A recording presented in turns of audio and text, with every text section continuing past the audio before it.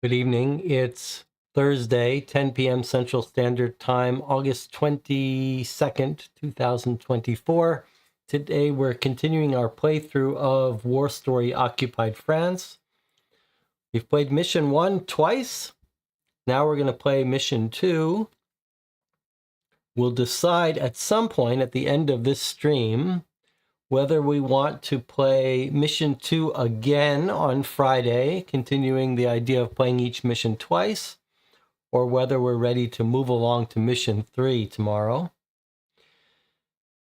And then depending on that, how that goes, maybe we'll play again on Saturday or something Saturday afternoon.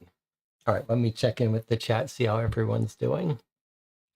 Got a small group today. YouTube says 5 concurrent viewers.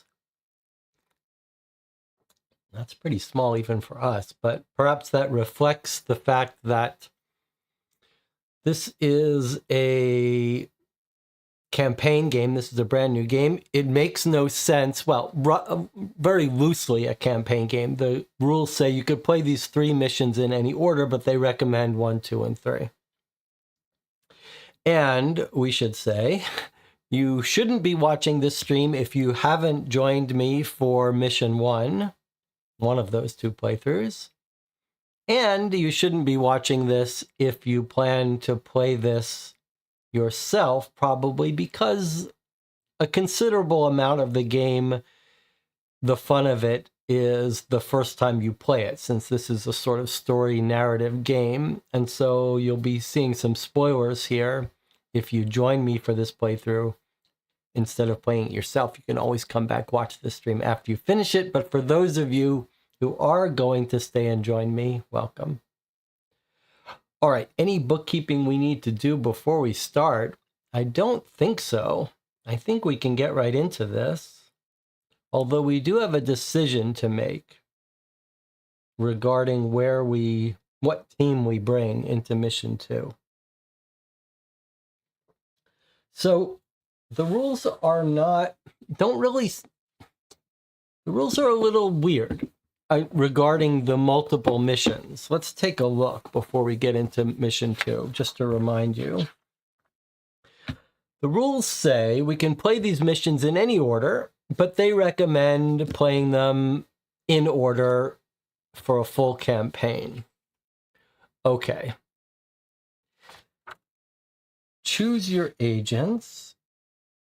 No mention of whether the agents continue through the campaign, but on the other hand, you've got a place to mark whether they die. So if they die in Mission 1, it's hard to see how you would bring them on Mission 2. These are our 2 playthroughs of Mission 1. There are 8 agents total. We took 4 different ones each time, and on both times, one of them died. In Mission 1, Bernadette died, and in Mission 2, Odile died. The first time we played, we got partial success on Objective 1.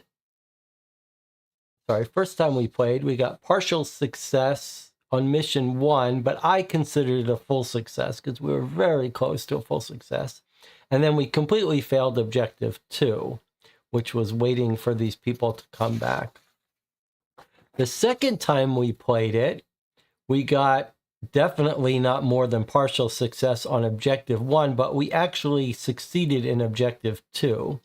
Although we called this a simulated mission, the way we sort of explained it to ourselves is we said, this team was out in the field, came back, reported on what happened, and then this team ran a simulated run. So you could say that Odile didn't actually die. She died in the simulation, but depends how you want to rationalize it to yourself. Okay, but what I wanted to talk about is how you play the multiple missions. The rules don't really seem to address it. Now, Dave Neal has been joining us at the end of these live streams, so he may be able to talk about it. And we may get the answer to that when we open up Mission 2 book. But The game says that when it ends, okay, check the status of your agents is recorded on the team sheet. When you're ready to play the next mission, take out your team sheet and the next mission book to continue the story. And there's a little blurb for when you finish the campaign. So, I should have put all this away a little better, I guess. So the question is this book going to tell us that we should take the same team again? Or is it going to tell us we can choose? What is it going to tell us? I guess we should just start out and read it. Read the introduction. So let me just, I'm going to need the rule book. Okay, rule book does tell us how to start. Do our setup. To begin your chosen mission, read the introduction. Okay, at the start of the book. So let's do that. Let's read our introduction, then we'll decide how to proceed. It's been just over a month since the battle in the forest north of Aigili, which saw the death of Felix Aubin, leader of the Moret Maquis. His mother, Jacqueline, has now taken his place. Since the battle, both you and the Maquis have lain low and have had little contact with each other. Select one of the training options below and record the bonus you receive at the top of your team sheet. So we can take espionage training to increase our skill tokens, our starting skill tokens. We can take firearms training to increase our starting firearms tokens from 2 to 3. Or we can take medical training, gain the medical kit as one of your starting items, in addition to the well rod, the rifle, and the grenade. Agents always begin each mission with all starting items, including any that were discarded in the previous mission. Okay, so we can either permanently up our skill tokens by 2. Those are the generic tokens. Permanently increase our firearms to 3.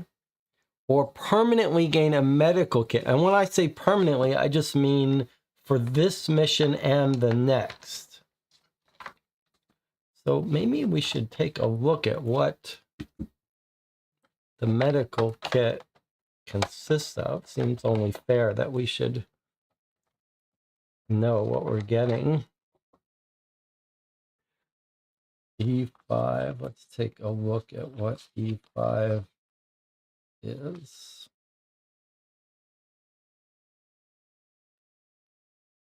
Okay, this is what the medical kit would get us. You can't treat mortally wounded agents. That means when they get 2 wounds, they're mortally wounded, they're going to die. But if they're just wounded once, it says, while not in an encounter, restore 1 injured agent to healthy and discard this card.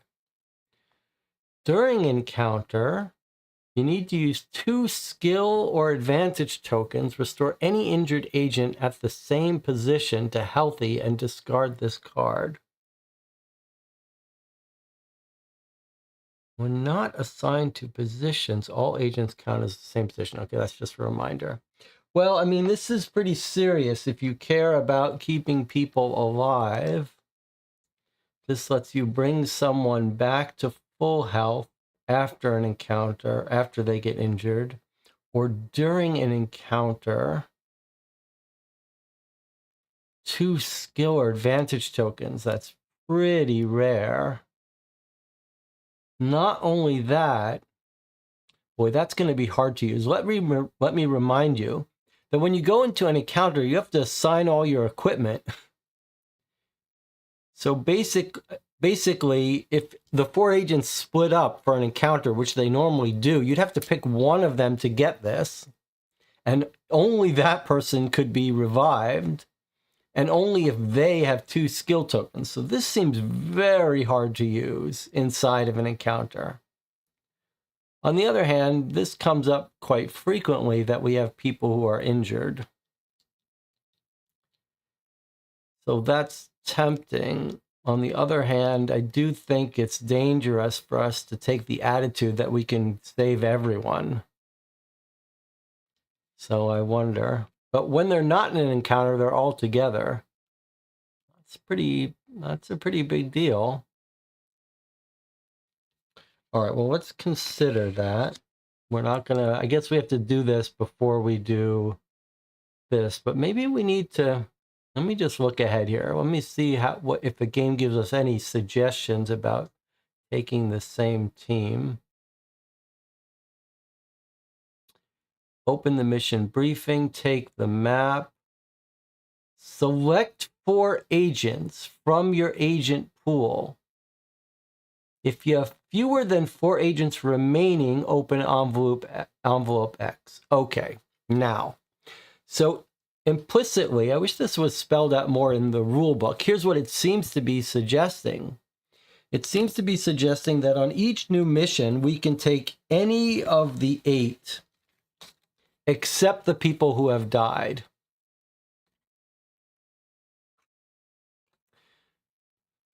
So we could swap teams.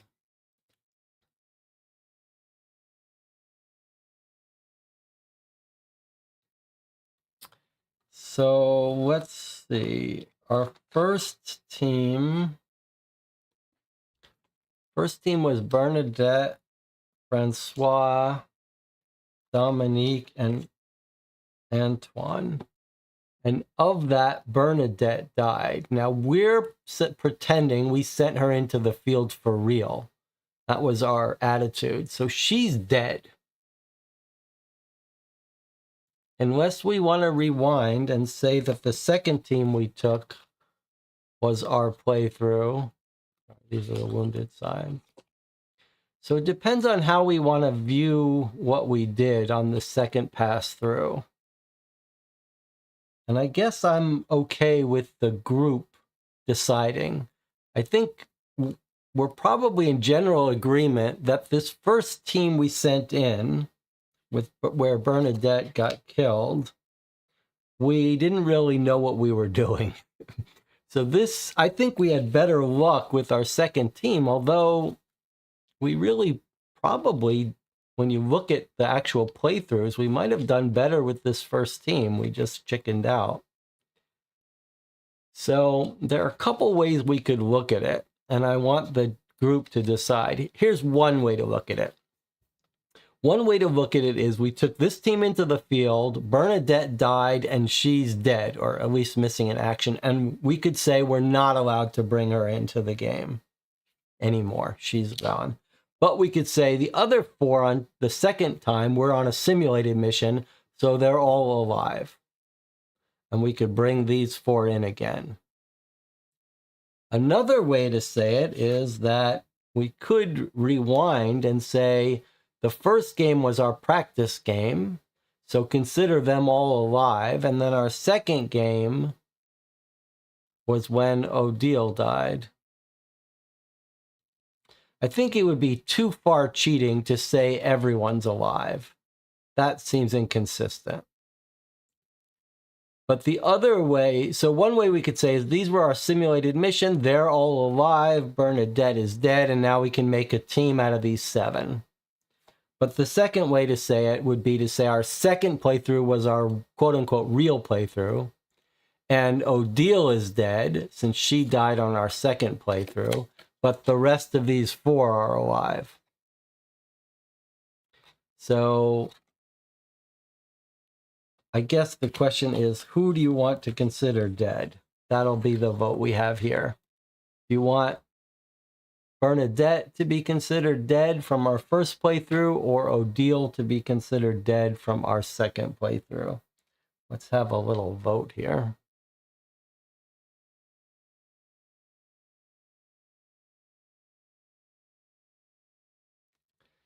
Where's my, let's do it so the chat can see. Okay, so Jonathan says, I don't really have a strong opinion. I'm fine with going with Marco. If we do that, though, we are going with not completing objective 2. Marco says, I think we should continue from the first conclusion of mission 1. if we want a bit of realism. But Jonathan is right. The scary part about that is if we do that, we have to say that we didn't complete mission 2.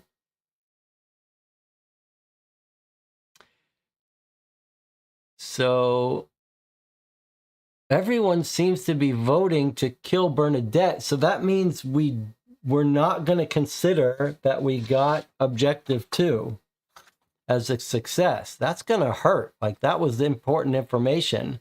We're going to go into this next mission with a handicap.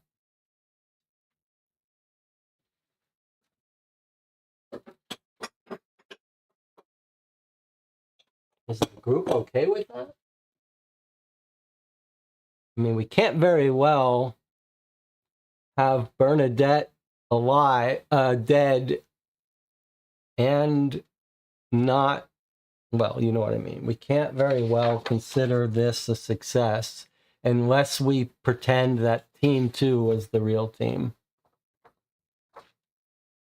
Unless we want to, I mean, we can make the rules here. We could pretend that the second pass through got the information. We can do whatever we want.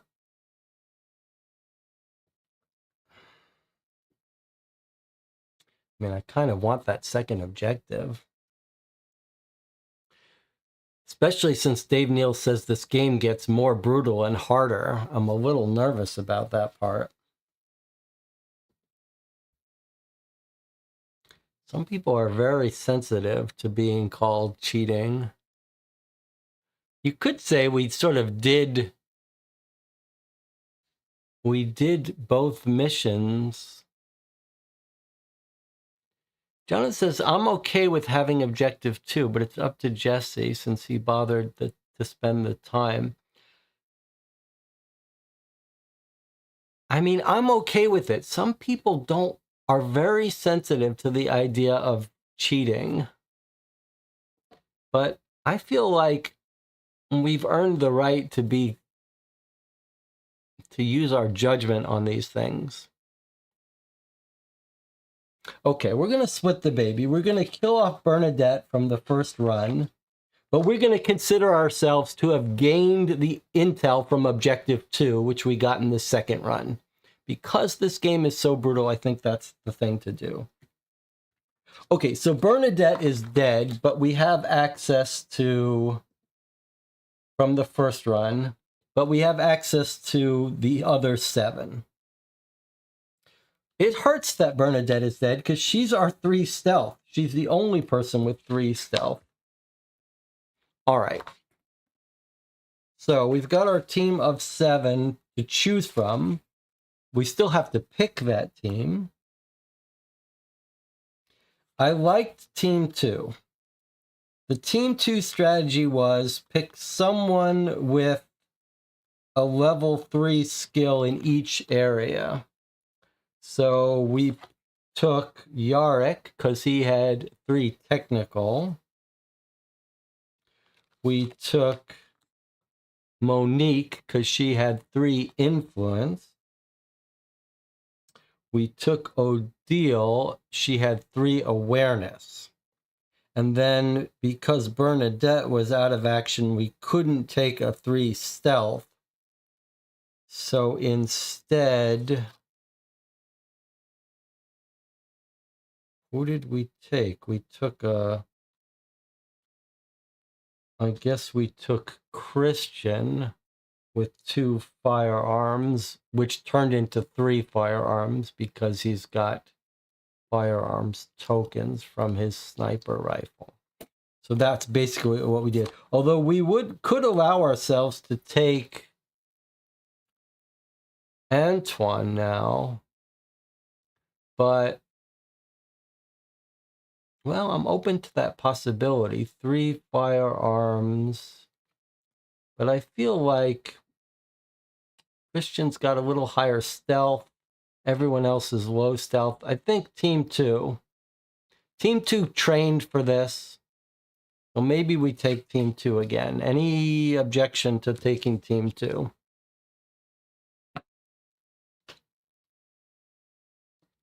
Otherwise, we'll take Team 2 again. All right, now, remember our weakness here with this team. Stealth was our weakness. John says we can mix and match, can't we? Yes, we absolutely could. If you want to take someone from Team 1, other than Bernadette, who died. So if you want to mix up someone here, you can. But our strategy, I liked having 3s. And these people have no 3s. I mean, they've got some extra skill tokens, but I don't love them. The only one maybe you could convince me of is that 3 as a general firearms might be better than 2 plus 3. I don't think so, though. And I think we care more about stealth than anything else. So you tell me, was there someone you'd like to swap in from this set?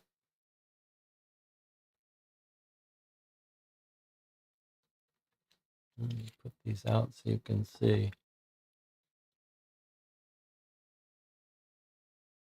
Here's the proposed team, which is our team 2.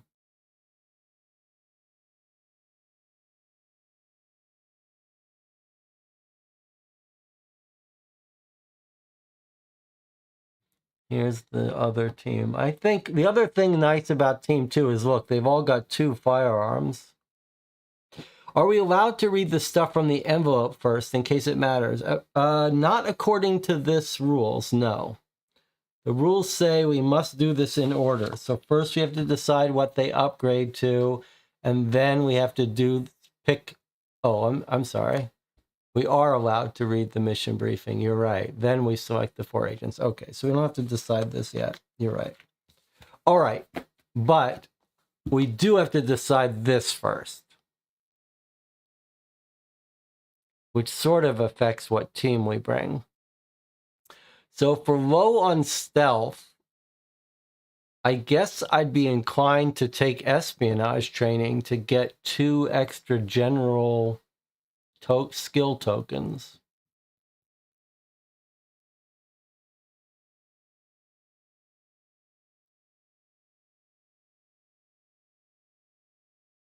So I guess my inclination is to take espionage training.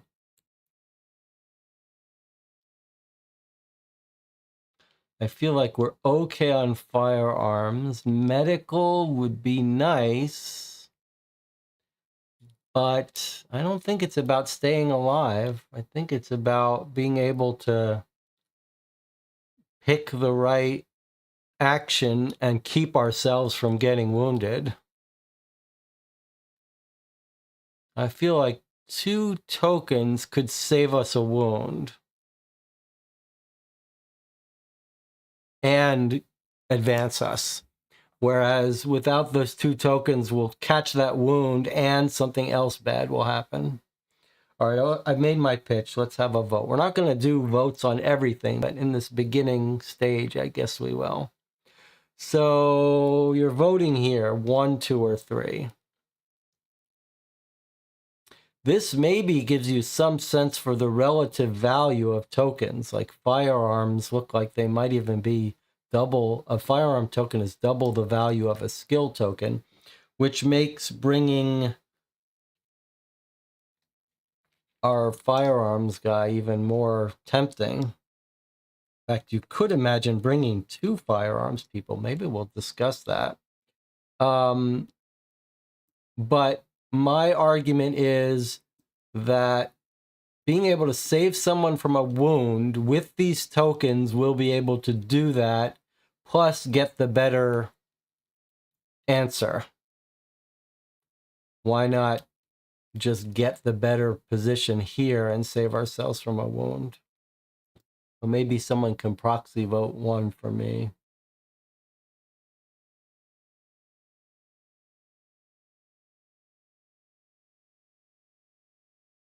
But I can see if you're all about saving people, maybe if we had like 2 people die at the last mission, maybe be more inclined to do medical training. But given that we've only got 2 more missions, whatever we choose, we're going to regret it.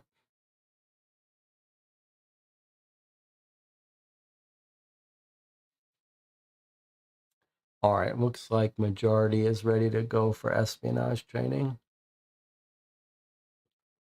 The nice thing about the espionage is it backs up our weak area. It lets us address our weak areas and succeed when we need to. All right, so looks like we're going to lock in that vote, and we're going to take espionage training. So we mark up on our second mission. Now, what are we doing? I see. Okay, so what we're doing is we're continuing. We're doing a little bit of cheating here. We are continuing. We're considering that our second team went out and got a success on objective 2, but we're going to not give ourselves a success on objective 1. Okay. Bernadette died. Fine. All right, and so we're planning to take a new team out. That's our plan, but we are considering, we're retconning to consider that we succeeded in objective 2 because of our second playthrough. I'm fine with that. Hopefully you are too. If you're not, you don't gotta continue watching. All right, the Tailor of Brinay. All right, we've chosen the, all right, so we're changing this. We're changing our skill tokens from 4 to 6 now.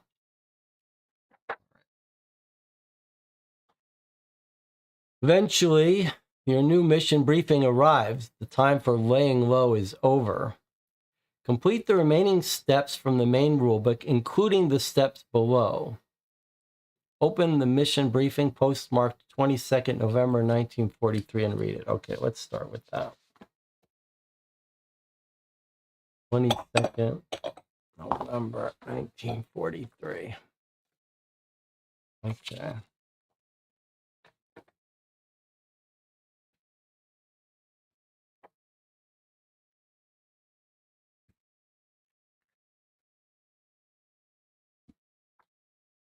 Top secret. Special Operations Executive. Mission briefing. Operation Lightning, 22nd November 1943. Location, Brinay, Moret region, Brittany, France. The mission.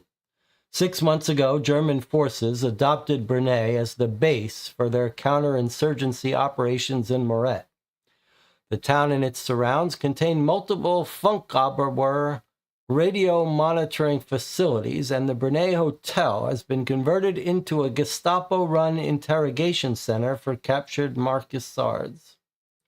Fortunately, an Allied informant, codenamed the Tailor, was posted to Brinay and has supplied information that will facilitate a night raid. On 30th November, you will enter under cover of darkness, complete your objectives as quickly as possible, and make your escape. According to the Tailor, Brinay presents 3 primary opportunities to disrupt enemy operations. It is left to you to decide the best order in which to attempt these, and whether to attempt all 3 at all. Bear in mind, the alarm is certain to be raised at some point, and the Germans will respond by increasing security. Any objective you attempt third is likely to present a considerable challenge.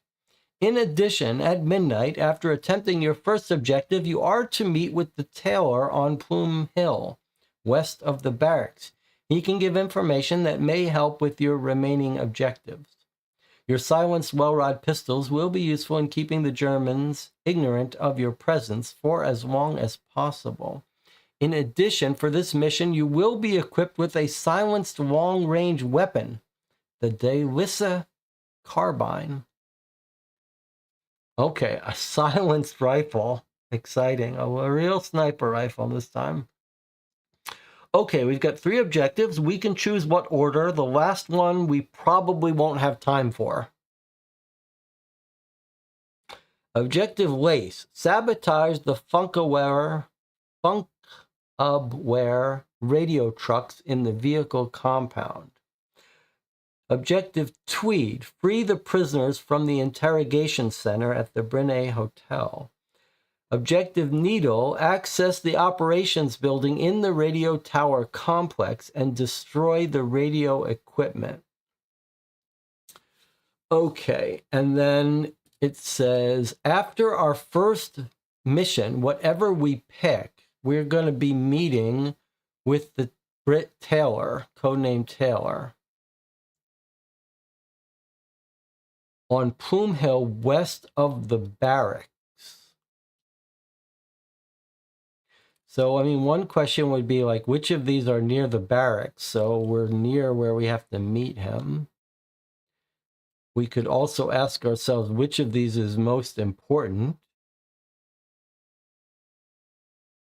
And then we could also ask ourselves which of these are least likely to get us which will get us the least attention. Let's leave the big one for last. Okay, let's see. What does he say? He's 3 primary opportunities. We decide.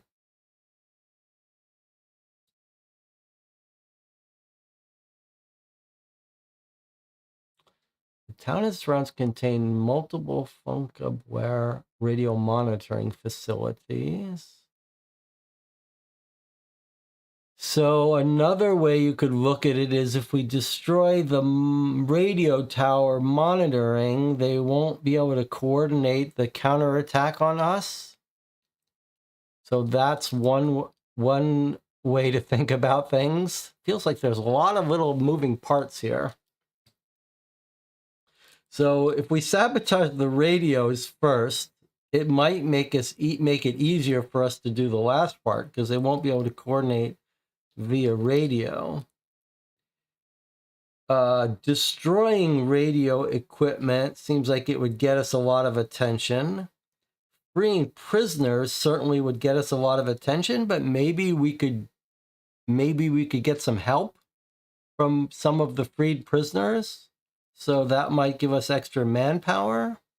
It sounds like this first one might be doable without being detected. Like if we could sneak in and sabotage them and have them not realize that there's enemy activity, that would be best for us because it wouldn't stir up too much attention.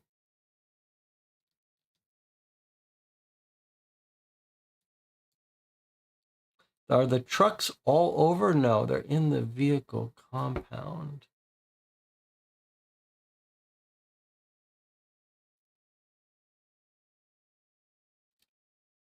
Although maybe you blow this up, you almost get this for free.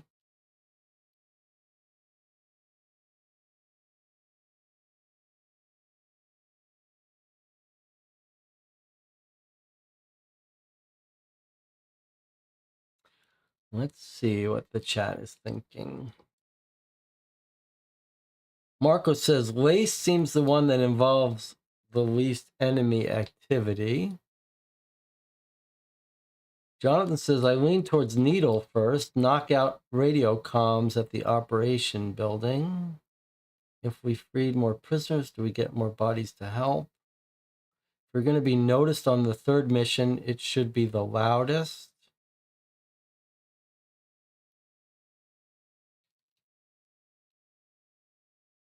Interesting.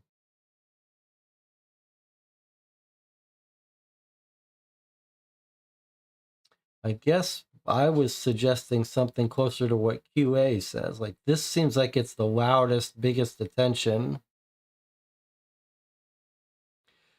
If we knew if we had a map, it might help us because I'd be inclined to like not want to hang around, right? Like if these are in the same area, I wouldn't want to have to come back there. Right? You wouldn't want to have to double back. You wouldn't like cause a ruckus here and then leave and then have to come back where they're on high alert.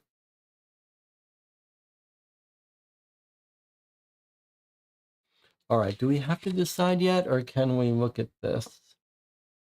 Open the mission briefing. We've read it. Draw map 1.4. Okay, so it is giving us a map, and in fact, it's telling us map from the first set. So, okay, so let's take a look at what map 1.4 is. Maybe we can get a feel for where these places are. Okay.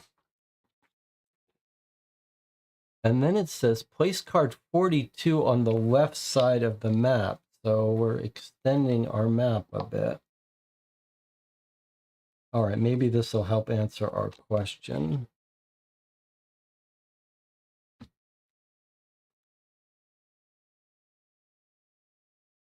Okay, so let's take a look at where these places are.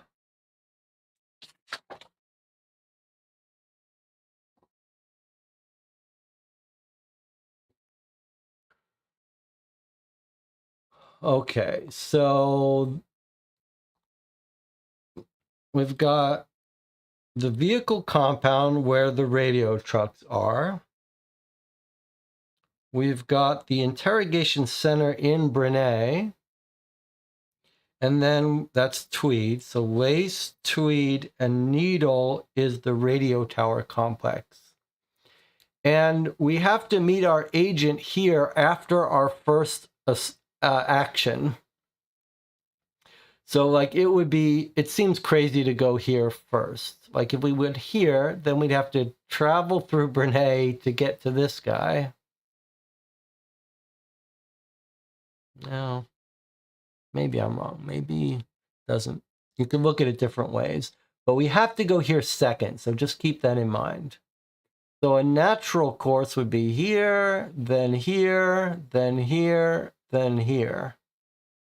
You wouldn't want to do like this, then this, then this, right? We wouldn't want to have to go through Brinay to do this and then come back to Brinay. So if this is our second stop,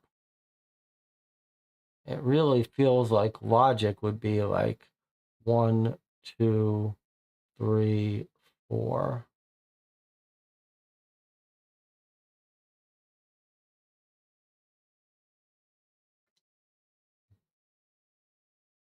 But you could make the case for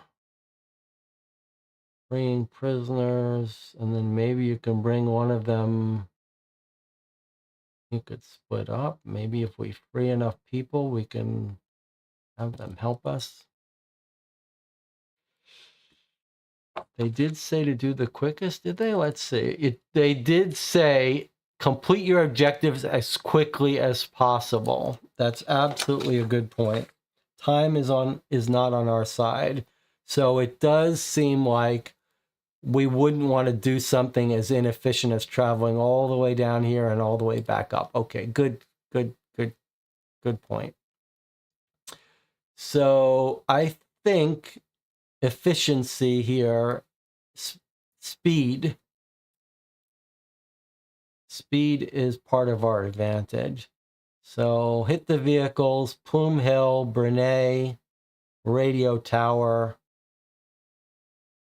and maybe we're going to have to give up on the radio tower if things get too hairy. Tell the RAF to come in and bomb it. It's a big tower. Surely you can hit it from the air by bombs, a big tower. It can't run and hide. These are much easier to hide. This you can't bomb. I like this. I think we leave the radio tower for last. If we can't do it, let the RAF hit it. Jonathan says maybe skip the vehicles right from the start. But don't forget, Jonathan, we have to do this second. So we can't start at Plume Hill. So if we skip the vehicles, it would be like this. Brinay, Plume Hill, and then all the way back through it with Brinay on high alert.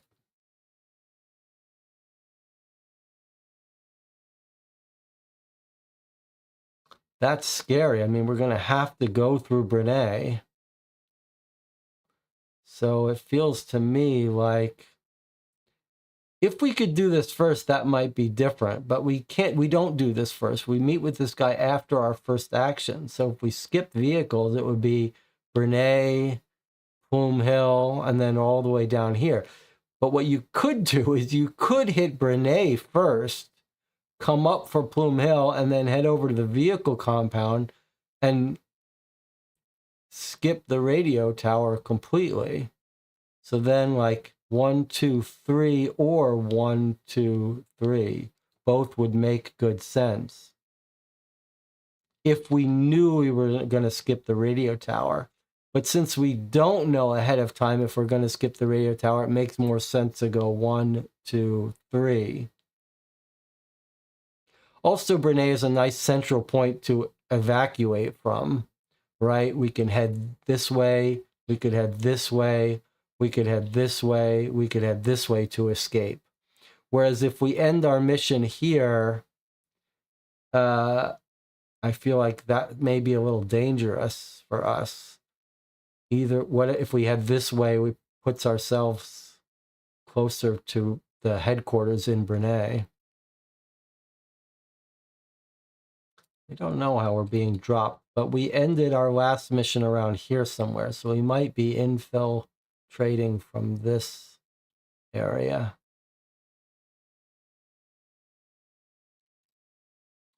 Marco says, I think we should consider skipping Lace entirely. Which one is Lace? Lace is the radio trucks. That's what Jonathan was saying. Skip it right from the start. Boy, you'd have to be sure you were going to skip it, though. Wouldn't you? And you can't start here. So where would you start? Here?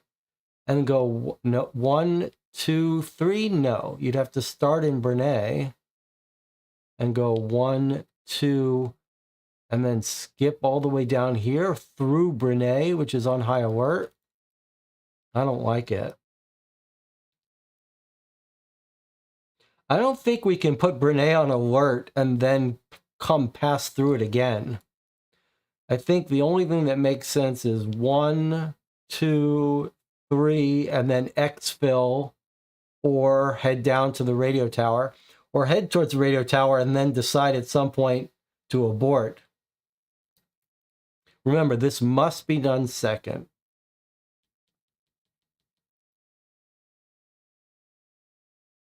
If this must be done second, it seems like the natural thing is 1, 2, 3.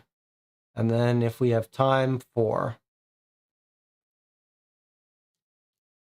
That's got to be the way to go.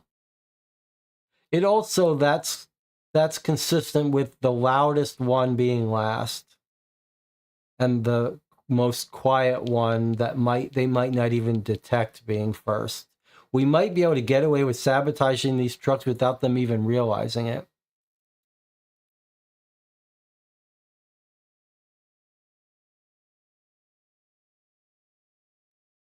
All right, I'm going to make an executive call here. John says, but if we do the tower first, we disable the main comms. Do we? You think if we do this, it's as good as disabling the trucks? But then...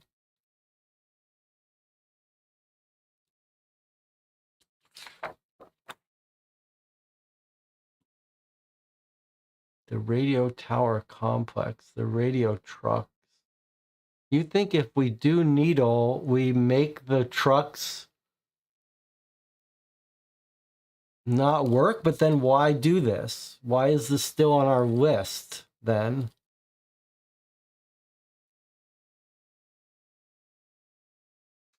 I mean, you have to assume that the trucks are still dangerous after we do needle.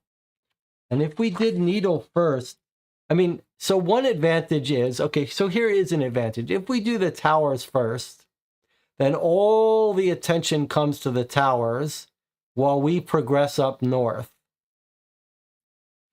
There's some, and maybe you think that the trucks don't work if we do the tower. But the real problem with the tower, as I see it, is that we do the towers first, right? Then we've got to hike all the way up through Brinay to Plume Hill. Mandatory, this is our second mission. We have to do this, get ourselves through Brinay, up to Plume Hill, and then what? Then back down? Retracing our steps? That seems very costly in terms of time. And I just don't think we have that kind of time.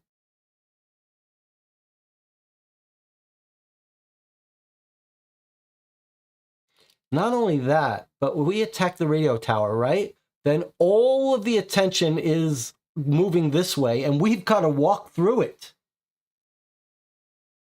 We've got to walk through all the German forces coming towards us on high alert.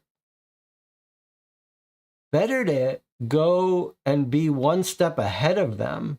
You know, we disturb this, they start sending forces here while we're going this way. We attack here, they're sending forces here while we go this way.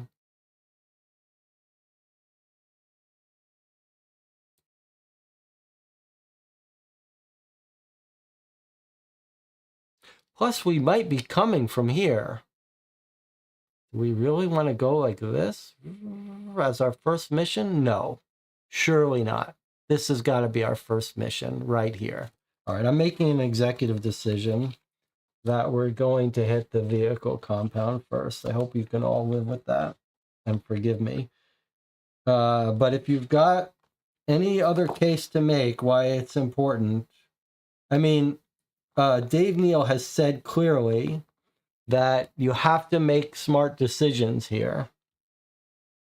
And you're rewarded for making smart decisions. So we have to hope that I've made the right decision. Select 4 agents. All right, it's time for our 4 agents. So do we have any reason not to bring Team 2? Does anyone want to swap out anything, anyone in Team 2 for our 3 remaining people who are staying at home?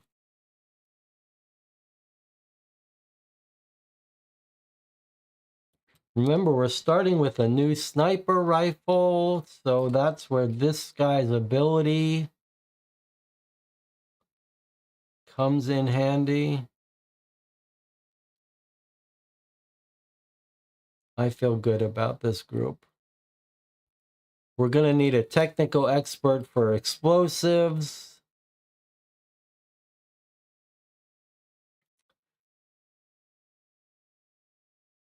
And I think we got the best team right here, Team 2. All right, but if you have alternate thoughts, now is the time. Harry says, just as a final argument, if we have to abort before completing all 3 targets, we want to make sure we hit the highest value target early.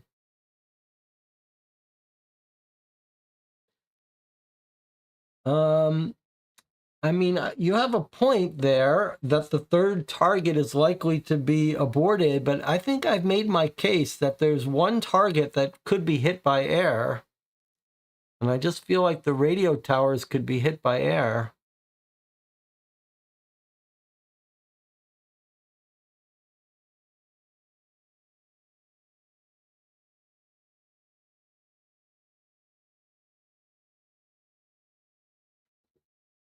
That's sort of thinking outside the game. The game says these are our targets.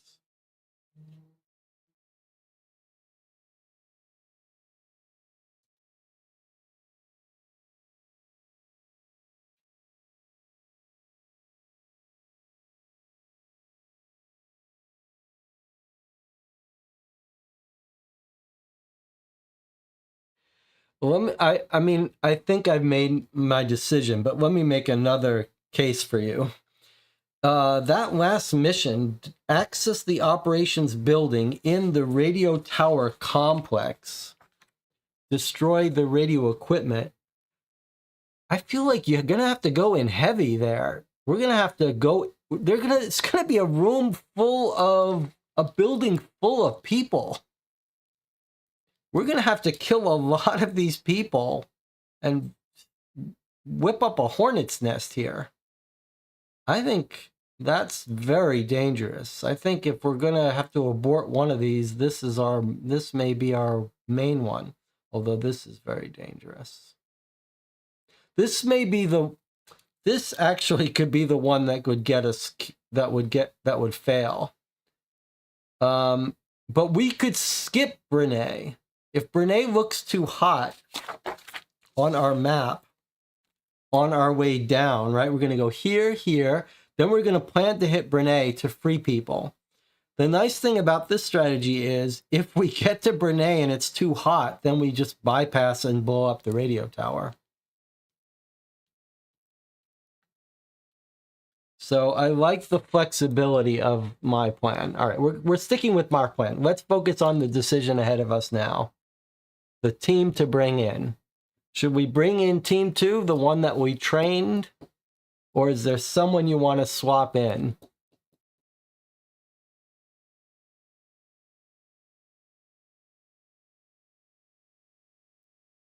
Any of these 3 you want swapped in with these?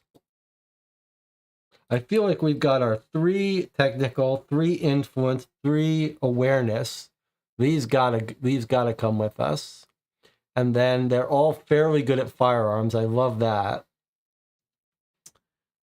But you could convince me that this is a mission that's going to require a lot of shooting, and maybe we should bring, like, you could easily make the case that we could bring, if we brought Antoine, who's a 2 influence, instead of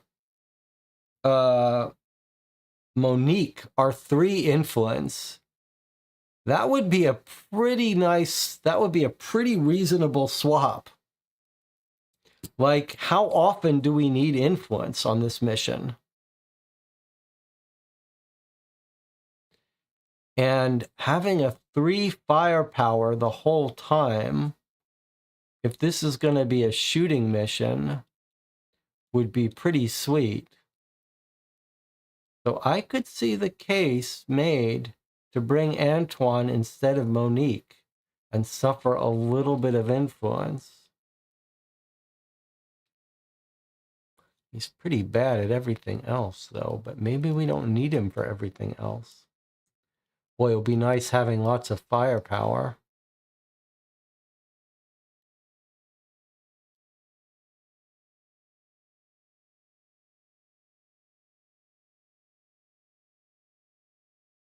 We have seen that a firepower is worth like 2 skill.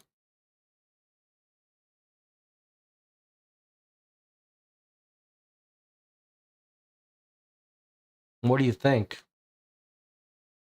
You want to swap Antoine for Monique, and just when we need a test that needs high influence, we'll use some of our extra skills.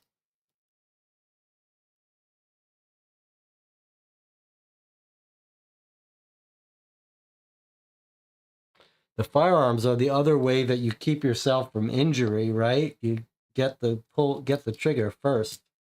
Jonathan says, let's do it. Let's swap out Antoine for Monique. All right, let's try it. All right. Monique will come in handy when we're on a different mission.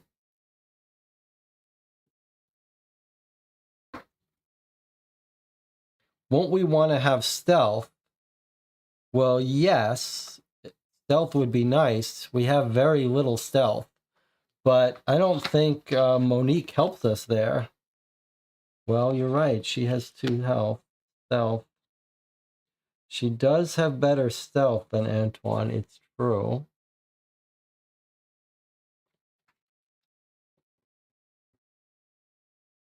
And stealth is our weak point.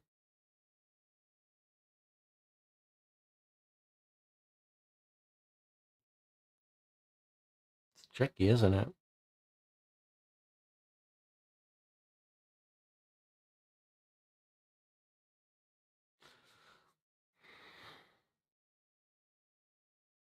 I mean, that's what we said with the first mission too, that we're all about sneaking, and it really didn't happen.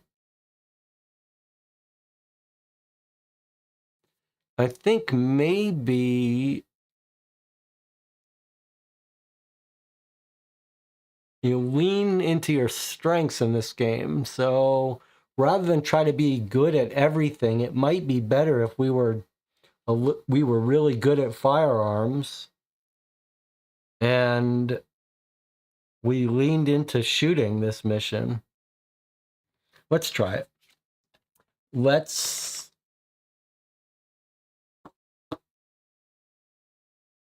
sabotage, but we don't all need to sabotage. All right, I think we should try it. It's a little nerve-wracking that our stealth is so bad. We've got one person with a stealth too. But we're going to save our tokens for stealth, and we've spent our training to get us more of them. So we are in a pretty good position to take care of our weak area. That's another reason to do this swap.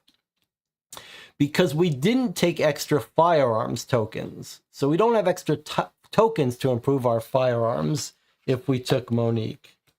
But we did take extra skills to boost our stealth. Okay, I think we've got a plan here. That's our team. We're calling this Team 3. All right, let's fill in our chart.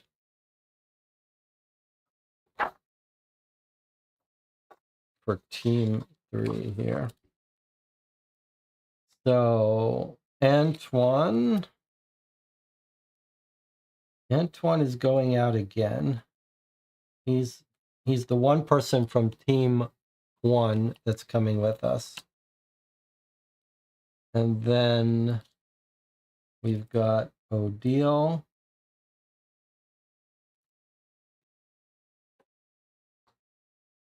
And next up, we are not taking Monique, but we are taking Christian.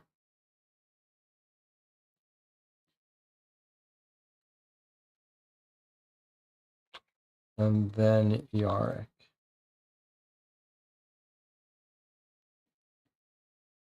All right. I feel pretty good about this team.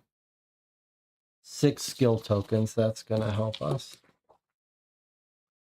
Okay, there, and we've decided our plan, but we don't, I guess we can always change it, but our working plan is to go lace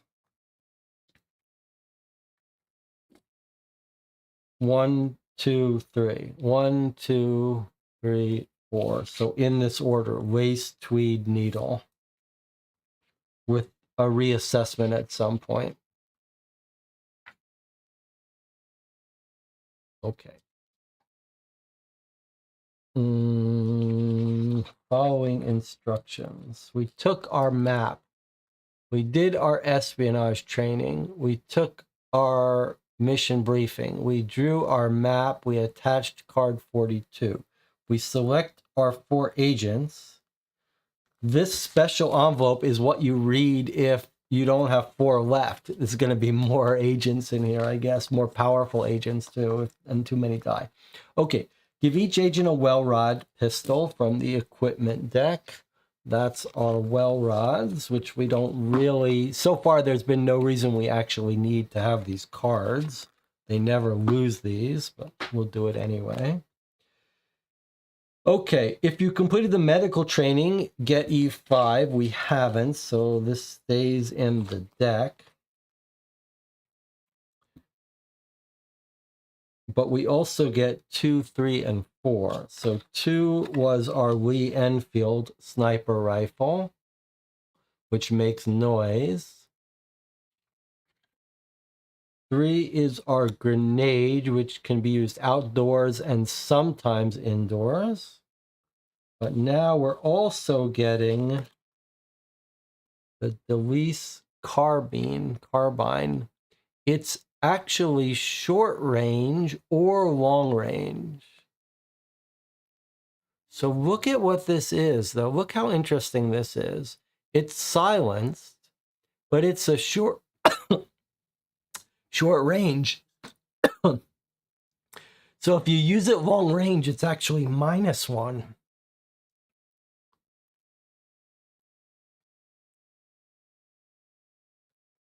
Okay, so this is interesting. Actually pretty cool. Look at this. If you use it short range, it has no benefit unless you boost it with an advantage token. Then you get +1. So it turns a +1 into a +2 if you use an advantage token. Remember, advantage tokens are the ones that are temporary during an encounter. So we have to be smart about giving this to someone who's also going to use an advantage. And it doesn't make noise. I'm not sure we've yet encountered anything that's...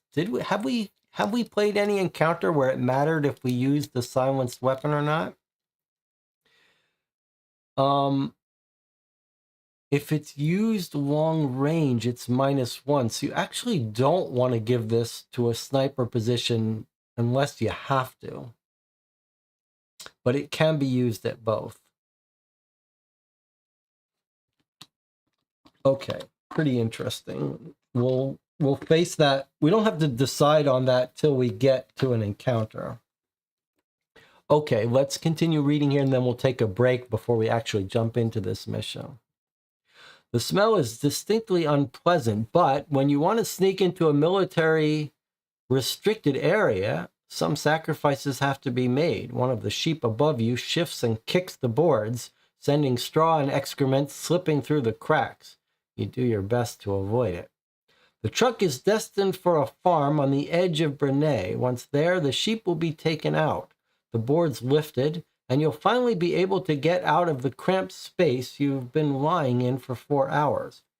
The truck comes to a stop, the engine rumbling, and you hear some muffled words. The driver's being questioned. It doesn't last long, however, and you're soon on the move again. Not long after, you clamber out into the cold night air, stiff and bruised from the ride. The truck's driver's already gone, as expected. You were told once that you were to have no contact with him and to simply proceed with your mission, so you head off.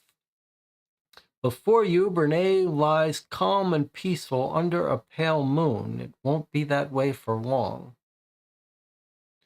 Draw cards 6, 7, and 8. These are going to be our objectives, I guess.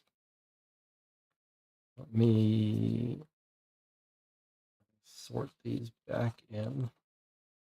6, 7, and 8, huh? Okay, I'll sort these in a bit. So here are our 3 potential missions. The vehicle compound, objective Lace, the Brinay Hotel, and the radio tower. All right, so we don't have to decide which of these yet. We're going to decide now. But let's keep in mind this little introduction. It sounds like we've been dropped off outside Brinay, right outside Brinay. We're not told which edge of Brinay, though. Destined for a farm on the edge of Brinay. So now we have to rethink this a little bit, because it's not like we're told we're coming in up here. We're somewhere right around Brinay. Guess we don't need this bigger map anymore. We just need this. So we don't know exactly where we are. A farm, huh? I mean, we could have come this way, this way, this way. Maybe we should assume for story purposes that we've come along here and we're in Brinay. So that changes things a little bit. I mean, we are right here. We could do Brinay right now. That changes things a little bit, because if we had to choose where to infill, where to come in, then I was definitely thought we should start here. But if we're here already, then I wonder, we could still continue our plan, 1, 2, 3. But if we're already in Brinay, we could hit Brinay first, then go up, then come down. But then while we're doing this, those radio trucks are following us trying to detect activity. It's still a little, it's not a little risky. It still feels very risky to hit Brinay first. All right, but we'll decide that. We'll read these and decide that in a second. Let me get everything set up first, otherwise, and then we'll take our little break first. Try to get everything that we're not using out of our way.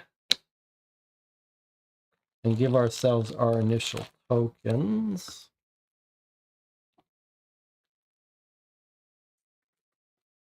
Okay, so our team starts out with 6 skills and 2 firearms.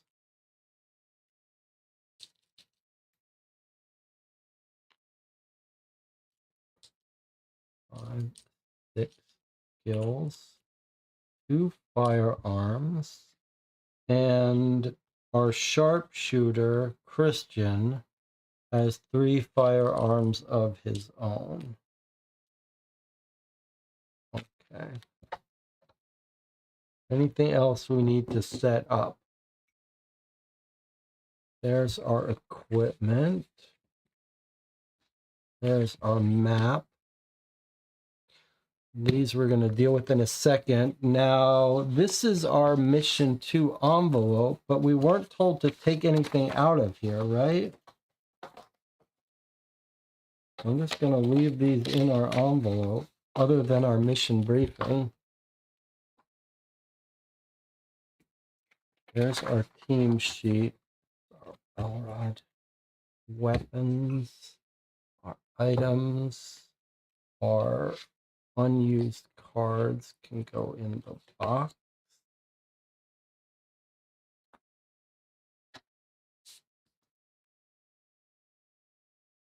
Okay. Are we ready to go?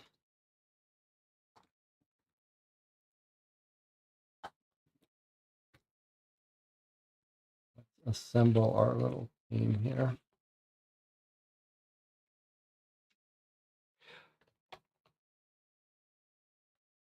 All right. Why don't we take our first break? And I'll see you in 8 minutes, and you'll give some thought to whether we should change our order of our attack or whether we should continue as planned. I'll see you in 8 minutes.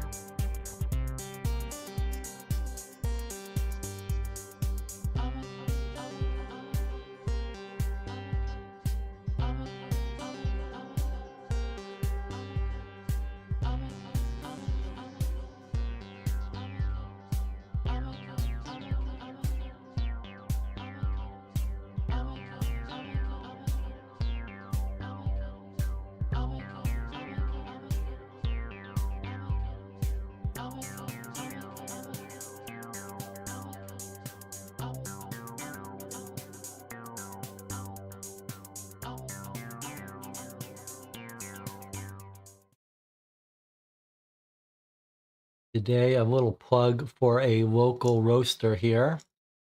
I am drinking a coffee by a husband and wife roaster near Champaign, Illinois, called Zuzu's Coffee. We got this from the farmer's market. I cut out the labels and I put them all onto little mason jars. And this is an Ethiopia Yirgacheffe, light roasted.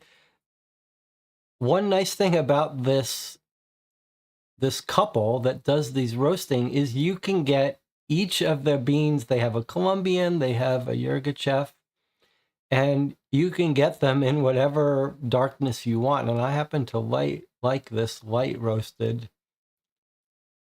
It doesn't say it, but it's washed, which means it doesn't have that fruity fermented taste. Anyway, I highly recommend it if you're in the area. You can mail order it from anywhere, though. So if you're in the United States anywhere and you're curious, you can order it from their website. I actually ordered it.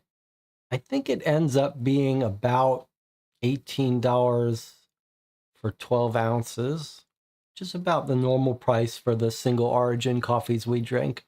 But when they sent me the bags, in it was a little paper clip and like four single dollar bills that said shipping was not as much as we expected. So it's just a real mom and pop little operation. Okay, let's take a look at our missions here and reevaluate. We're right outside Brinay. So my original plan was we have to do Plume Hill second and meet with our agent. So my original plan was, and I was fairly strongly convinced of it, we go sabotage radio vehicles, go to our meeting, rescue our prisoners at Brinay, and then if it's not too hot, we might try to blow the radio towers, at least head down there. If it looks too hot, then we get out. However, and there was some disagreement about that, but I like that because it seemed like a nice, quick, efficient route. It didn't have us doubling back through any area, which we would have to if we started here, went here, then had to go here, etc. But that was based also, and then this loudest one that seems like it'd get the most attention and maybe be the hardest to infiltrate, left it for last. Probably we won't have time for. We probably won't have time for our last one. But now I'm having second thoughts, mostly because it seems like we're being dropped off right in Brinay. So this one may be a little more attractive now as our first attack. Let's take a look at these. Let's read them. The Brinay Hotel. Free the prisoners and direct them to the transport outside Brinay. The Tailor has said agents can scale the wall at the rear, use the side door with a sabotage lock to gain access. The building is in the town and non-silenced gunfire will be audible in nearby streets. And we can see two guards guarding the hotel. So silenced weapons only we want to use here. We do have a pretty good team for weaponry, though. If we walk in here, we kill everyone that's not a prisoner and then get out. But this is clearly a matter of killing people. Okay, and if we're in Brinay now, let's look at our objectives. Here's the one we were going to hit first. Vehicle compound. Sabotage the Funk-Abwehr trucks. Enter the compound, plant explosives on the trucks. The compound is open air, so any non-silenced gunfire will be audible. The explosion will also be audible, but you can try to set time charges to detonate when you have left Brinay. Okay, well, this answers one question right away. This will clearly be alert the Germans that there's resistance activity. So will this. We kill a couple people, but they might not discover it till the next morning. But Neither of these can be done without alerting them that there's resistance activity. It said originally we were sabotaging the trucks. I was thinking we might be able to technically sabotage them without blowing them up, but clearly not. So both of these are going to alert them that we're on the scene. Now let's take a look at this last objective. Access the operations building, destroy the radio equipment. No stealthy means of access has been identified, and a direct assault appears to be the only option. However, the tower sits a short distance from town, so non-silenced gunfire might not be an issue. In other words, maybe it's a small enough number of soldiers that we might be able to incapacitate and kill them before they can radio for help. And so if there's gunfire, as long as we kill everyone there, maybe they won't be able to call in backup. That seems like wishful thinking to me. I just don't know why we can't have the RAF bomb that. Maybe it's not so easy to get into France with the RAF. Okay, and then there is some... So if you were thinking about what's the ramifications, we might hope that by disabling these trucks, we might be able to keep them from tracking us or listening to us. So that would be an incentive to do this early. Where's our map here? We hit these vehicles and then maybe they can't listen in on our meeting, etc.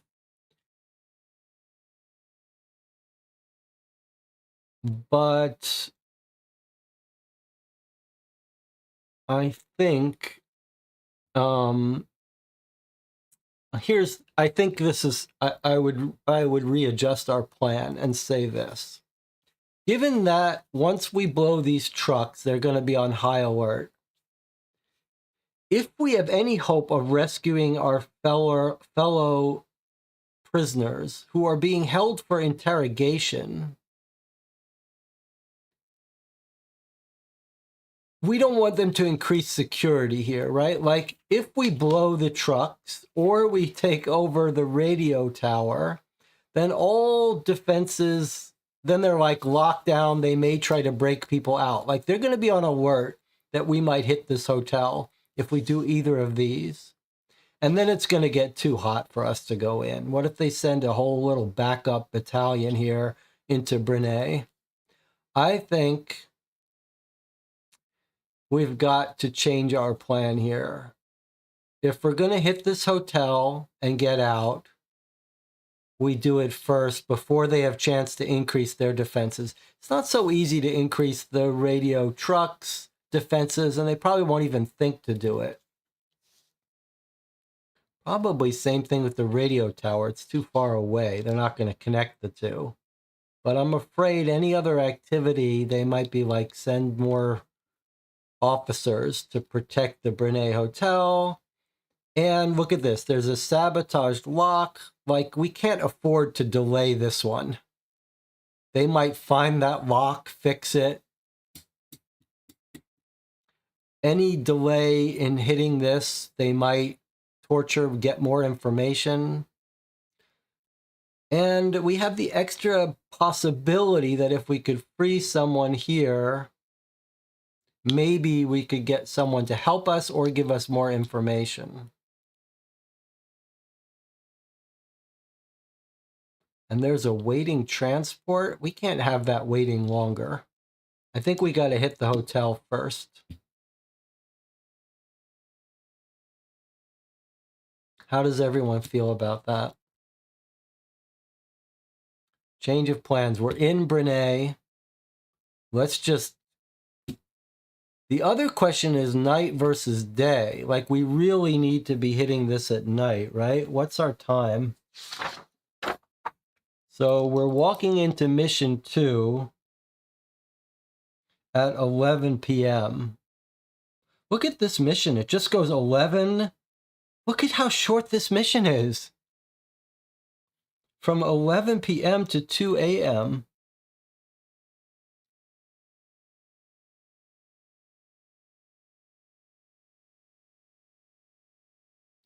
Ideally, actually, we'd like to not go into that hotel at 11 p.m. Might be nice to go in a little later. But I guess you could say the same thing for all of those places. Okay, looks like we're all on board with hitting the hotel. Boy, that's no joke though. Hit the ground and hit the hotel with armed German soldiers in the front. All right, listen, guys. This has got to be quiet. We do not want Germans coming out of these buildings after us. So we've got enough trained firearms people that we should be able to pull this off, but it's going to have to be bullets for these two with the well rods and then in the door.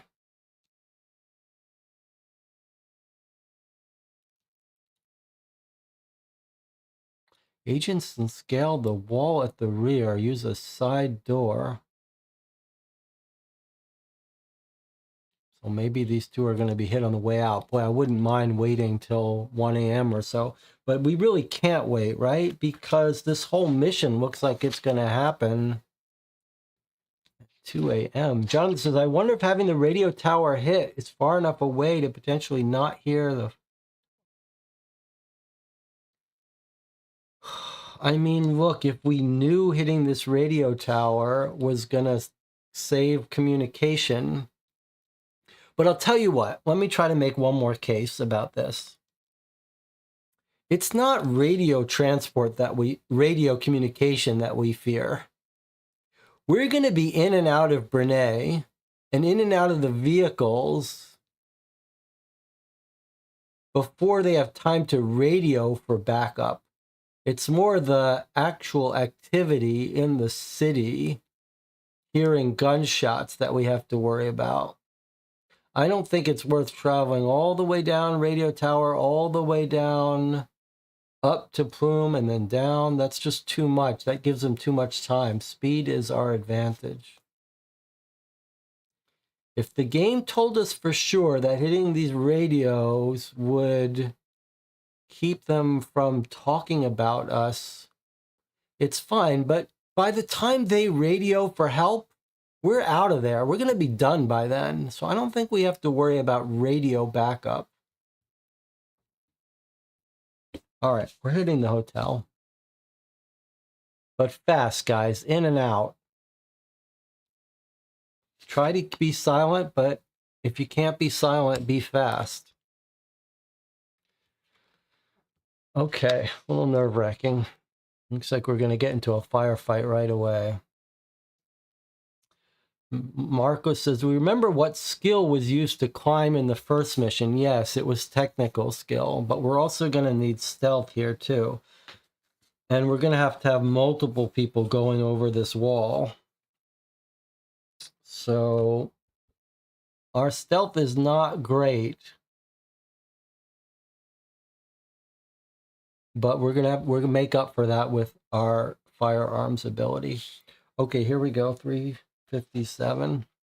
All right, where's our cards to keep track? So I guess actually what we haven't been doing is, it looks like this grid could be used to track locations pretty well. Let's try doing that. All right, 357. Is everyone ready? Well, we'll find out what options we have.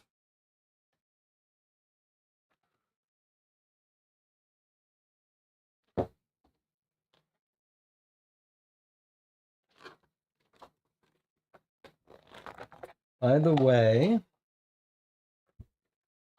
if you can see, what I did for our team here is I put little blue stickers on this guy's firearms tokens, so we would remember which ones he uses. Remember, he's only good for these when he's using his sniper rifle. The carbine, does that count as a sniper rifle? It doesn't look like it, although it is long range. So actually, well, that's why it's good we brought Antoine. All All right, here we go, 357.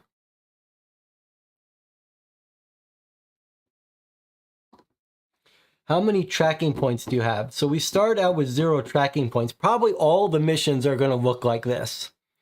So looking at how... There's a fly in here. It's going to look like how many tracking points have built up and make that attack harder. Okay, well, we could have had up to 9. That makes me think maybe this one, well, let's not overthink it. 105. We do start out with 0 tracking points, right? Yes, 0. Now, look what's interesting. I just noticed we should spend a moment looking at this because it's so interesting. This is just a one-day mission. Each mission can be success, partial, or failure. The other thing is, look, on our first mission, survived, killed, missing in action. Survivor, killed. Okay. So 105. Don't look. We're probably going to go straight into an encounter, I would expect. So. Okay, 105. Carefully avoiding patrols, you enter the town of Brinay and head for the old junkyard at the back of the hotel. The tailor informed you can access the hotel garden by scaling the wall of the junkyard, and a garden door with a damaged lock will give you access to the hotel itself. Just as you reach the wall, you hear a sound. You look up and see a boy of maybe 6 or 7 years staring at you with a puzzled expression. His style of dress suggests he's a German, likely the son of someone in the army. You see him blink in the moonlight, then he turns and begins to walk out of the junkyard.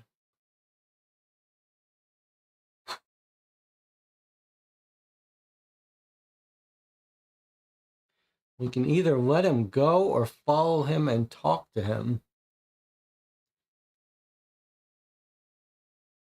Well, so for a long time on this channel, I've been urging the designers of these games to make tough moral, psychological decisions. And this game has really embraced that. This is rough. I mean, it would be even, I wouldn't mind if this gave us a decision to just kill him, kill this little 6-year-old kid. But we've got a tough choice to make. I mean, time is of the essence. He's dressed like a German. It doesn't seem like we can just let him go, can we? We can't possibly just let him go, although if we're going to do this fast...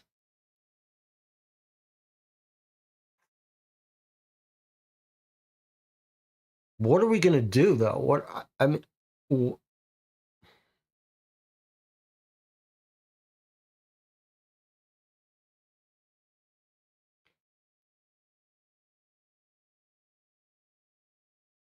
All right, no one spotted us other than this kid, so I guess we're not suffering too much to follow him.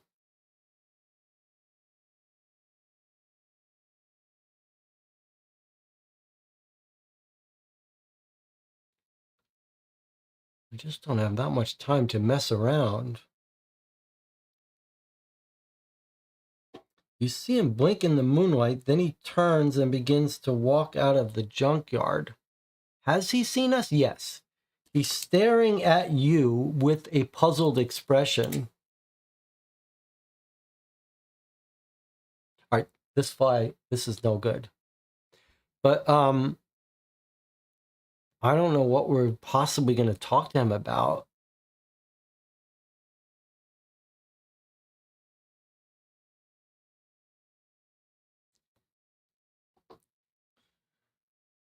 Buddha says, can we get our mission done before he tells his daddy? We might very well be able to. Marco says to follow him, we're going to have to go outside the junkyard and expose ourselves.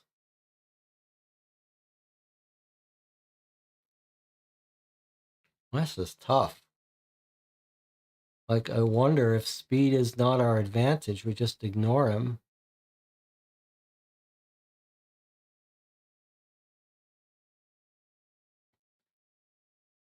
just don't know about talking to him. I mean, like, how is talking to him going to help us?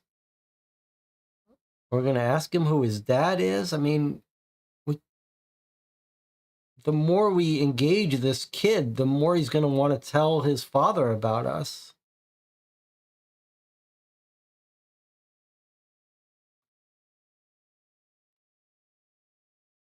We've come over the wall, though. If he's seen us come over a wall.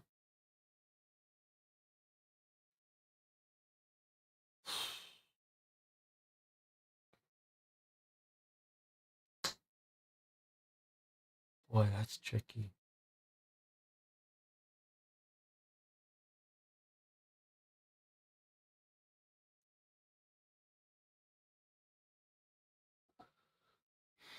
I mean, if we follow this kid, we may just have to kill him. That's the thing.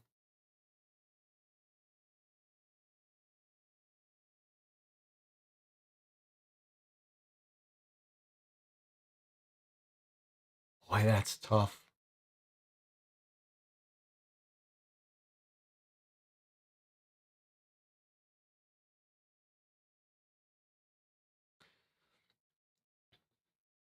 He may not even be a German. He's dressed like one, but he might not even be one. If we talk to him and he's French, then we just let him go. If we talk to him and he's German, we might have to kill him. And we might be exposing ourselves.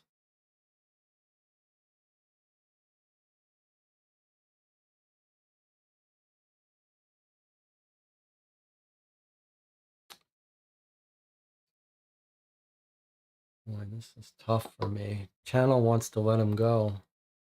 Johnson says, let's rely on speed, ignore him. Perry says, let him go. Let's get in there fast. He turns and begins to walk out of the junkyard.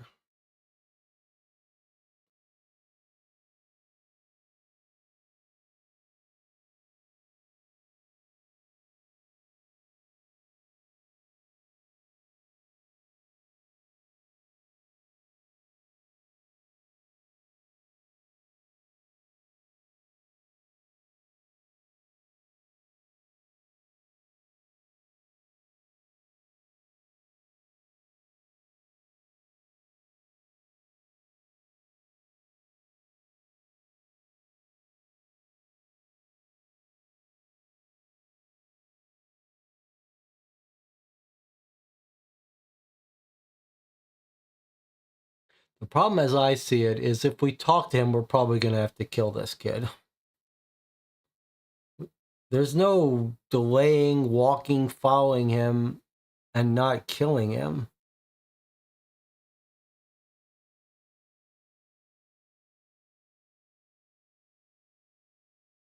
Boy, that's rough. Could we tie him up? That tying up feels like a movie thing. Like you tie someone up. We don't know this area. What are we just going to leave him on the ground somewhere with something in his mouth? He's going to scream. We're a good guy. We don't kill kids. Well, this is bigger than killing a kid, but I'm a little hesitant to kill a kid without good reason. But being exposed is a pretty good reason. Boy, this kid tells his father. His father brings in. His father's probably still awake. It's 11 p.m. His father brings a whole group of soldiers. Then we're effed. Are we really going to be able to get in and out of there before his father has time to react? I don't know about that.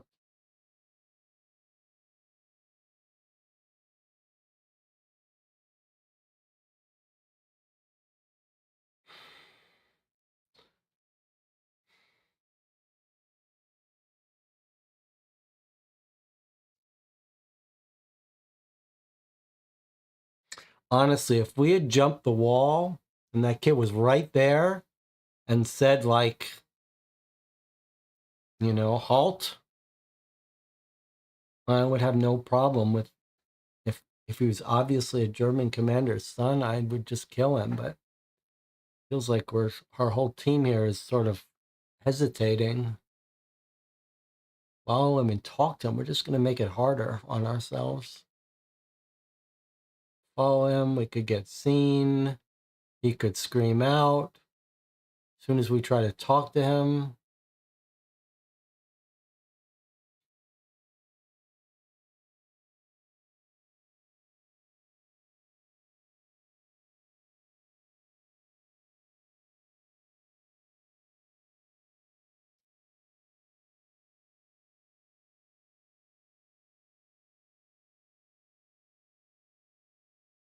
Maybe no one would believe him, really. I think they're going to believe him. I just wonder if we have time to get in there and get out.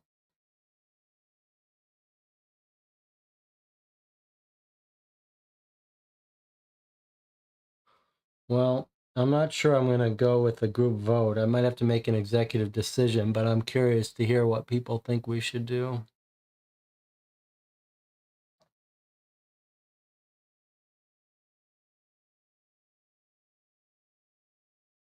If we're not prepared to kill this kid, we can't go talk to him. There's no convincing him.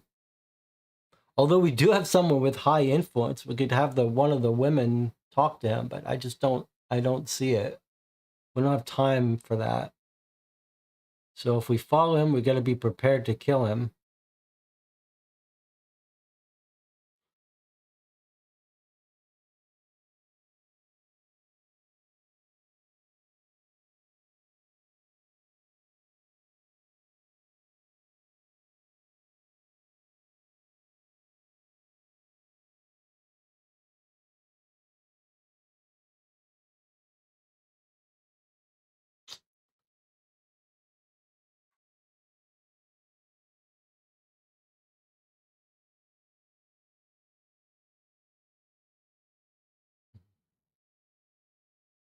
Two voting to ignore, one to follow, and the rest of the channel is too cowardly to offer an opinion.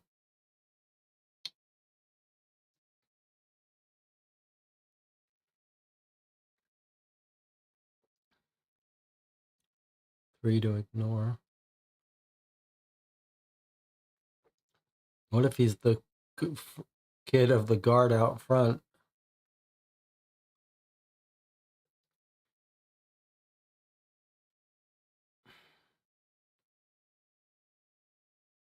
All right, well, here's how I see it.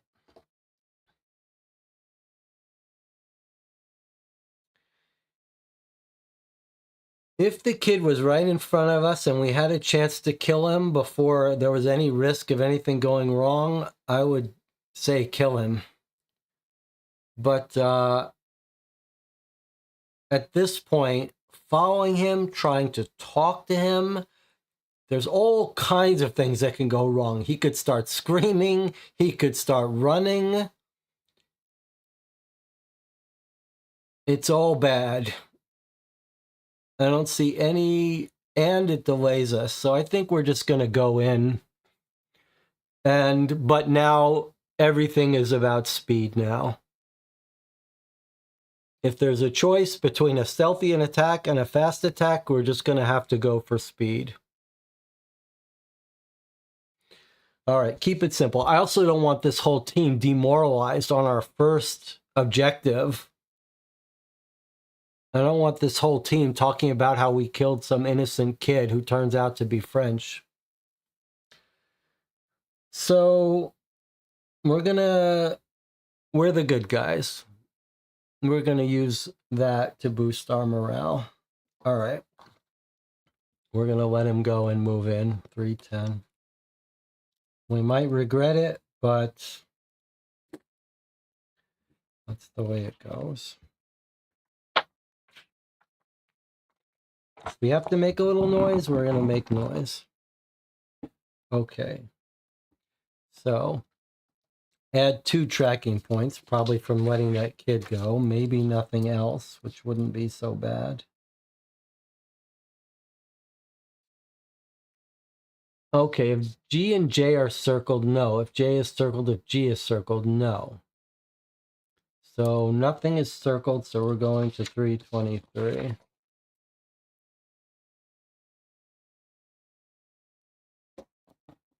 It didn't have a circle anything. That's a good sign, mechanically speaking. All right, looks like we're going to have, you scale the wall, carefully proceed to the building itself, gathering near the door with the damaged lock. Before entering, one agent will move stealthily to the windows and try to see into the room so you'll know what you're up against. Select one agent to surveil the room, and then check the stealth and awareness of the blue agent. Well, you can see there's no way we're going to get into the 6 range. We'd have to use like all of our tokens to do that. So let's see. We just need to send someone in there with a 1. All right, well, who do we have? Sorry, we could send someone in there with a stealth of 1 and use a token on them, or send Christian with the stealth of 2. Surely we'll send Christian. But remember, the others are going to burst in the door, but that's okay. They all have reasonably good firearms. And if Christian has to shoot someone through the window, he can. Not with his sniper rifle, though. And he's got good awareness. Okay, I like it. Oh, stealth and awareness. Thank you. Stealth. Sorry, the rule says check stealth and awareness. Okay, so stealth and awareness, we've got 2, we've got 4 here, 4 here, 3, and 2. Okay, so we still want to send Christian, but he's a natural 4. We'd have to boost him by 2 to get into here, though. I don't know. Is it worth it? Maybe it is. We need to do this mission quickly. I wonder, is it worth boosting him by 2? All right, well, we're sending Christian, so let's just mark him with blue. There's no doubt we're sending Christian.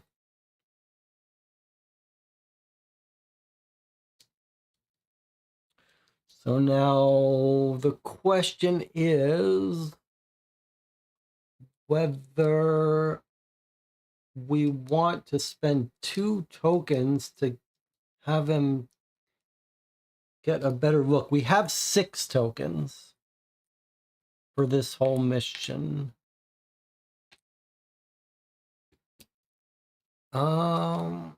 It's tempting.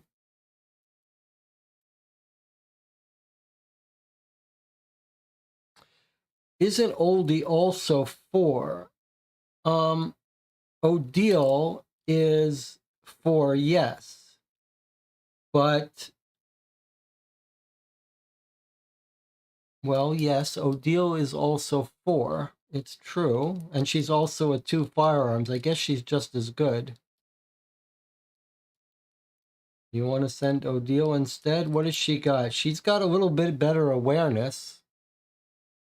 I feel like Odile would be better. Okay, Odile it is. I guess they both have the same firearms unless they're having their sniper rifle, which we're not having him use. Okay, so fine. All right, we're sending Odile. So we still got the same question, though. Do you want to use 2 of our 6 stealth, 2 of our 6 tokens to let her see better what we're up against?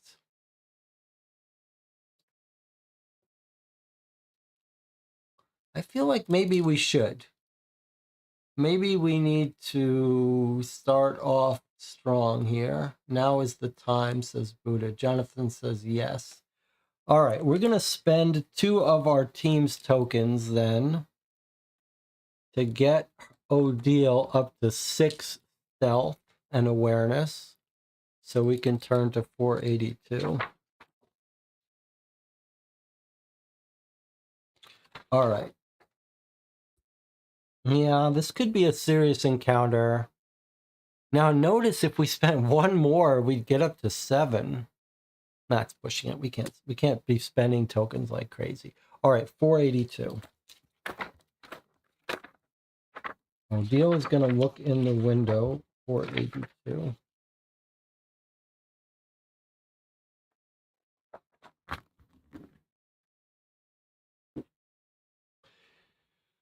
Okay. You get a sense of the layout of the room. Scanning it for occupants. This is Odile. You see a guard sitting at the bar in the southwest corner reading a book. Another's at a table in the northeast corner cleaning his gun. Finally, a third is lying on a pallet in the southeast corner. You think they're the only occupants of the room, although you can't be certain. Okay, well, here's our first encounter. Regroup. That means that Odile is no longer blue. She's come back over. Since we might lose this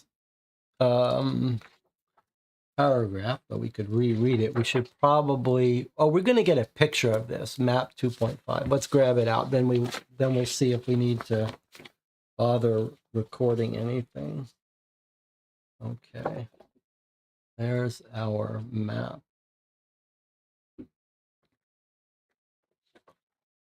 Okay, so here's our room.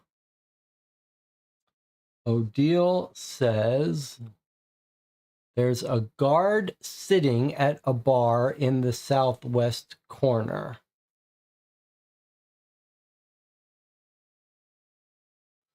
Southwest, that's gotta be, that's not A, that's southwest corner.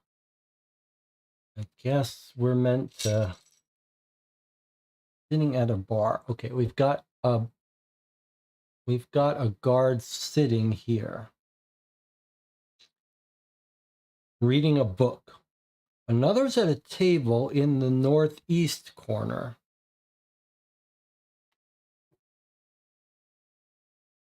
And lastly, a third is on a pallet in the southeast corner.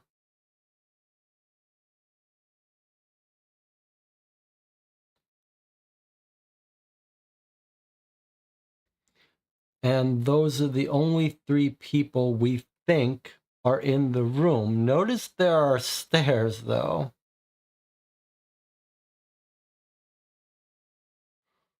So someone might be coming up those stairs, probably from the basement.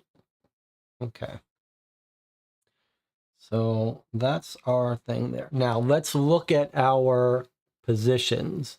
A, B, and C, we've got 3 positions, but we're going to send 4 people in. We have to put 1 at B. We have to put 1 at A. We can put 1 or more at C. That's odd. I guess maybe it's saying maybe if we have a dead agent, we would only put 1. Otherwise, seems like obvious we would put 2 here. Jonathan says, I wonder if we should use the concussion grenade. Okay, these are all short-range firing positions. Let's remind ourselves how the carbine works. It is silenced, like our well rods.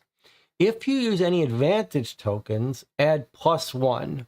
So we're going to want to give the carbine to someone who we're also going to give an advantage to, and they can absolutely use the carbine.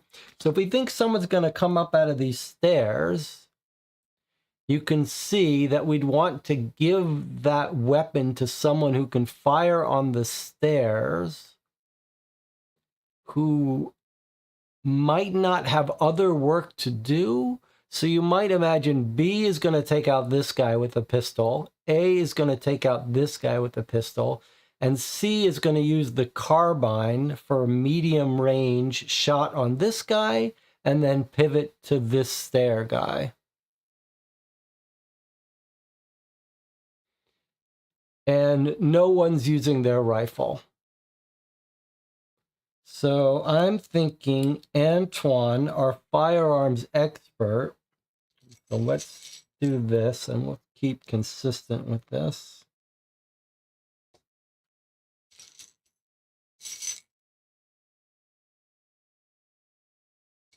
So my pitch is that, okay, so Antoine is our firearms expert, and expert even with the carbine. So I suggest he comes into C position with his carbine.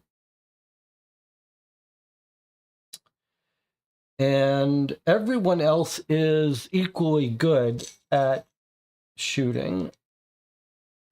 So I think my inclination would be that this guy's reading. So, well, everyone's equally good at firearms. So I think maybe it doesn't matter so much. But I'd be inclined to do something like this.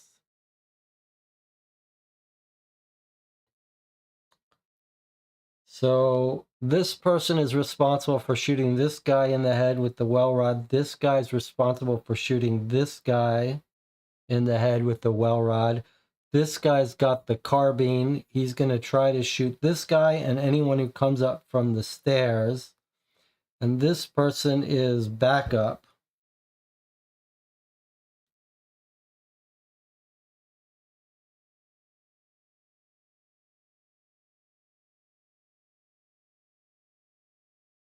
Add 1 advantage token to position A.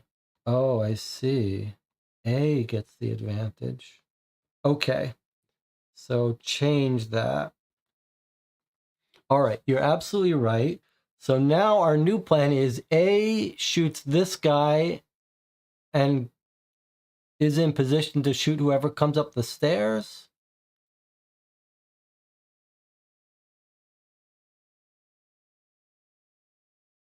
But what? Look at this. What is this? It's like we're outdoors here. Let me see what the chat is thinking. I wonder if we should use concussion grenade or if it make too much noise. I think maybe B should be the best shot since B seems like he can see the stairs and the little table looks like it might be behind the wall. Ooh, that's a really good point. Boy, that's a nice point about that wall. Boy, that's clever. That is a good eye. So look at what Jonathan is saying. That this looks like it could be a side wall here. It could just be a railing, but it absolutely could be a side wall, meaning this person doesn't have a shot at this table. But we don't think anyone's at the table.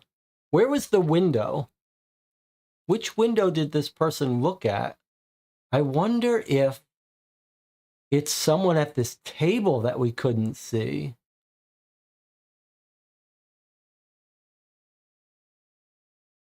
I think there's someone at this table that we can't see, possibly.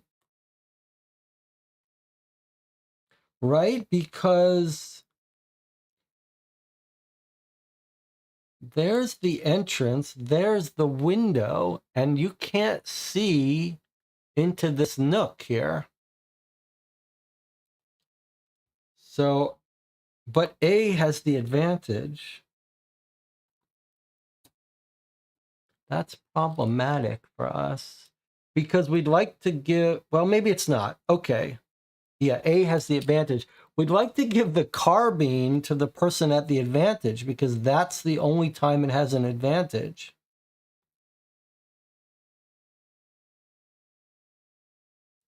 So we'd kind of like to give A the carbine. On the other hand, it feels like this is the longer shot, and then this. So this would this shot here is benefiting from a carbine. But maybe A can shoot carbine here. 2 people to shoot. That's rough. I mean, clearly this person B is going to have to take a shot with well rod pistol to this guy. And surely we can only put one person here. Yeah, Sarah, can you please take care of the fly?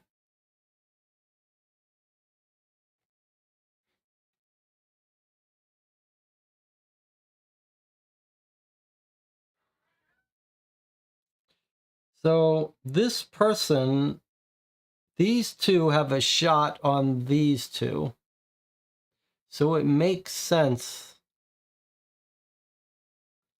that they would shoot here. Then this guy comes out of this spot and this person can shoot him. But what if they don't come out? What if they just fire at this guy?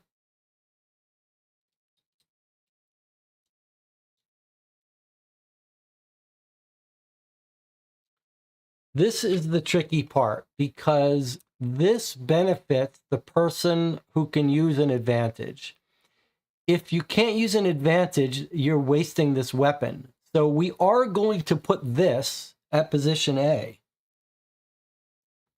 Otherwise, it serves no purpose. So I think we have to give this to whoever we put here.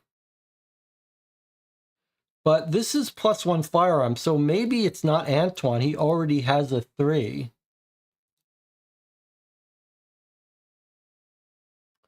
So maybe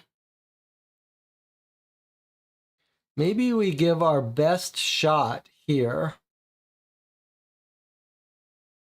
so that he can kill this guy quickly and still get off a shot here. But this guy's got 3 people potentially shooting at him. Well, this guy's asleep. This guy can shoot this guy and with his carbine get off another shot on this guy. But then who's going to take care of this person?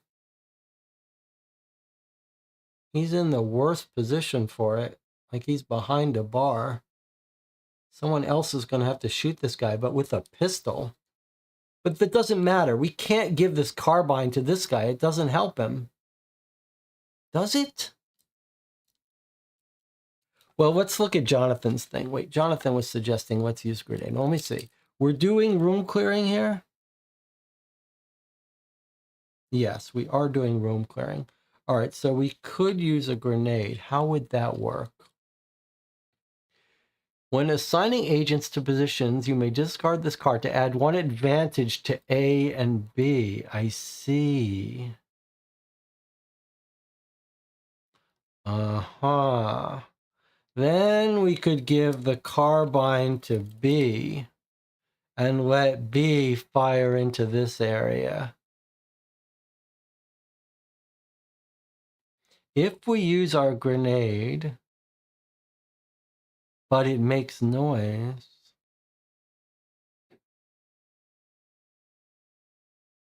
we don't want to make noise, especially with that kid outside. All right, I don't think we can use the grenade, which means... But if this guy gets off a shot at us, is that just as bad? Like if a guy gets a shot off on us, does that make as much noise as a grenade?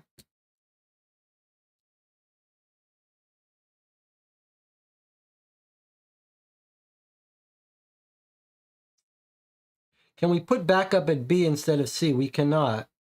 B has only allowed 1 person to be at B.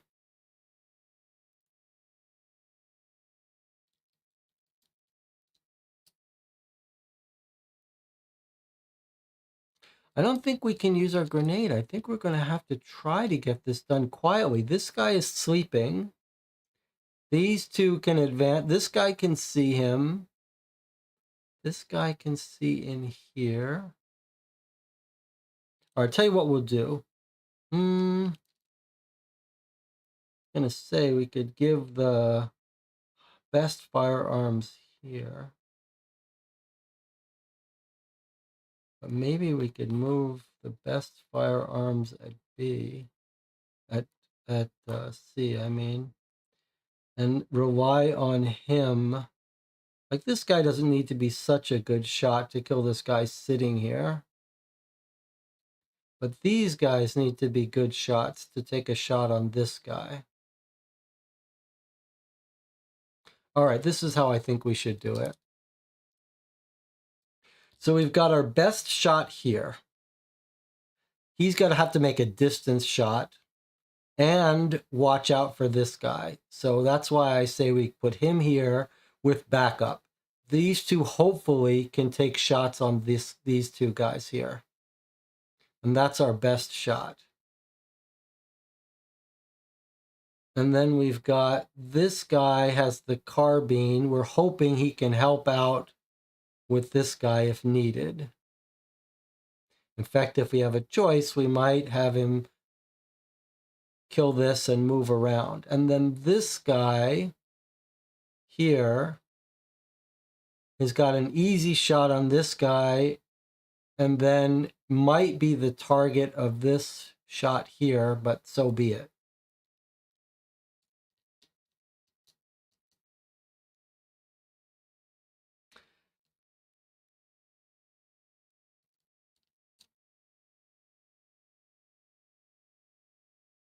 Although maybe we should put Odile with her high awareness here.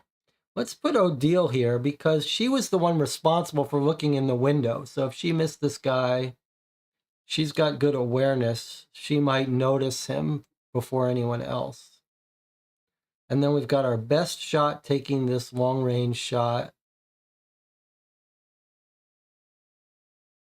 All right. I don't know if C has a shot here. Well, I don't know either. Depends where he's sitting. But maybe. But if not, we can't. There's no one. Well, we do have a choice. We can put our top firearms guy here if we want. But I just feel like this person's going to have to shoot here, which is an easy shot.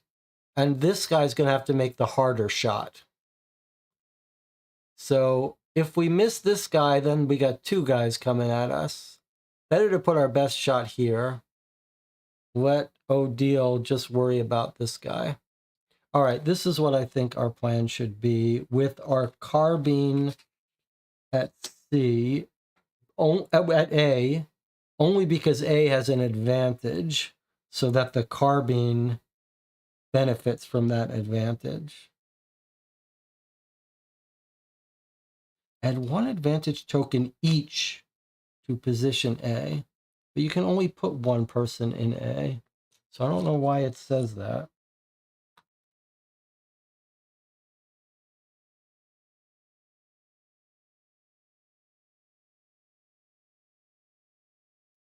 You may use the concussion grenade, it says, just as a reminder, but we're going to try not to. We're going to try to do this quickly. Although you could argue that that kid running out is, the kid's gone. The kid's over. It didn't have us circle anything. All right. This is my proposal. If someone gets wounded, hopefully the noise won't be too loud.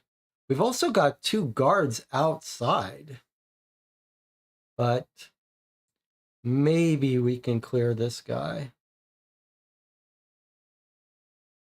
The only thing we could do different here is if we think this person is the only person who's going to have a shot on this guy and the best person to have a shot on stairs, we could put our best shooter there.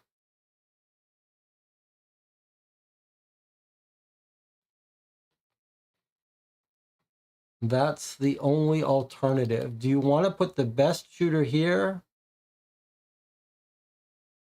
or the best shooter here? That's the only thing I think.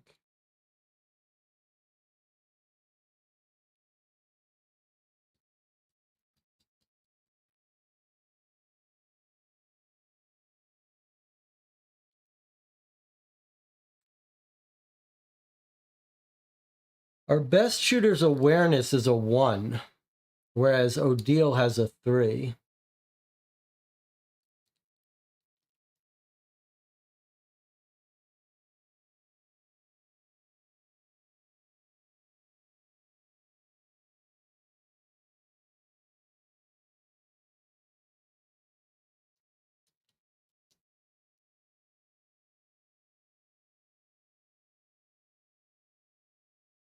I think maybe our decision was right the first time.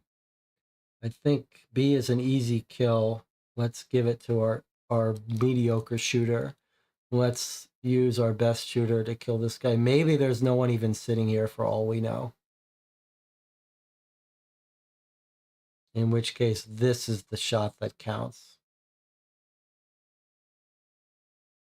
This guy's sleeping. This guy should be able to get off a shot at this guy and keep going. All right, let's try it. All right, let's see. How are we going to do this?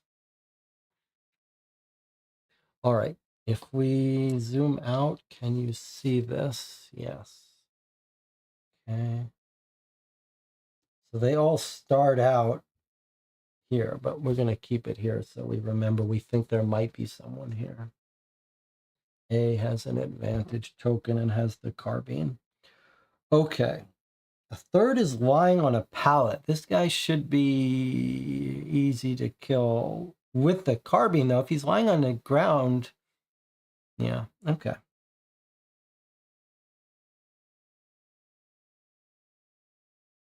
All right, you ready?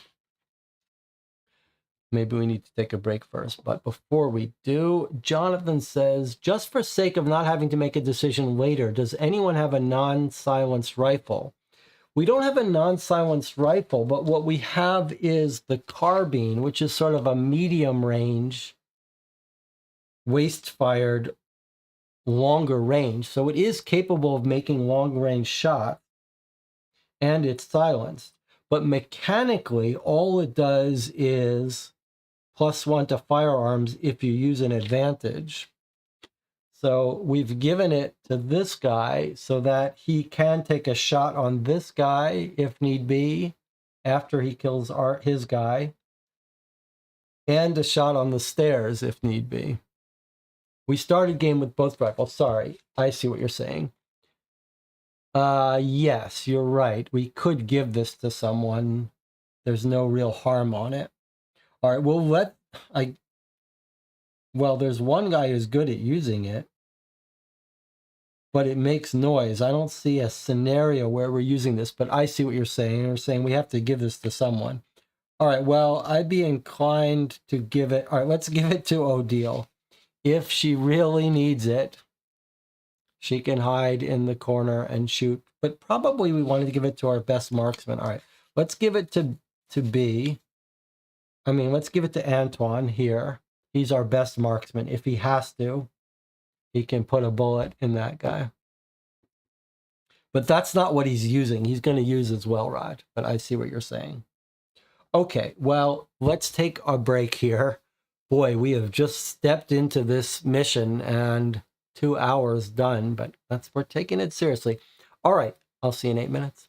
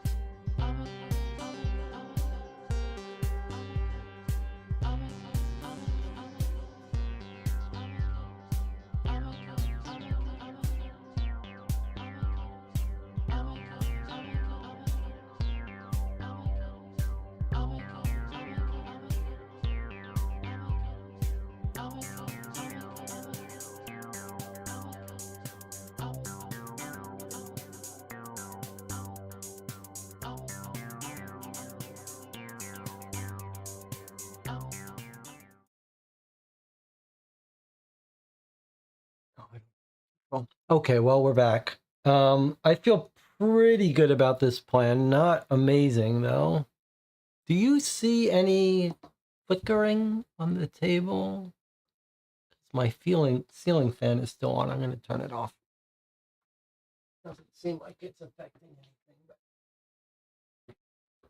All right, I feel pretty good about this plan. A little nervous. I think the other thing we should say about organizing an entire plan to take care of a potential guy here. I do agree that there's the possibility of someone being here is reasonable, or coming up the stairs. But on the other hand, we don't know that this isn't a half wall that she could see into. So it may be that there's no one there. And if you were sleeping here on this pallet, maybe you wouldn't have someone sitting here. Maybe they'd be socializing with the others. So maybe the odds of someone being here are kind of low. Maybe it's more likely someone will be coming up these stairs. All right, I think it's the best we can do. Here we go. So we regrouped. We drew map 2.5. We add an advantage token to A. We've positioned our team. Our best shooter is here. Our most awareness is here. Our carbine guy is here with an advantage that lets him shoot his carbine with a +1.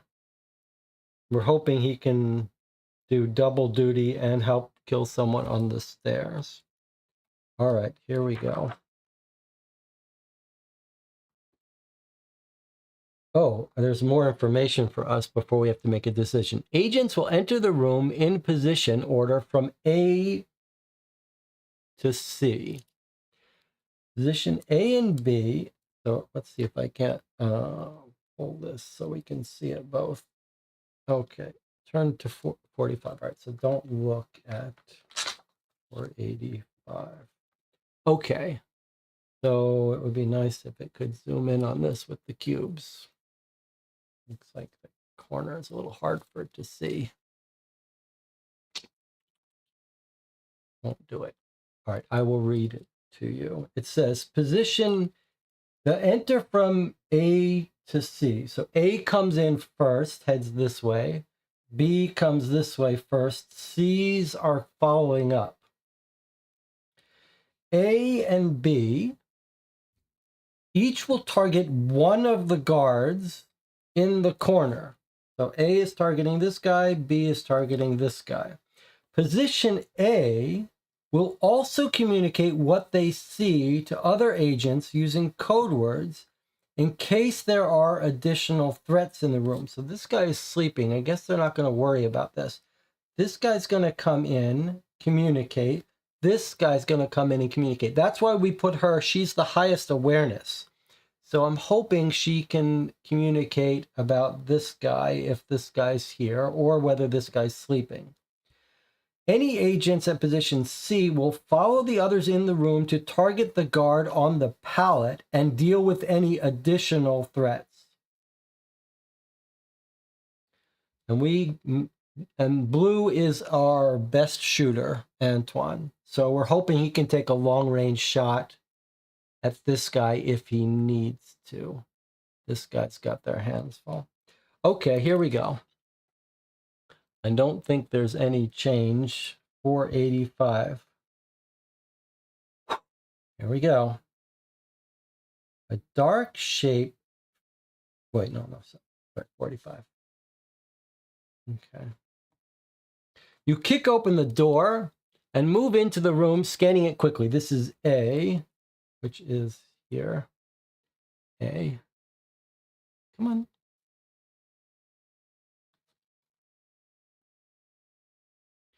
Okay, good. A.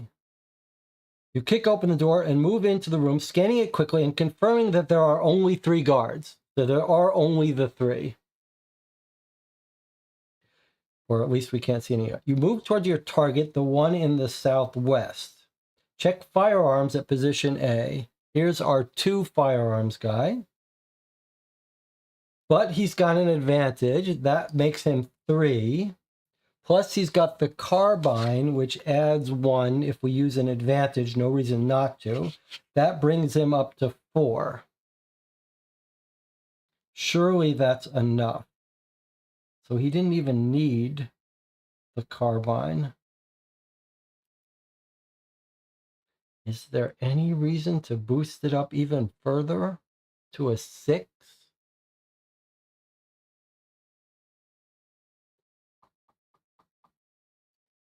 What do you think? I mean, it might be nice for the first shot off to be like an easy shot and let him retarget onto someone else with that carbine.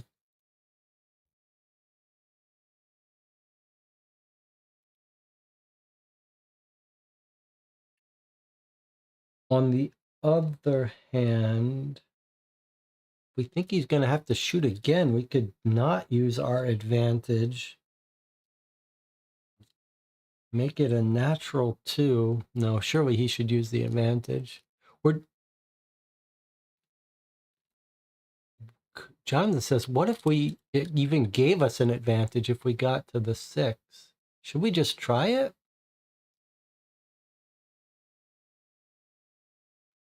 So his natural shooting is 2. So we do this to make it a 3. And then automatically, if we use this to make it a 3, we get a +1, which brings him up to 4. I see. We're at 4. We'd have to use 2 to get into 6. Okay, that doesn't make sense. Then it's kind of useless. But yeah, we'd have to use 2 to get him up to 6. All right, that's too much. All right, so we're going to stick to this. So this might have been a nice reason to use our expert here. Then we could have boosted him up. All right, but we're going to just come in with a 4. Entry 334. Surely we're not going to use 2 firearms on this guy. Okay, so 334. Hopefully this is good enough. This guy's reading. Surely that's good enough to kill him. 334.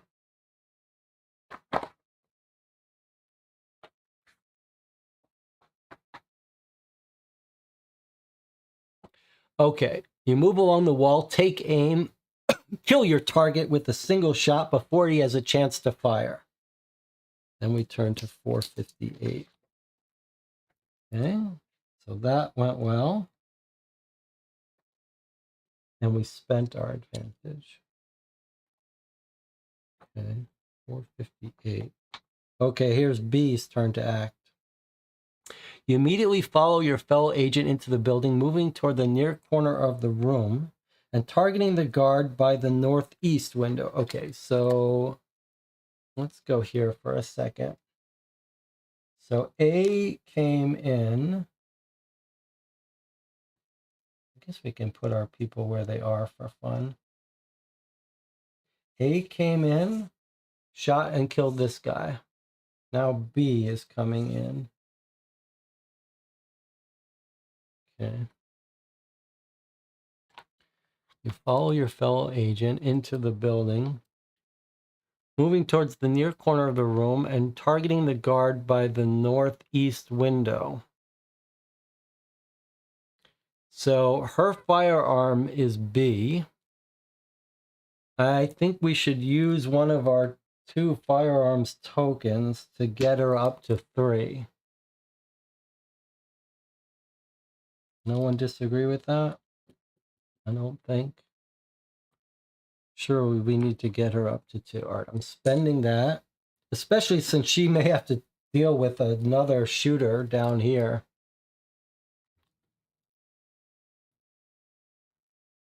I have to work on my cubes here in this corner. She may have to deal with another shooter here. All right, so we're boosting her up to 3. So with a 3, she gets 187. That should be good enough to kill this guy who's reading a book.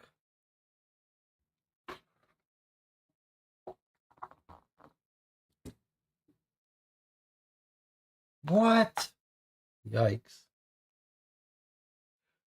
Okay, it says you move quickly in partial crouch, making your way around the table, using it for cover while firing on the guard. He gets 2 shots off at you, but both miss, and then you take him down. Circle M. So a little bit of noise has been made now.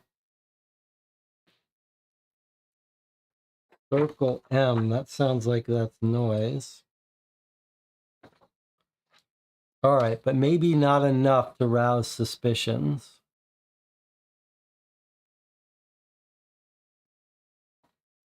Okay, now it's time for C to come in. As you enter the building, you scan the room. Your fellow agents have moved to their position and taken down 2 of the guards. You see a 3rd guard on a pallet reaching for his gun. Okay, so we've got 2 people at C. And it says, all right, we're here. It says, check the total firearms at position C. What is it that's confusing my top-down camera? Is it just too far off out of the center? Okay, so we moved 2 of us into C. We're aiming at this guy who's getting up. Our total firearms at C are 5. So we're here at the best possible score here for C, 4+. So we get to read the best outcome.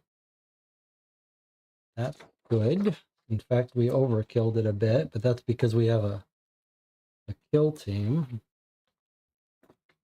433. Okay. You act fast. With 2 shots, eliminate the last of the guards. The first room is cleared, but no doubt more guards await you upstairs. Okay, so we're downstairs. The stairs go up. All right, we eliminated the last of the guards. Now, here we are in our... There was some better way for me to do this. Okay, so this person killed this, and then these 2 both shot, put 2 bullets in this guy, and there were only 3 people here. We've spent 1 firearm token, but there is an upstairs. Okay. That went relatively good. Now it says discard the map and all advantage tokens, which there are none. So we've regrouped, presumably. Okay, now it says if all agents are mortally wounded, they're not. So now we go to 483 to continue the fight upstairs. This is so elaborate. Okay. So it stairs up. You move up the stairs. Maybe when she looked in, she may have told us staircase up. She should have, but we weren't paying attention. It doesn't really matter up or down. Okay, we're going up the stairs. Draw map 2.6. This is a 2-map encounter, 2-part encounter. You will have to use room clearing tactics to deal with the guards. Okay, maybe I can move this over. Okay, so it seems like we did handle that pretty well. Let's take a look at this map. In fact, we can do it this way, if it will. Okay. There's our group here, coming up the stairs. Let's see what we see here. I mean, good work, team, but it's not over yet. We've got a bedroom, a holding cell, probably just prisoners here. We are coming up these stairs, right? We've got another bedroom holding cell. We're going to put 1 person at A, B, and C, and 0 to 1 people at D if we had agents dead. So let's see. We've got 2 people with eyes on this alley where there could be a guard. 1 person making sure no one's coming up the stairs the way we came in. That seemed pointless. We've got another stairs here. What is there, a 3rd level? Holy Christ. And then we've got this guy looking at this area. So this looks like the least important position because it looks like you go up these stairs, and then if you want to go up further, it's going to be up these stairs. So no one's behind us as far as we know. A and B are both working together here. This looks like the danger position. So I'd be inclined to maybe put our best shooter here with the carbine this time. Give Antoine the carbine. Well, now what does it say? Let's read the things. Let's see about advantages. It says position A comes first. Eliminate any fire on any guards in the passage. B will immediately follow and eliminate any remaining threats in this same passage. C and D will watch for any guards coming from the other end of the main hallway or up the stairs you just climbed. Now I'm not sure. Mike, why does this person suspect? Why did we suspect all the guards are here? That seems a little illogical.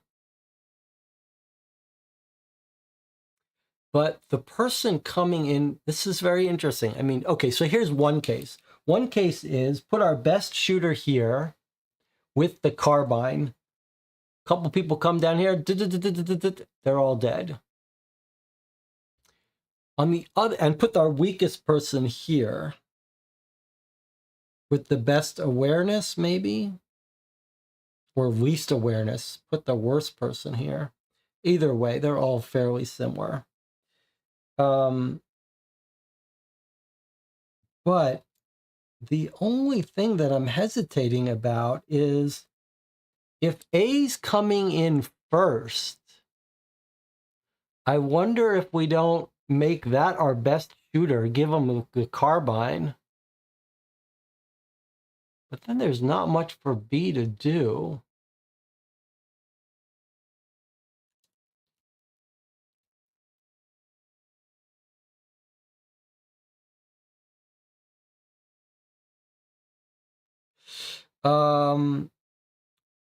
You will have to use room clearing tactics. Well, it doesn't say. First of all, we don't get any advantages. So actually, the carbine doesn't help. And it doesn't say we can use the grenade, but we know we can. I think that's just an oversight. If it says you're using room clearing tactics, then we can use the grenade. So I wonder if we shouldn't use the grenade here.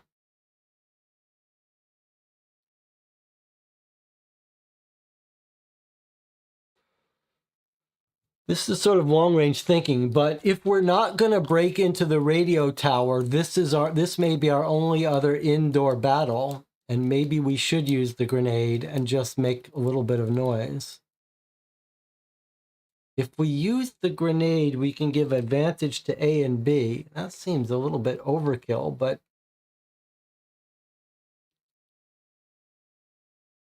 it would be nice, especially since they're going first. Do we care about making noise? Maybe we should use that grenade. Upstairs, maybe it won't be heard. Might we hurt prisoners? I don't think so. They should be in their cells. I think the grenade, well, mechanically it won't hurt them because we know it just gives an advantage to A and B, which would build off our carbine, and let us shoot that better.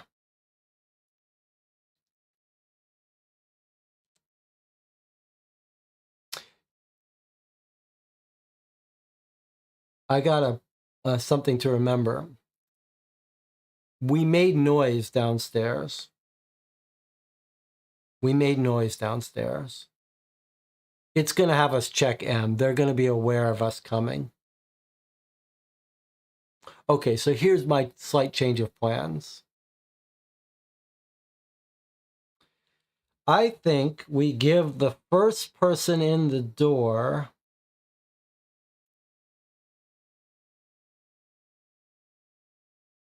make that be our best shooter and give them the carbine.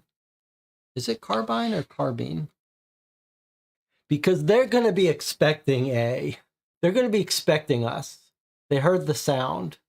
So I think we give our best shooter the carbine and bring him in here and let them go in first.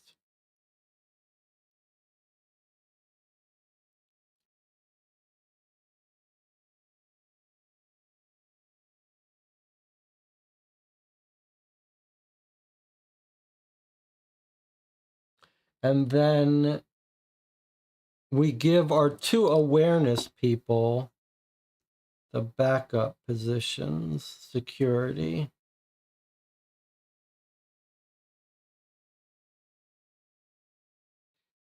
And so we've got our best shot here coming in the door first.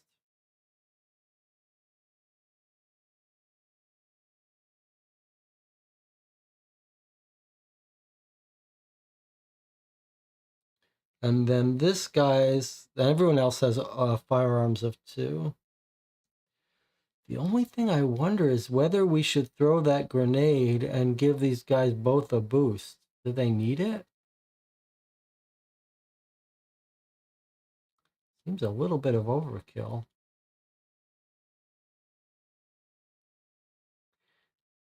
If we use the grenade, this gets advantage, this guy gets advantage. Seems a little bit overkill, but I wonder if we're not going to break into that radio tower, I'm not sure we need the grenade. And we've already made noise. Maybe it doesn't matter at this point. Okay, let's be logical. The guy got off 2 shots at us, right? In a small room, they heard us. So now we don't care about noise. Now I think we drop the grenade.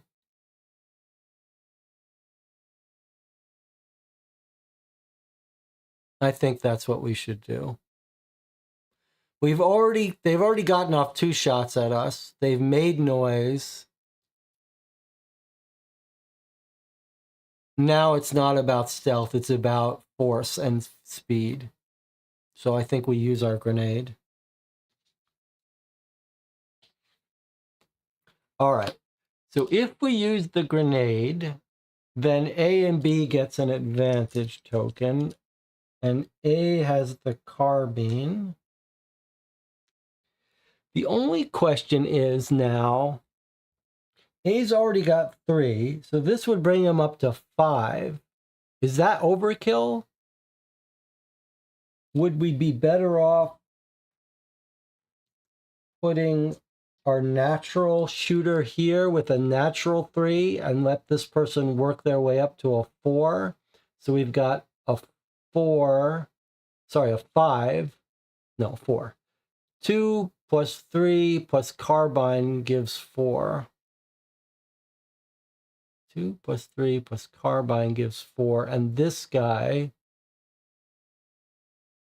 this brings him to a 3. And then this guy brings him to 3. No, better to do it this way. We think if this is security position.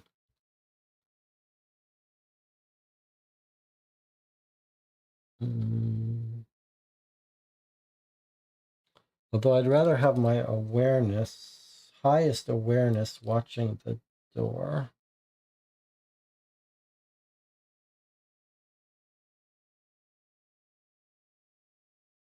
And then A is Christian with the carbine, just like before. All right, what do you think about that? So carbine goes in first. He's a natural 2. That makes 3, so we can get him up to a 4. And this guy's a natural 3, so this would bring him up to a 4. So we've got a 4 and a 4. And then here we've got a 2. And a 2. Perry says if they're aware of us, there are probably 2 guards between A and B. Buddha says if there's one more 4, they won't they all come running in when we use the grenade? So are you thinking that we should have our best shooter up here without advantage? Then he's got a natural 3. B has a 3. Maybe that's better. If we think they're going to come this way, let's give our best shooter here natural 3. This is a natural 2 boosted up to 3, but they're coming in second, so maybe they won't even be needed. This is our top gunner with the carbine. He's a natural 2 plus 3 plus 4. So the only thing I guess that I could be convinced of is if this is the most important role, should we put our natural best shooter there and get this up to a 5? What do you think's better? Like this? 3 plus 4 plus 5 with the carbine.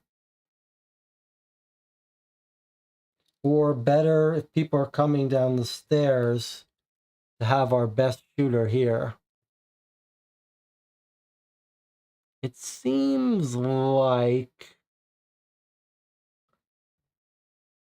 we should use our best shooter for where we know they're going to be, where we highly suspect they're going to be in the door first.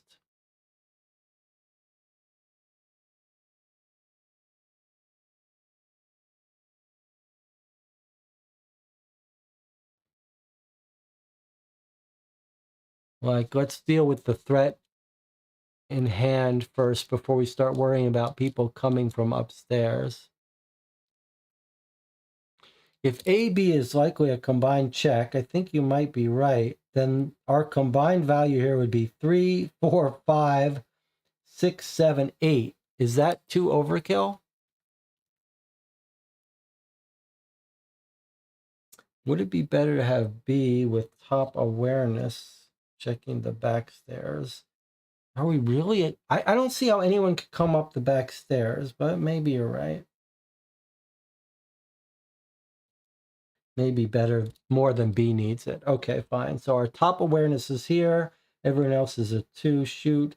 But is 8 overkill for this area? Would we, and 2 here? We'd either have 8 here and 2 here, or 3 here and 7 here. What do you think?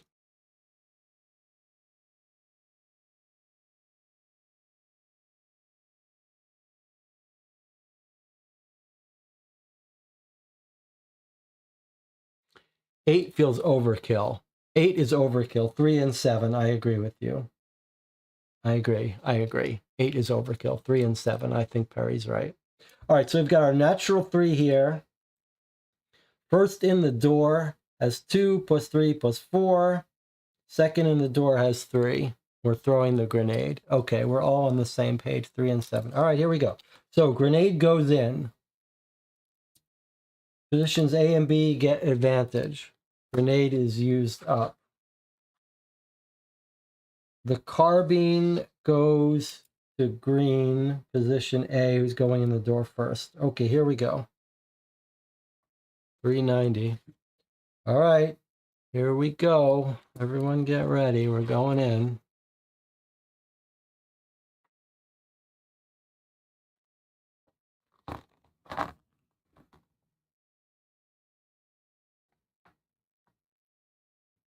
A. You move to the corner and glimpse the shoulder pad of a German uniform. You take aim, hoping to take out the guard before he even realizes you're here. Check firearms and stealth at position A. All right, well, position A, we have 2 firearms and 2 stealth.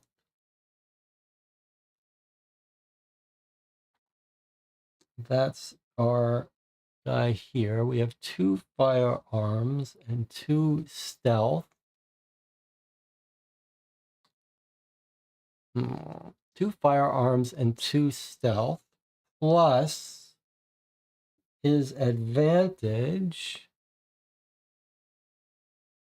which brings it to 5, plus his carbine, because he's using an advantage, gives him 6. So position A has a combined value of 6. All right. Jonathan says, should we boost stealth with the skill instead of using the advantage? I don't think so, because the advantage goes away. So I think if we don't use this advantage, it's wasted. So I think we should use the advantage. In general, the advantages go away very quickly during an encounter. So I think it's very unlikely he'll have something else to do. So I think we use this advantage to get him up to 6, which is a little bit overkill, but now we can turn to 421, unless Jonathan can convince me.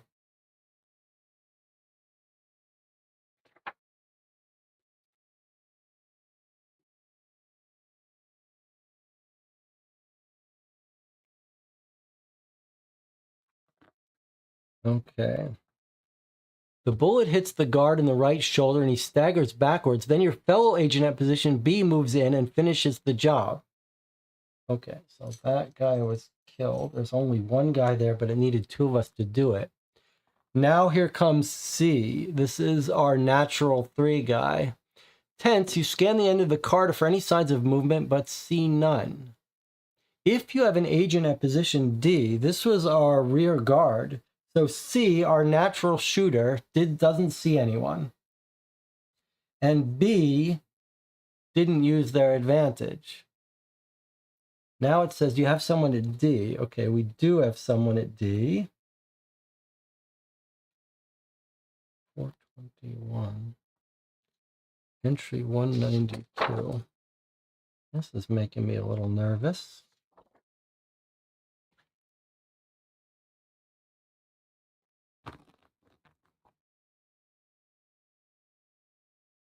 Uh-oh.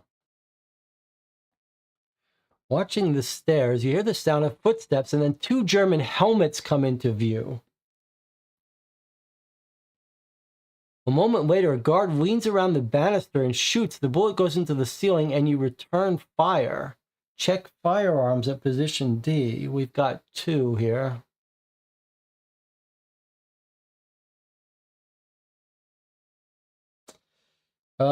We don't have the ability to boost this up. We've got 1 firearm, but that's not enough. So it's going to have to be 126. I don't understand how people came up from behind us,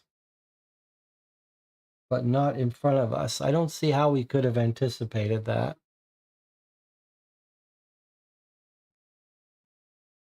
All right, 126. That's all we can do. I just don't see how we could have anticipated that they'd be coming up from the stairs below instead of the stairs above. Okay, 126, we said. This could be bad for us. Well, I mean, I guess we're going to miss, but let's see what happens.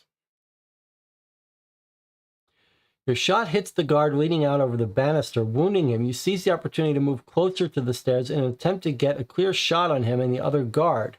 Having cleared the side corridor, your fellow agents move to support you. There's 2 guys behind us. 1 got wounded. Check total firearms to position A and B and D and awareness of D. Okay, well, this is where our awareness comes in. So let's see. Firearms of A. Let me do this right. All right. Oof, we'd have to get to 9 to have a good effect. Okay, but let's see. So firearms of A, B, and D. It's really too bad our natural best shooter is out of range. But we've got 2, 3, 4, 5, 6, 7. And awareness of D is 3. That was the good call by Jonathan to put our awareness person here. So we've actually up to 10. We don't even have to use this, and we'll get up to 9, which is our best outcome. So we actually made it. 3, 4, 5, 6, 7, 8, 9. B, D, plus ABD firearm plus awareness of D. Okay, so that was the key, having awareness down here. Okay, so 392.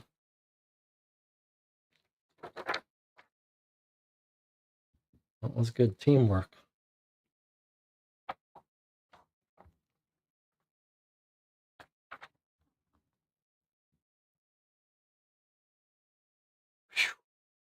A few moments later, you've eliminated the guards on the stairs. If all agents are mortally wounded, all right, no one's wounded. We've somehow pulled this off so far without injury. 145, though. We still may have another flight up. Look at this. Look how crazy this mission is. You don't hear any signs of any more guards approaching. Together, you prepare to move to the far end of the hallway. Discard map 2.6. Draw map 2.7. There's another floor here. All right, it didn't say to get rid of... It didn't say to get rid of advantage. So I'm going to give our advantage to B. I'm not sure we should still have advantage on B, but I'm going to do it. All right, boy, that was... This is a crazy mission. All right, 2.7 comes out. Here we go. Wow, this is craziness. All right, let's take a look at map 2.7.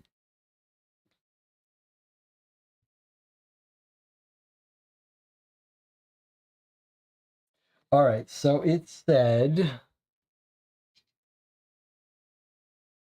392 went to 145.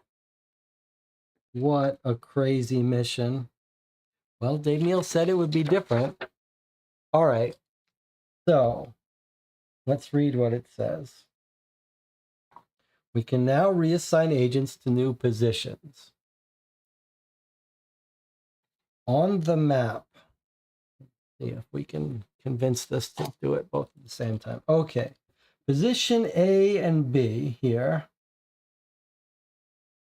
Agents here will move to the corners and check for threats. Okay, A is looking over here at these stairs. More stairs up, a fourth floor. B is looking in here. Could be a bathroom. Position C and D follow up, and they move into the corridor where they're purely supportive. So A gets first shot on the stairs. B, this is the same room we were just in. So we've cleared this area. Yes, okay, you're right. Jonathan is reminding me of that very fact. Same exact floor. We've cleared this area. We cleared the people coming from downstairs. We've moved up now. A and B go first. A takes a look at the stairs. B looks in the bathroom. C and D are pure support positions. You can see you could put as many people as you want here. So let me suggest that putting another person at D, maybe not as important as putting two people at C. Feels like this should be an easy shot for B, someone coming out of the bathroom. A and B are clearly going to be the most important. Let's see. Positions A and C will deal with threats on the left hand. B and D deal with threats in the right-hand corridor. Assign your agents to positions. You must assign exactly one agent to A and B. And then C and D, you can put any combination there. Okay, so what do we think? I mean, clearly our best shot is going at A or B. Probably first in is our best natural shooter, A. But Yarek has an advantage from the previous round, so he's got a 3-shot too. So we've got a natural 3 and a boosted 3. And if we switch over the carbine, to Yarek, he can benefit, he can use that advantage to give him a 4.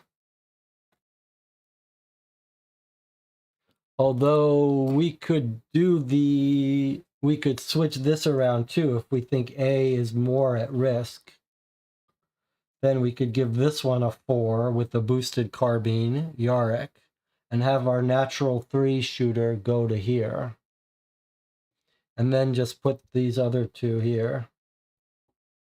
It doesn't seem like the order matters that much.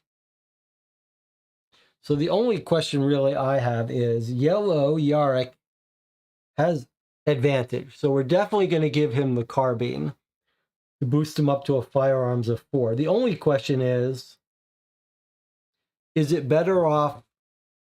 Remember, A goes in first, but it looks like A and B are going to go fairly simultaneously. So the real question is, do we want more firepower facing this threat coming out of the bathroom or threat coming up the stairs?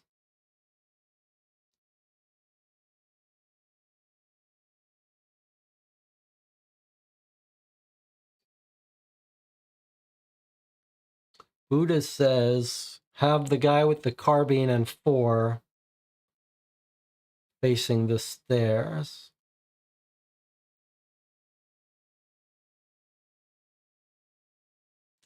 I think I agree with that. I'll tell you the other reason why. If there's 2 people coming down the stairs, carbine's better. Marco says, are we sure we did not use the advantage token in the previous check? Yes, we are, because we calculated we didn't need it.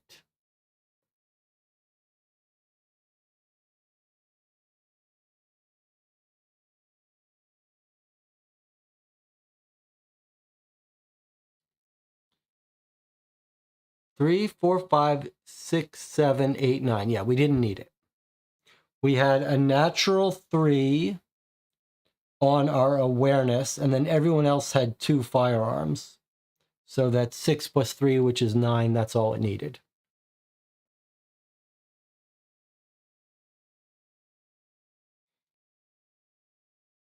So we kind of lucked out there. Okay, so I think we're ready to go. We're ready to move up. Push up, carbine up the stairs. Probably, if that's a bathroom. The other way to think about it is, if that's a bathroom, you know, what are the odds someone's still in the bathroom after shots fired? Pretty low. Whoever's in here had to be hiding in here. But it's much more likely we got people coming down the stairs. All right, I'm ready to move in. The most important thing is we've given the carbine to the person with advantage who's moving in first. All right, are we ready to go in? Is everyone happy? No one's got the sniper rifle. We already used our grenade, unfortunately. All right, I think we're ready to go in.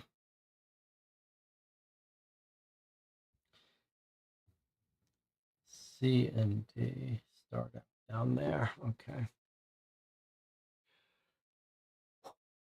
Okay, here we go.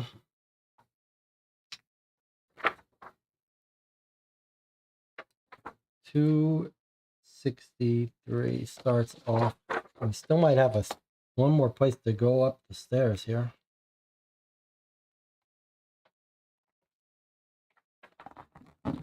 This feels like this might be the most involved mission. I'm not sure. Okay, A.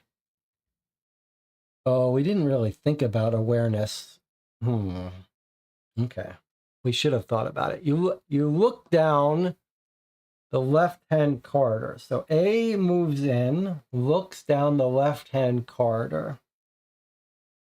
Check awareness of A. Okay, A, our Yarrick, actually has awareness of 2, so it's not so bad. But we have 4 skill tokens. We could boost him up to a 3 if we wanted to. Depending on how many skill tokens we want to use on this particular mission, I sort of be inclined to use it. Like an advantage early ripples down. So what do you think? Should we use skill We have 4 skill tokens left for this whole game. Should we be satisfied that he has a 2?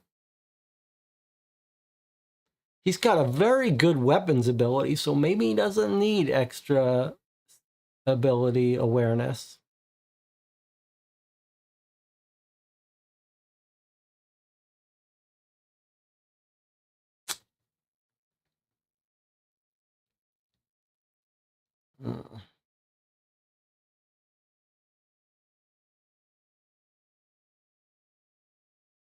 I really wonder now, maybe we should be a little more cautious and not use one of our skill tokens.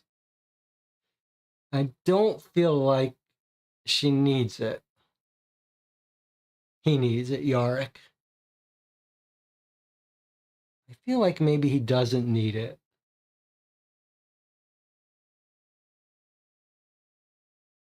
Maybe we'd be better off saving it.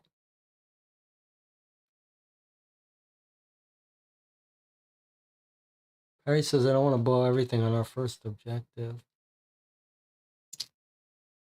Tricky. We've already made noise. All right, let's not use it. All right, so 386. We're not going to try to get up to max. Although maybe you could make the case that anytime you can spend 1 token to get the best result, you should. It's a reasonable heuristic. It's very rare that 1 token gets us to best.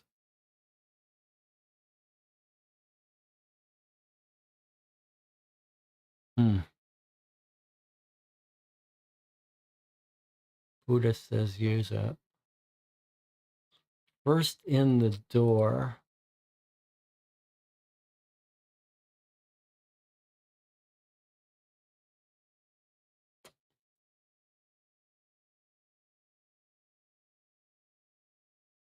I mean, in one sense, we don't need it because he can shoot with firearms 4.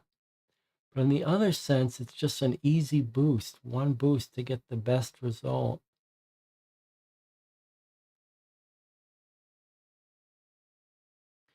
Well, B's going to come in next. He has poor awareness. So we might need to boost him.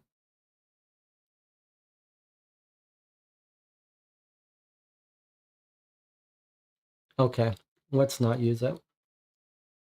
386. We're just going to take our second best chance.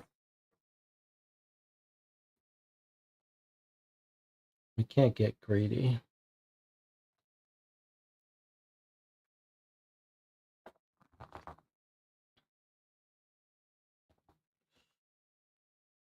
Okay, it says, you don't see any guards, but hear a sound that suggests someone could be on the stairs. You're not sure. If W is circled, it's not. Only M is circled. 227. That's weird.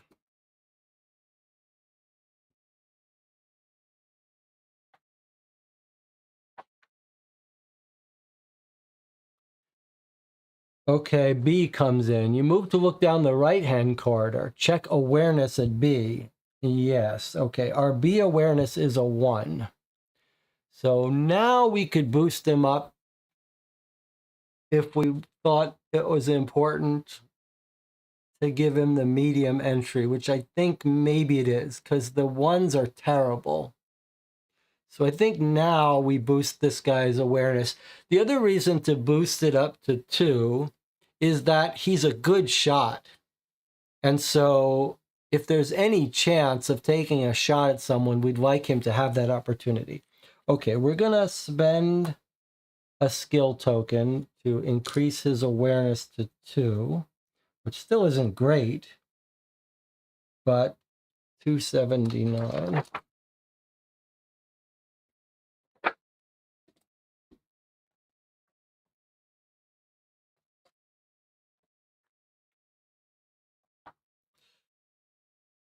Okay. You hear a noise and suspect that there might be a guard who's heard your approach and ducked out of sight against the internal wall. You may reassign any number of agents at C and D. And then if L is circled, which it isn't. Okay, so we're going to move next to 131, but we are allowed to reassign C and D. I'm not sure we want to. I mean, we've heard someone on the stairs. It can't be a prisoner. Prisoners are locked up, so it could be a guard coming down the stairs. So right now, we have our 2-shot, 3 awareness person planning to go to C. And we've got our 2-shot, 2 awareness person going to D. So I feel like we don't really want to change C and D, right? Maybe if we had like 2 people on C or 2 people in D, now would be a time to move them. But I feel like there's no real reason to readjust. Maybe you try to get a reasonable awareness here. So this guy's got 1. So maybe we let him partner up with our 3 awareness person. And this guy's got awareness of 2. So let him partner up with the other 2 awareness. So 4 awareness total at C and D, 4 awareness total at B and D. What do you think about that? That seems like maybe the right thing to do. Give them both a reasonable awareness of their positions. Okay, let's move on now. So we've reshuffled a little bit, and now we're going to 131. This could be scary because we could have attackers from both corners coming out at the same time. But we're in reasonable shape.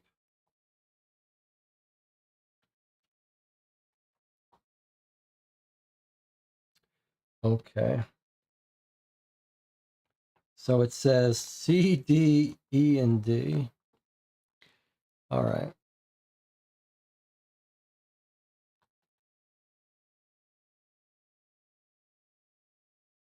You quickly moves into the hall as your fellow agents lean around the corners to support you. Okay, so C moves up. Against the interior wall in the right corner is a lone guard with his gun at the ready. Upon seeing you, he opens fire. At the same time, 2 guards come down the stairs to the left. So C and D both moved up. Okay. All right, and now it says that B, let's see, B takes aim at the lone guard in the right-hand corridor. Okay, so B is our natural best shot. B and D are taking aim at this guy here. So it says, check total firearms at B and D. Well, our total firearms at B and D are 5. 3 plus 2 is a 5. So that's a good outcome for us. Entry 480.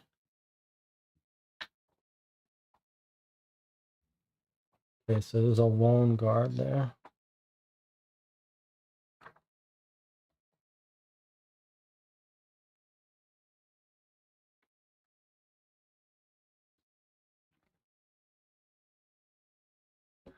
The guard's first shot misses and you kill him before he manages to fire a second time.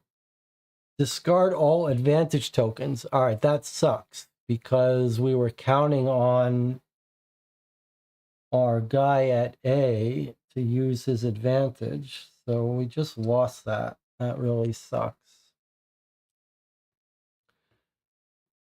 Now we take aim at the guards coming down the stairs, and there's 2 of them, and we've lost our advantage here. So this is not pleasant for us because now we've got a 2-shot and a 2-shot instead of our 3-shot, and he used to have advantage. Okay. Check the total firearms at A and C. Now, A and C have a total firearms of 4.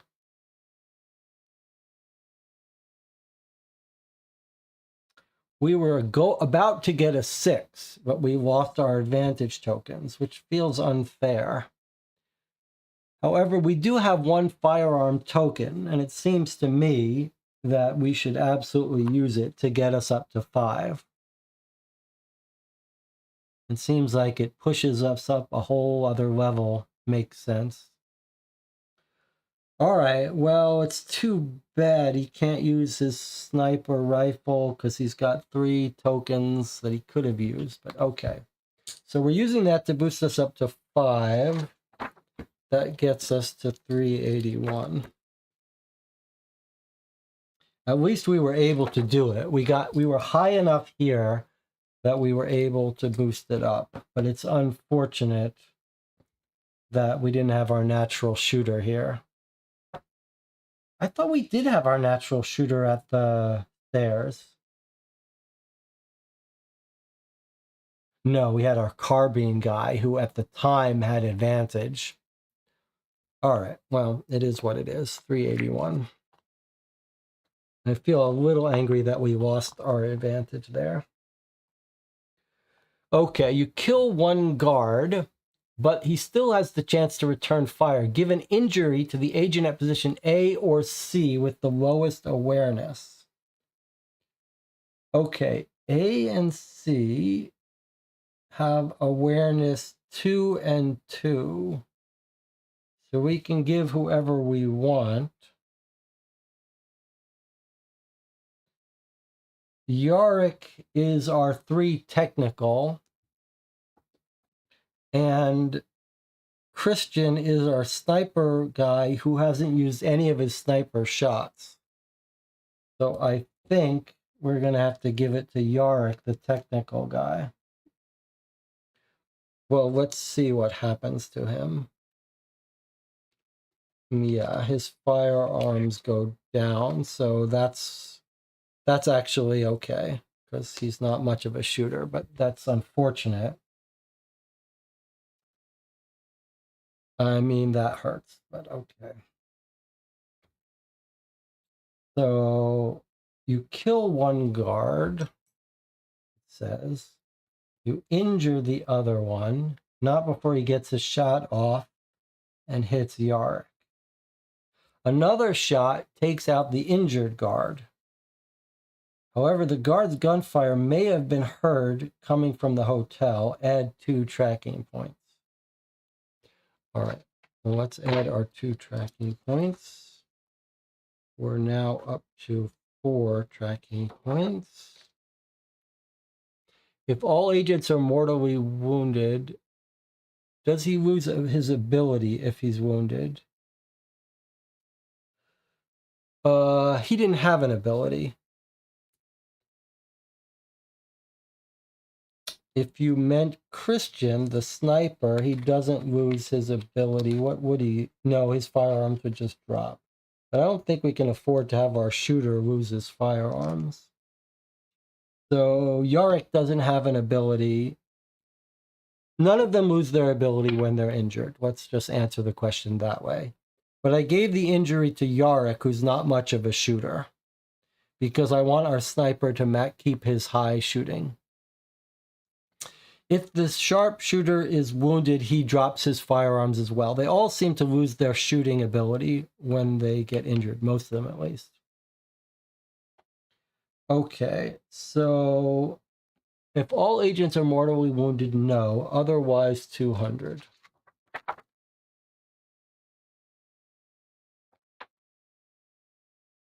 Okay, up to 200. Do we have another floor of this to do? That's insanity, if so. No, we don't. We finished it. Wow, we almost got out of here uninjured. It was very close. We almost pulled it off. End of encounter. Discard the encounter map. Return any tokens on the map. All advantage tokens to the supply. You check up the stairs, find no more guards, just an empty sitting room and kitchen. Finding keys on the bodies of the guards, you open the doors to the bedrooms, which have been converted into cells. if you were playing the campaign and circled V in mission 1,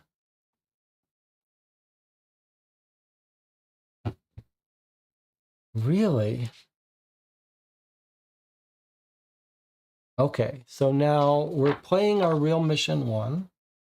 We did circle V. I don't know if that's good or bad, but we did circle V in mission 1.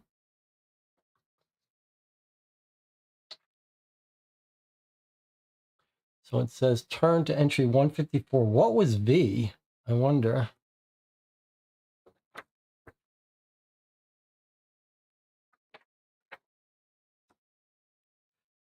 One 54. You're playing the campaign and circle V in mission 154. How strange is that?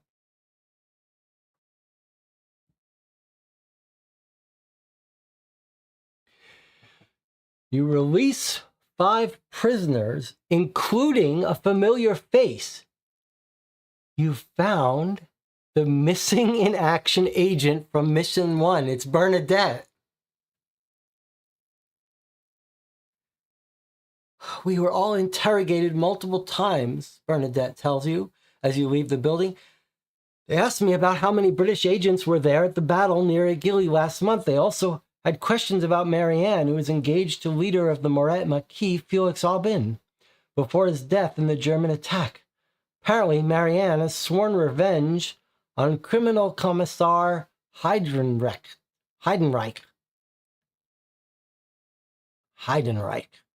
And he now intends to hunt her down.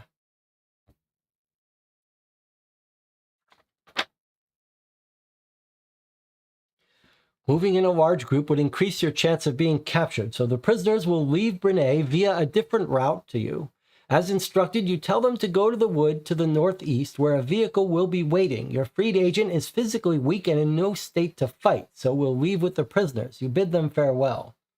Add 1 MIA agent from mission 1 into your agent pool, ready for mission 3. Bernadette is alive. If you had more than one, it's the agent whose first name comes alphabetically. Bernadette was not dead. Bernadette was captured, and she's now alive. Where is Bernadette?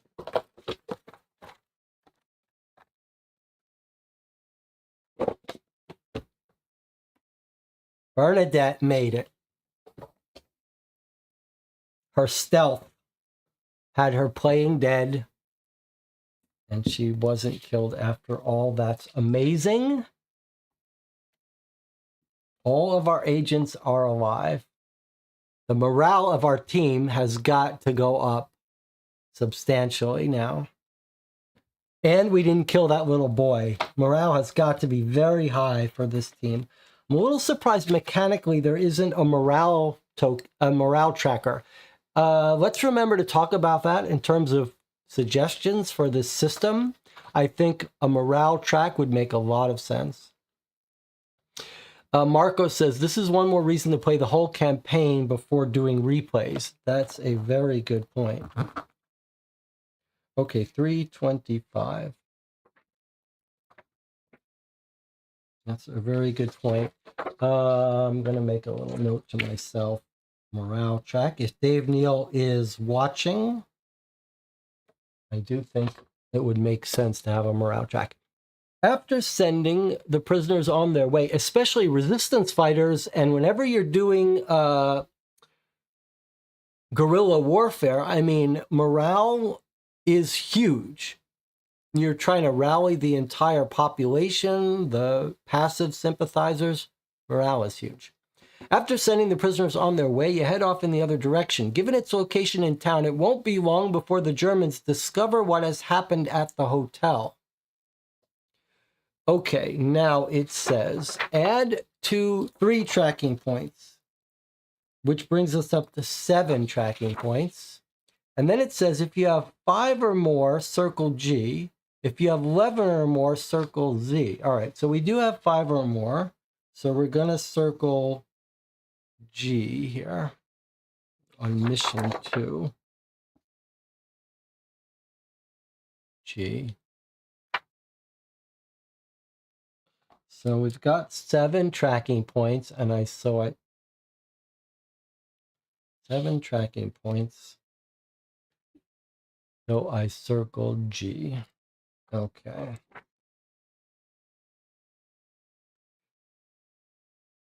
And then it says we should mark Tweed objective a success. And then it says if V is circled, let's do Tweed. Okay, so Tweed we decided to tackle first, and it's a success. I'm ready to head home. That was a serious mission. All right, but we're not quite done yet. We're almost ready for a break. Then it says if V is circled, that was our MIA. I guess I can make a little note. MIA. 407. Oh, what? No, that can't be right.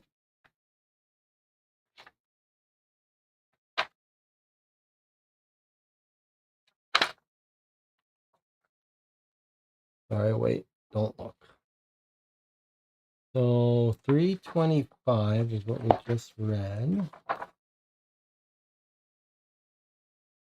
Huh.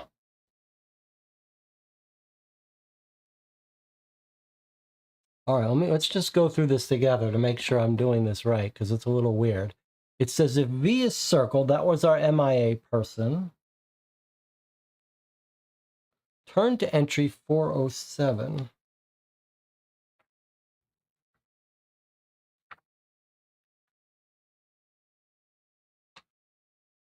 Oh, I must have just gone to the wrong one. No. Look at this. Suddenly, there's a distant boom. Guessing what it must be, you look in the direction of the vehicle compound and see the sky above it is a haze of white and red. The charges have detonated. Something went wrong. Oh, V is circled in mission 2. Okay, well, I'm sorry I read that then. Oh boy, that's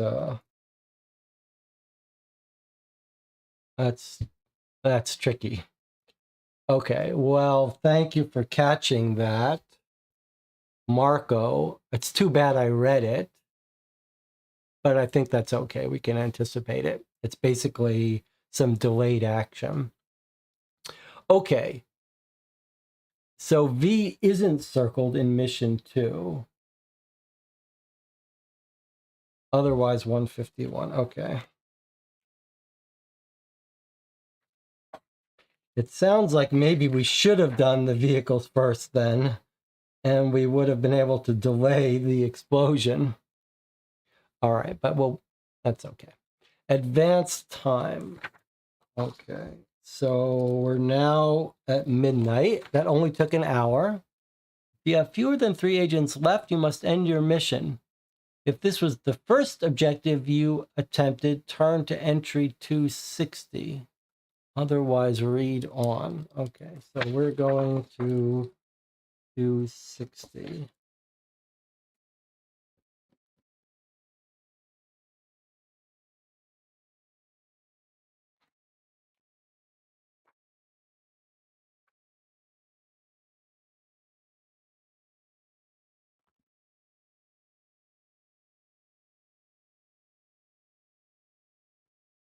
Heading for the arranged meeting with the informant, you creep to the top of Plume Hill, a small mound topped with fir trees that overlooks the barracks. There's a figure in a shaft of pale moonlight. You step cautiously towards them. Maybe we should take a break first before we read this encounter. All right, that was an intense fight in the hotel, but rescuing those prisoners really paid off because we got Bernadette back, which is amazing. Makes it all worthwhile. But it's not over yet. We've been playing 3 hours and 40 minutes. That was a seriously intense encounter. 4x4. And one of our guys got wounded, Yarek. Okay, we'll take an 8-minute break. We'll come back.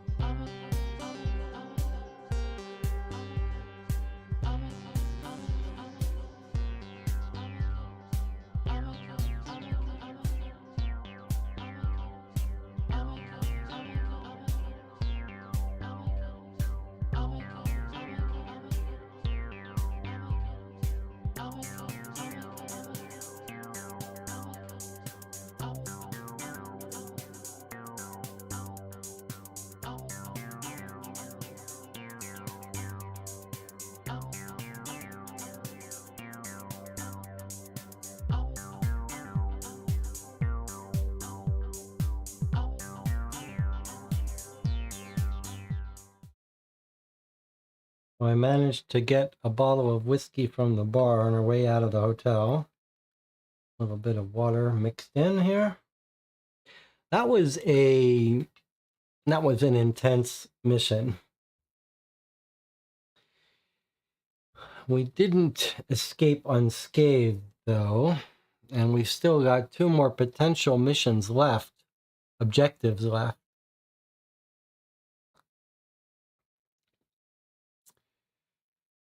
So I'm a little nervous. However, we did rescue Bernadette, which was the best surprise of this whole thing.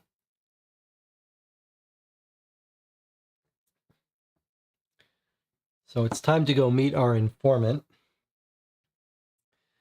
Let's see how it goes. Heading for the arranged meeting with the informant, you creep to the top of Plume Hill,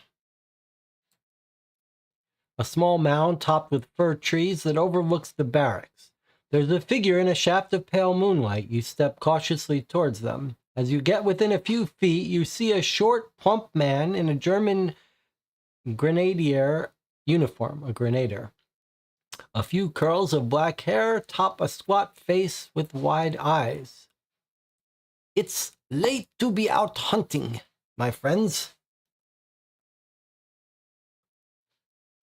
he says, his breath sending a silvery mist into the cold night air. You give the agreed response. "Our prey cannot be found in the sunlight." He nods. "You've found your prey. I am the Tailor." His voice is shaky and his feet pad the ground as he speaks. "How many tracking points do you have?" Gulp. "We've already got 5 somehow. That's because we made noise in that hotel. And we let that kid go. If we hadn't killed that kid, we might be down at 4. If we had killed the kid. All right, well, it is what it is. We're at 5. So entry 343.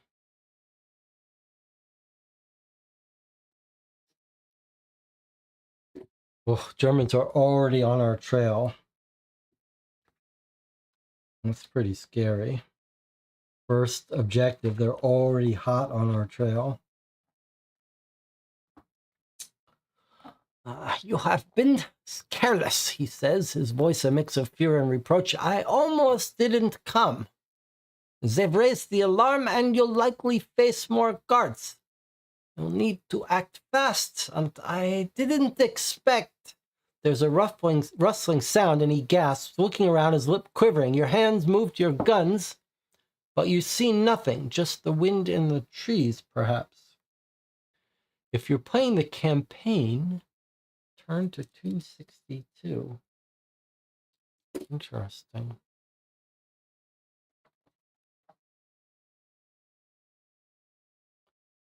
You didn't expect what, you ask?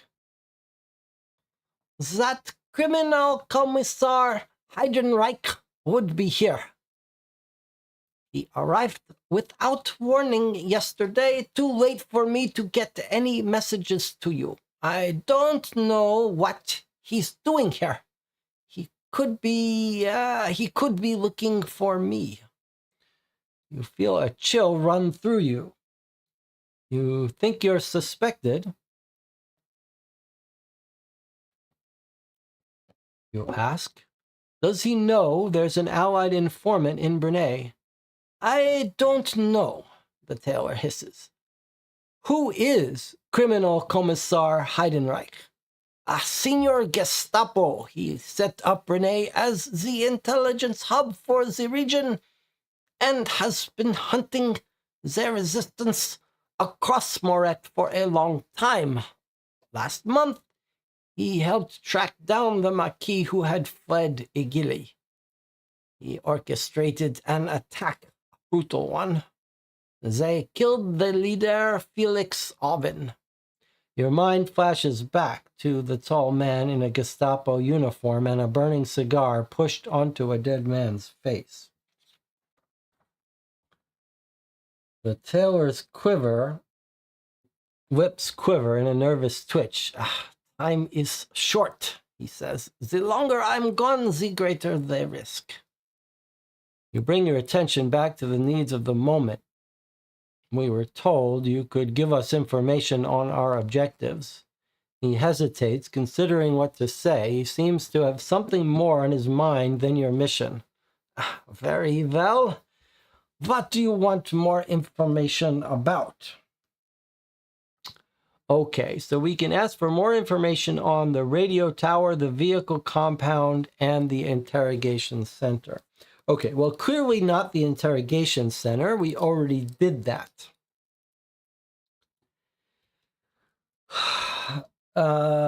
Sort of depends what we're going to do. We created so much attention with tracking points. I really don't see how we're going to do both of these.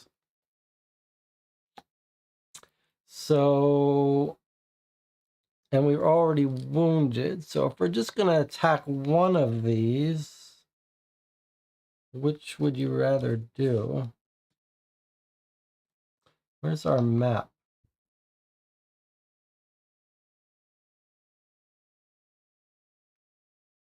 Okay, so we're in Brinay, and we're in Plume Hill.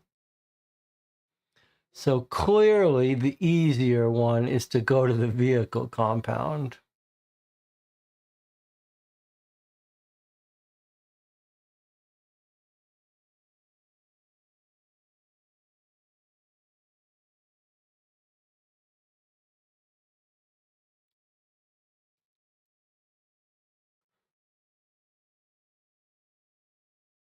Clearly the easier one is to do the vehicle compound and then exfil and skip the radio tower.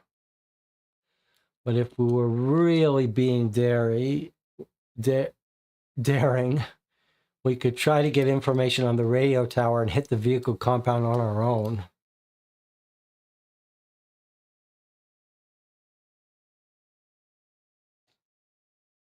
But maybe we need the help, all the help we can get. We hit the vehicle compound and get out.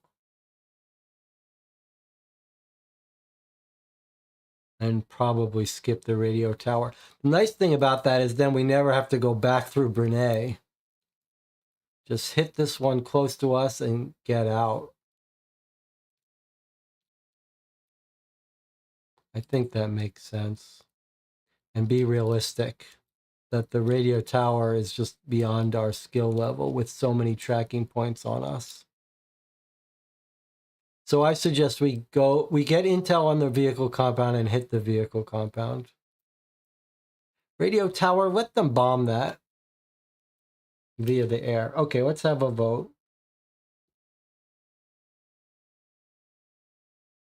Whatever we get intel, we're committed to. So I mean, we could always try for the radio tower if we're somehow feeling like we've, got the wind behind our back. But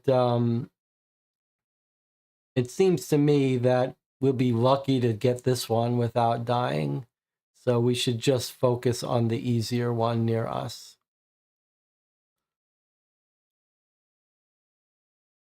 The only thing, well, let me make the counter argument. The counter argument looks like this. The radio tower is away from town, so non-silenced gunfire may not be an issue. So we can go in loud to the radio tower, and we have a sniper with 3 firearms tokens that will let him attack, do good, strong attacks. This guy here, you can't see it because of the overlay.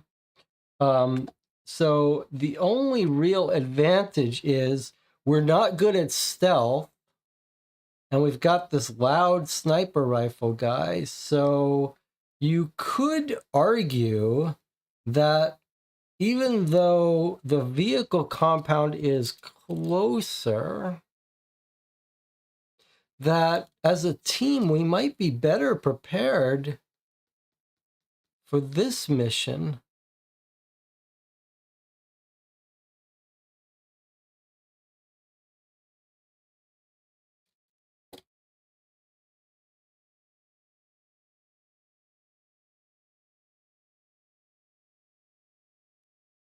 One is the vehicle compound is plant explosives. We do have a 3 technical guy, although he's injured. But non-silenced gunfire will be audible. So far, the game has not made us pay for travel, but I wonder. No stealthy means of access has been identified. A direct assault appears to be the only option. That's the radio tower. Well, that's good for us because we're not stealthy. I think I've talked myself into attacking the radio tower.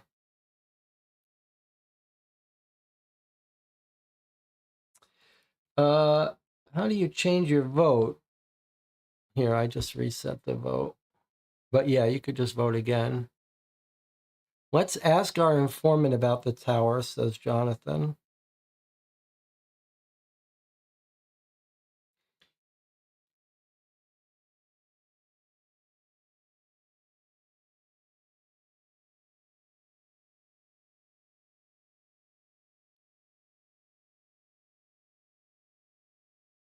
Tower, 3 votes for tower.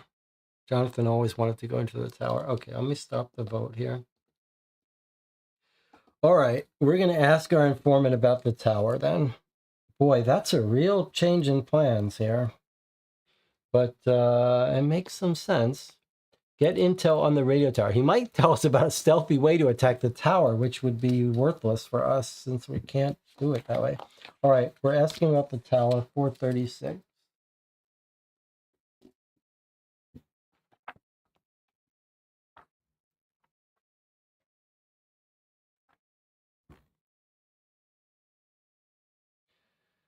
What about the radio tower, you ask? It sounds difficult. We were told there's no way to do it stealthily. His eyes narrow and he fidgets as he thinks, or maybe it's nerves. You're not sure. There is a way you could sneak in, he says slowly.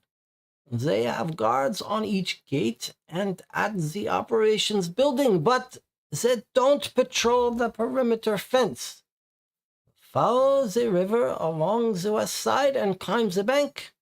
That'll get you to the fence near the guards, but they'll be facing away from you. Probably. With some stealth, you could cut your way through without them noticing and get inside that way. with some stealth. That's not our ability. Discard card 8 and replace it with card 17. Well, it's kind of unfortunately, this is kind of what I feared. How he might give us information in a way we can't use. But, okay. Here's a new objective. It's the same front, same duplicate card text, but different item. Okay. Now it says, check the highest influence. So if we have an influence of 4, which we could convince ourselves to have, this is a pretty cool thing here. So look what it says. Check our highest influence. All right, our highest influence. I thought we had an influence of 3. We don't. Why is that? I guess influence was the 1, 3 we didn't take. Is that right?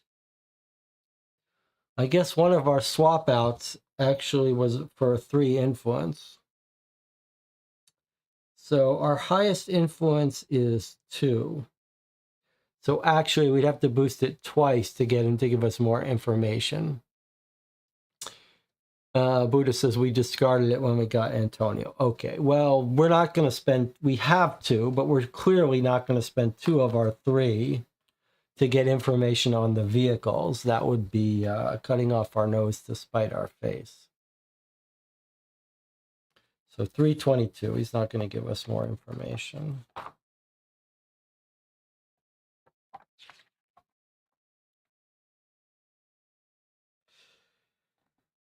Sensing you've got all you're going to get out of the tailor, you turn to leave.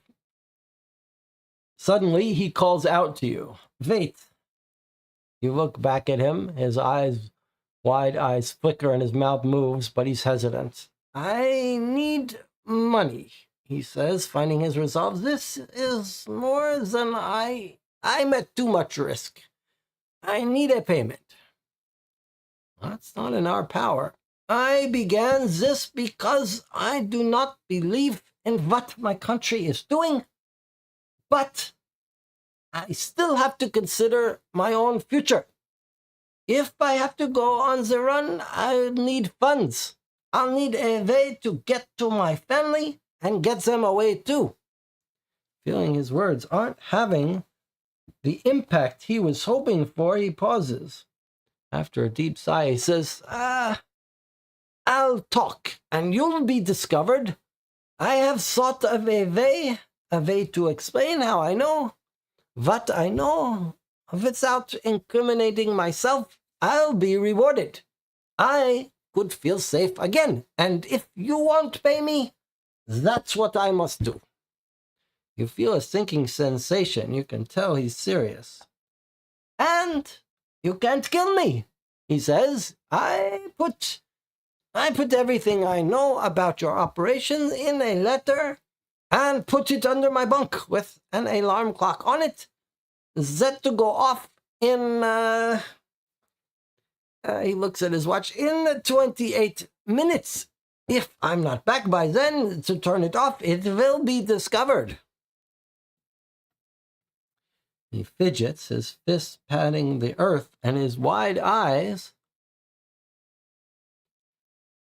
have a desperate pleading quality.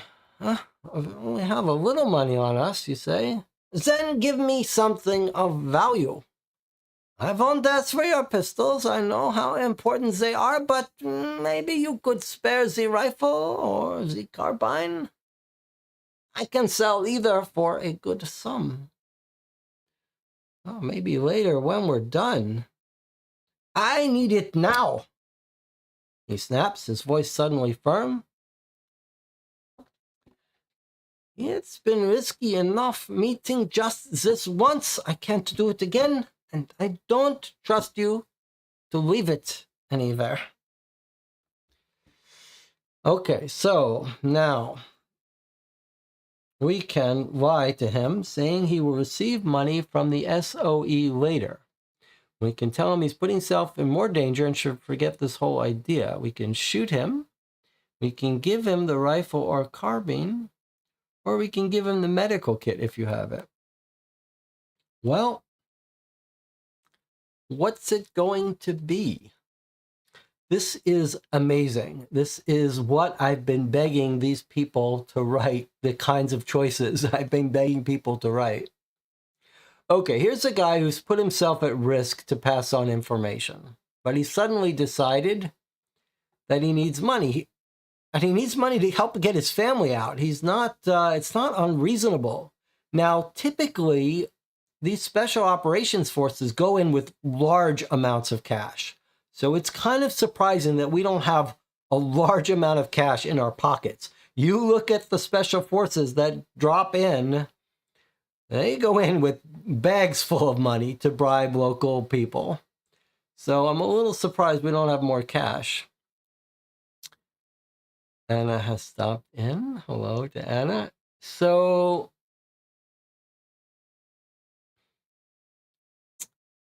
well, I don't see how we give him our rifle or carbine. We kind of need them now. So I don't think we can give him that. And we don't have a medical kit. So I don't think he's getting these two from us. Now, as I see it, this number 2 is a little bit of a threat. This is sort of saying, you should forget this idea because you're putting yourself in danger, i.e. danger from us and from the Germans. But this doesn't work for me. Like, it doesn't matter what he says. I can't trust him anymore. So the only two options I really think are reasonable are to shoot him right now and just say, he's a risk. He's given us the information he's going to give us. It's too big a risk. In fact, even if he didn't say any of this, we'd be running a risk. But now that he's so willing, it's a risk. And I don't believe this bullshit about alarm clock. Of course, if you do believe the alarm clock, then maybe you'd be a little hesitant to kill him. But what does it really say? He can't leave stuff in his bunk that would incriminate him. So, on the other hand, is he really going to is he really going to try to talk his way into the Germans to get money? It seems hard to believe. But another reasonable choice would be to really try to convince him we have high influence, don't we? What do we have? We actually don't have high influence. We only have a 2 influence. So I think we got to kill him. With 2 influence, I think we got to kill him.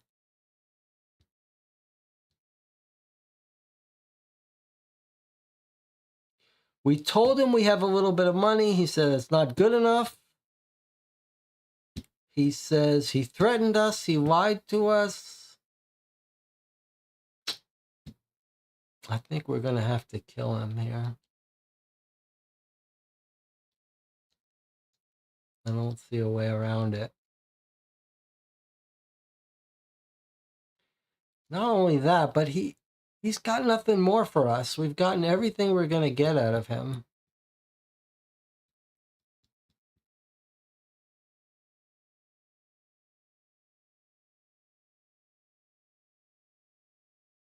I think we're going to have to kill him, but let's have a vote here. I'm not committed to obeying this vote, but I think he's got to go. He doesn't trust us to leave it anywhere. So if we tell him that he's going to get money, he's not going to believe it. He's already told us. He's not going to believe us. 2 votes to kill him.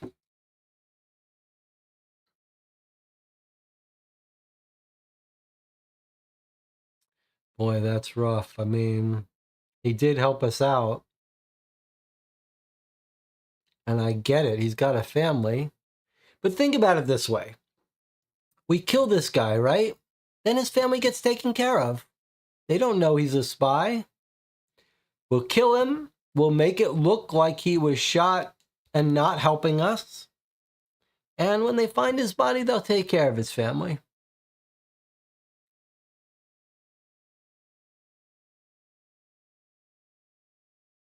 All right. Anyone want to convince me not to kill this guy? Looks like everyone thinks we should shoot him. Well, you got to be careful making a threat like this to 4 armed soldiers.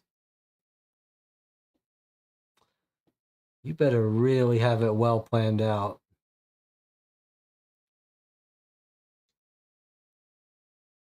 All right, wow. He's getting shot. There's no 2 ways around it. Okay, we're just going to shoot him. 472. We don't have time for this crap.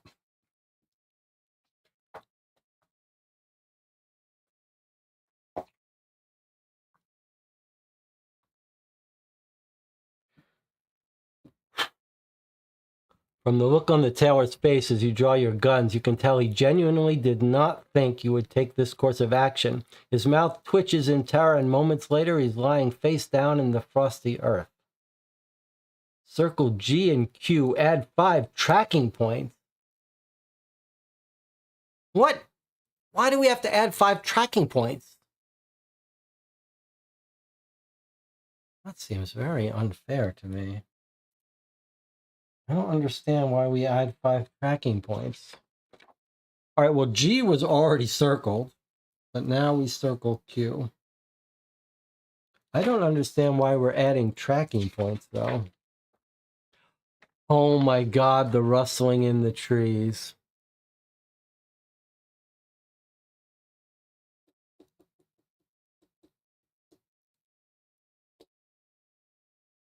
I think you're right. I think it was the rustling in the trees. Well, in that case, maybe it's even better that we killed him. Like, if there was a spy, a German spy in the rustling in the trees, and we gave him a weapon, and then the spy catches him and they torture him, they'll get more information from him, and we will have lost our weapons or whatever. So at least we kill him. He doesn't give up more information on us. He was the kid's dad. No, the kid was in a whole different area of town. All right, well, that's rough. All the more reason we're going to have to get out of here quickly. All right, proceed to our next objective. So let's talk about what we want to do here. We've got 12 tracking points, which means the Germans are really after us. Radio tower gave us a stealthy way in, but we're terrible at stealth. We're here. We don't know if the game's going to punish us for going all the way down, traveling all the way down here, but it seems not.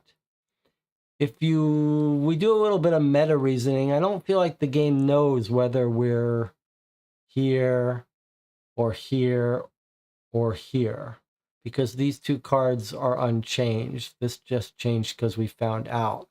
So I feel like maybe we shouldn't worry about distance. Now,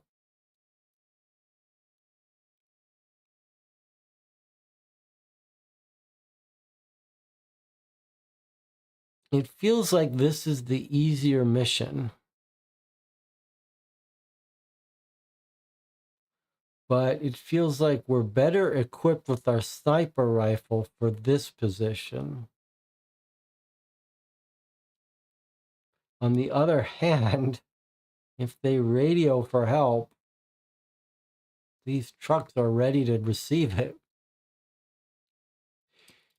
If we thought we could do both, we would definitely do this one first, because it feels like we could plant the weapons and get out, plant the explosions and get out, and do this without them even realizing it. But what are the odds?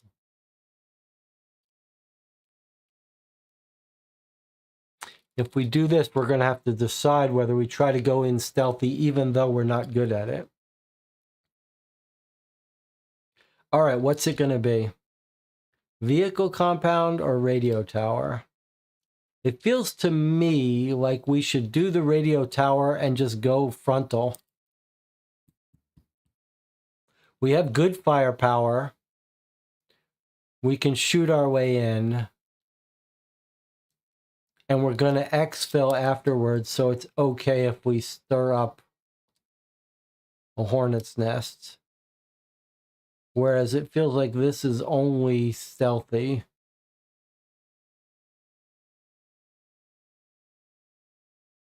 Looks like 2 votes for radio tower. All right, let's have a vote.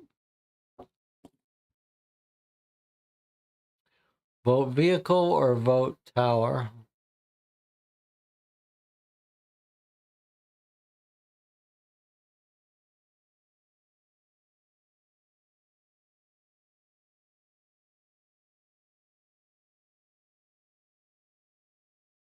Looks like we're gonna do the tower. We'll still have to decide how we want to do the tower, but okay. We're going for the tower. A little nerve-wracking. Everyone wants to do the tower. Let me see what our YouTube stats look like here. All right, we've lost half our viewers right up front. 10 live viewers with us 4 hours later.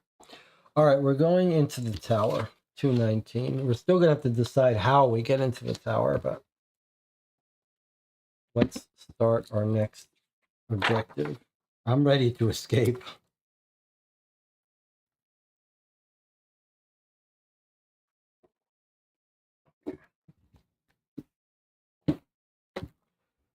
$219. We're headed for the tower.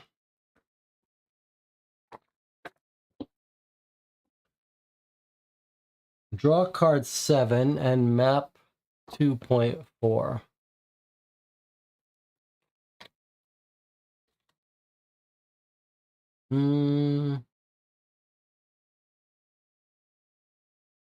Where's card 7?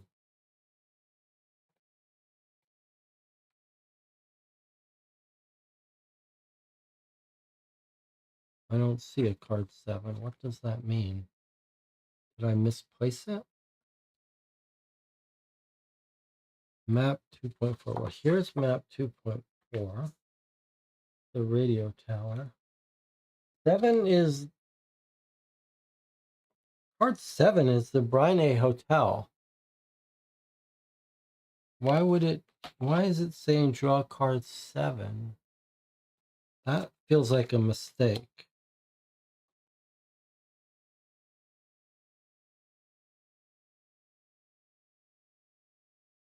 Surely that's a bug.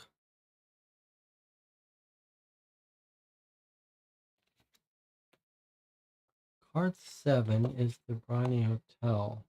Might it mean equipment 7? Let me see what equipment 7 is. I think it must mean equipment 7. Equipment 7 is explosive. I'm going to guess it means equipment 7, but we'll revisit it if we need to. Let's see if the text helps us. The radio tower complex is set atop a hill overlooking the town. It's surrounded by a barbed wire fence. On the western side is a steep hill, at the base of which is the small river that runs alongside the town. There are 2 entrances, the north, which leads to the town, and the south. Let me just make sure I'm reading the right thing, yeah. And the south, which leads to the main road out of town. There's a single-story operations building for the radio operators, a generator building, and a small house used as a makeshift barracks.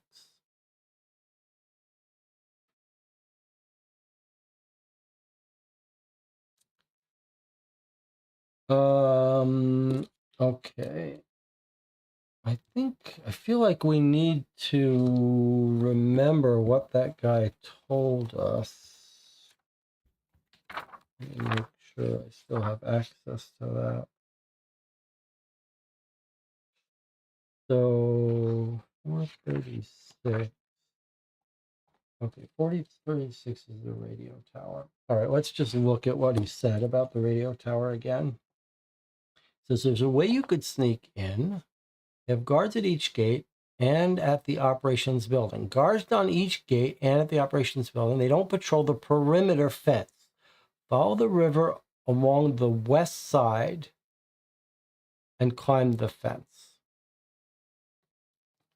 Follow the river perimeter. Follow the river along the west side. Okay.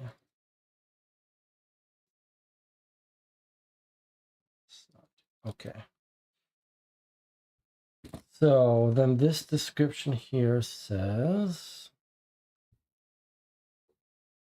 barbed wire fence. On the western side is a steep hill, at the base of which is the small river that runs alongside the town. Two entrances, the north, which leads to the town, and the south, which leads to the main road out of town.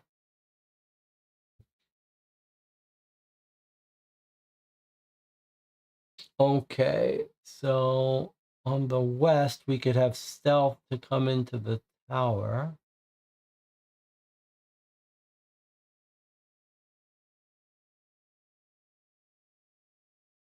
Location unknown. Main road. Is this forcing us to take the stealth approach?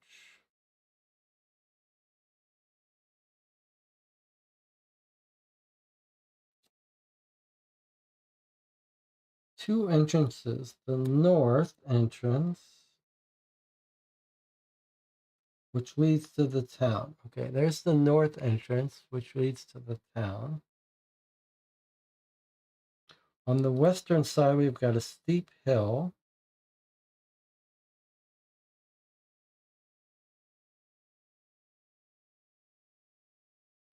So there's an entrance, official entrance on the south, and official entrance on the north. The north goes to the town.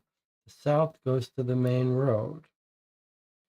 Operations building is here.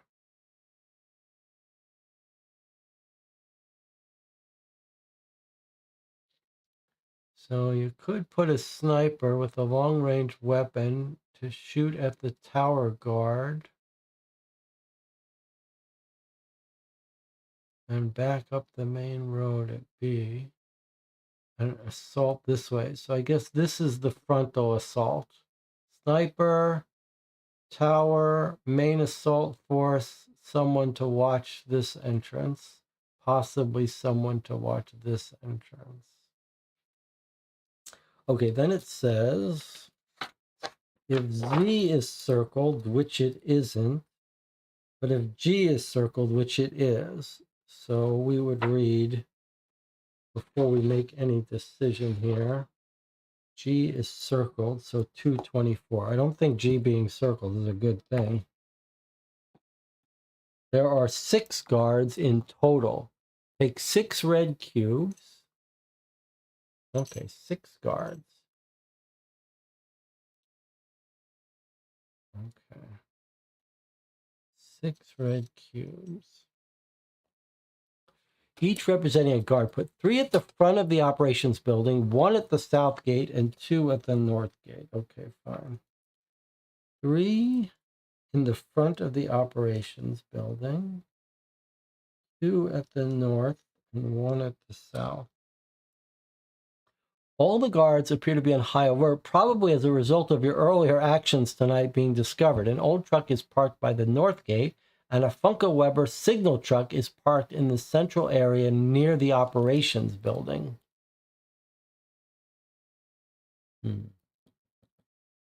Signal truck in the central area near the operations building. So maybe there or maybe here. Signal truck maybe here.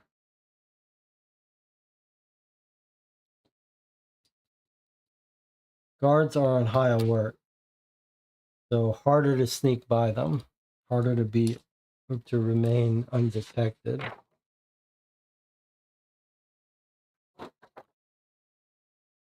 All right, next up, 278.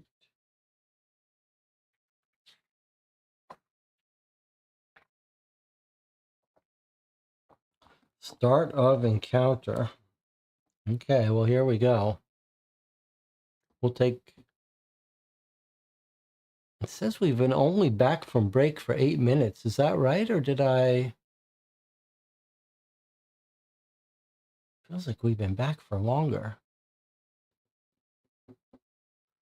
Someone correct me if I'm wrong about that. Maybe I'm just forgetting. Okay, position A and B. Let's see if we can't maybe move this over here. Ugh, okay. Okay, position A and B. Both provide overwatch of the south gate. A and B provide overwatch of the south gate. We've got a guard there, one guard there. When there is one guard on duty, you can assign an agent to one of these positions, but not both. Okay. Position A, safe long-range position with line of sight to the gate and to the guards at the operations building. Line of sight to the gate and to the operations building. Fine. Position B is short range. Line of sight to the gate only and a higher risk of injury.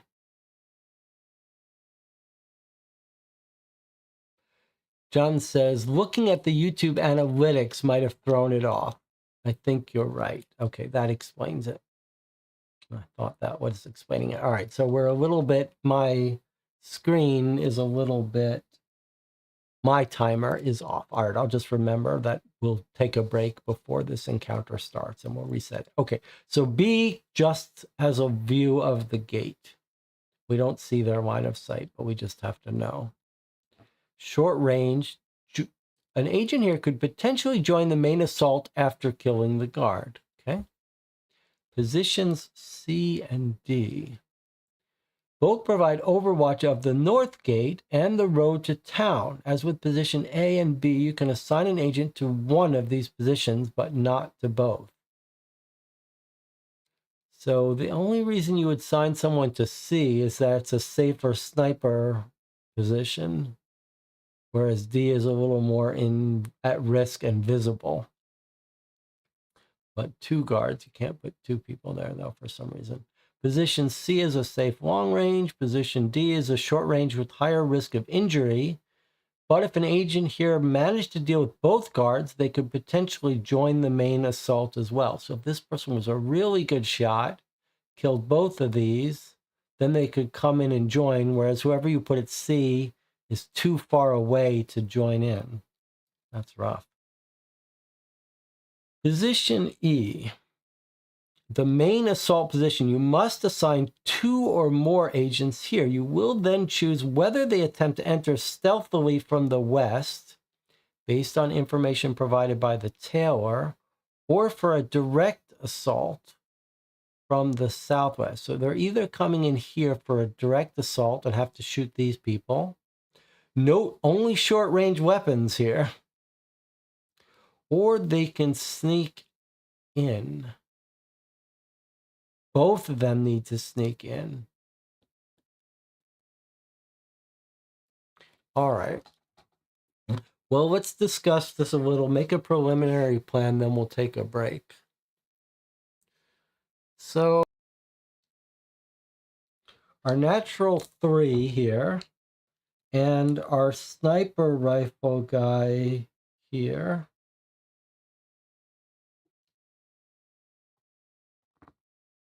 Where he can shoot at the tower, where there's probably some guy we haven't spotted yet, and shoot at these guys.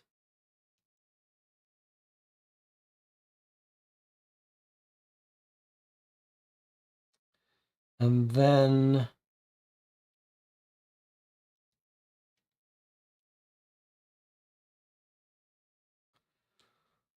our worst shooter is Yarick. He's dropped down to a firearms of 1, so he's probably going to get himself killed here.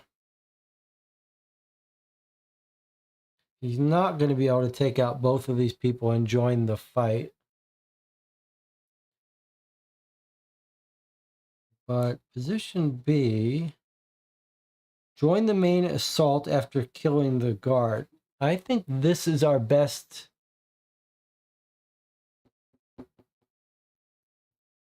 I wonder, maybe. We only have one sniper rifle, though, and I want to give it to this guy. So I think this guy can't be at C. He's going to have to be at D and die. And I think we give our sniper guy the Lee Enfield. This guy. He's got 3 people to shoot at here.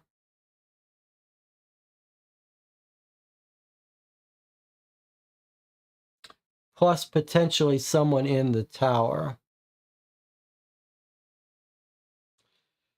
But we have to put 2 people at E. Well, here then, like this.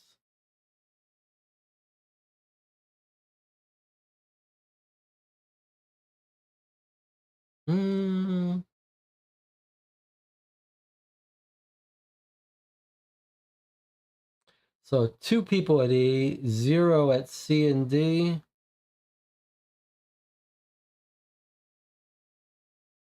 And not worry about these 2.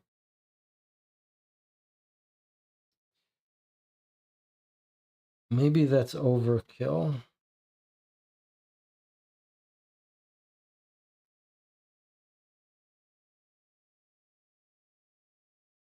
I don't want this guard coming in and shooting us at the back. So I'm sort of inclined to let these guys work their way in and let the sniper kill them by the time they get in. Maybe if we're lucky, they'll run away to town. So I'm hoping B can shoot this guy and then join the fight. These 2 come in with the carbine, and one of them may have to defend. This guy can shoot these guys.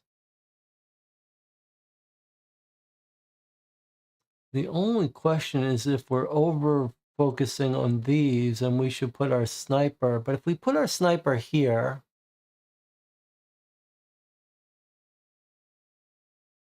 the other possibility, if we had some firearms tokens, we could put our best guy here and have him kill both of these.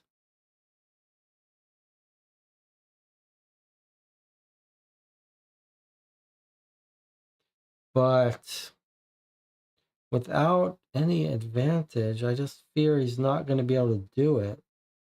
And I don't want to risk him. I'd rather have him on the main assault with some help.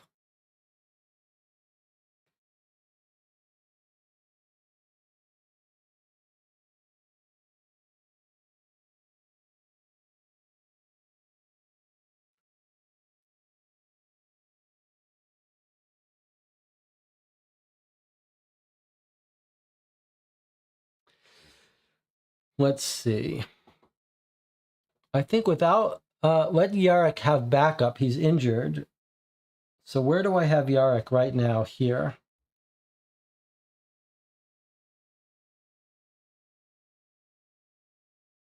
We could swap him to be a helper, but no, he's firearms 1. I think Yarick is going to get killed. There's our sharpshooter at A. 2 or more.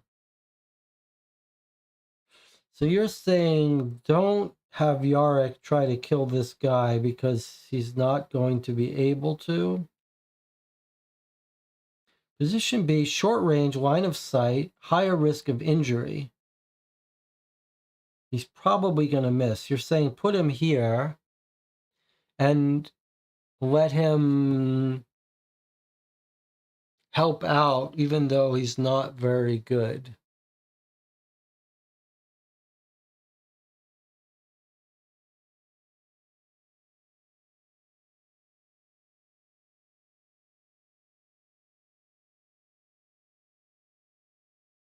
That's a reasonable thing, but this guy could come in and if there's no one at B, but actually maybe this guy can get a shot off at this guy. What does it say about A? Line of sight to the gate and the guards. That's not a terrible idea. Let our sharpshooter first kill off this guard and then turn to focus on these. That's not a terrible idea. Now, there is one more possibility, though. I don't mind this idea. However, I can see one more different option.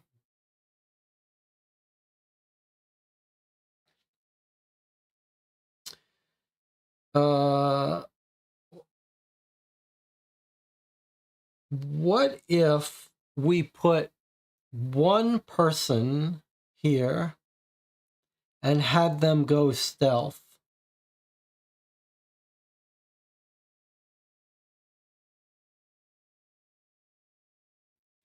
And used our 3 tokens to help them take out this tower.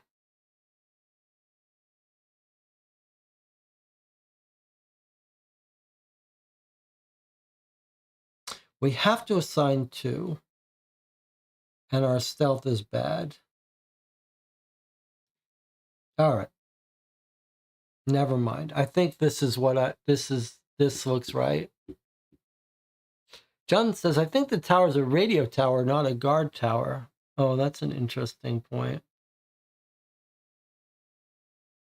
Maybe.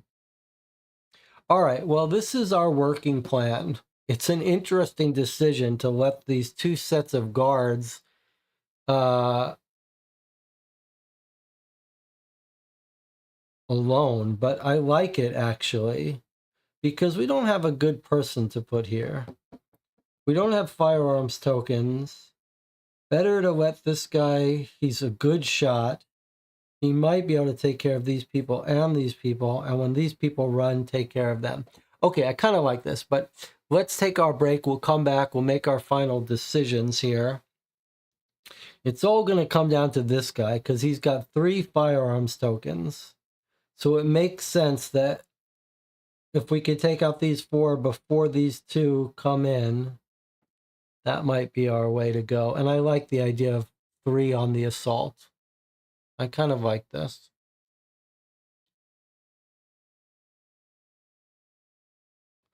All right, we're going to take a break here. We'll come back and we'll do this encounter. And then I think we're going to hightail it out of here.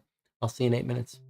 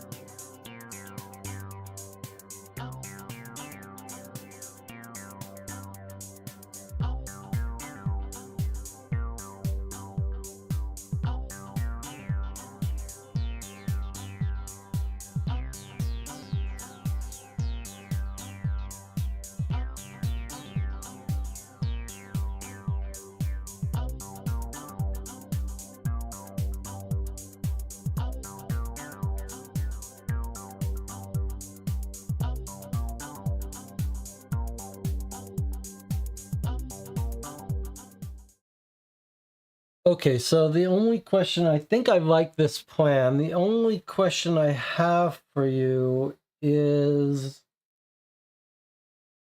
whether we can anticipate who to give the carbine to. I think Yarek here is highly likely to get killed. Here's our best shot.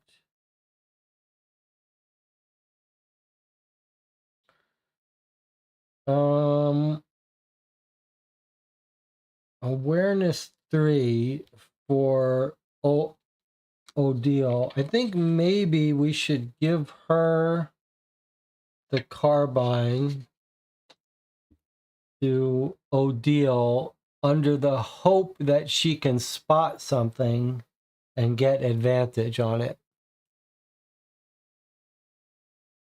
And there's our natural 3. All right, how do you feel about that? Are we ready to go in? We're leaving the north gate totally unprotected.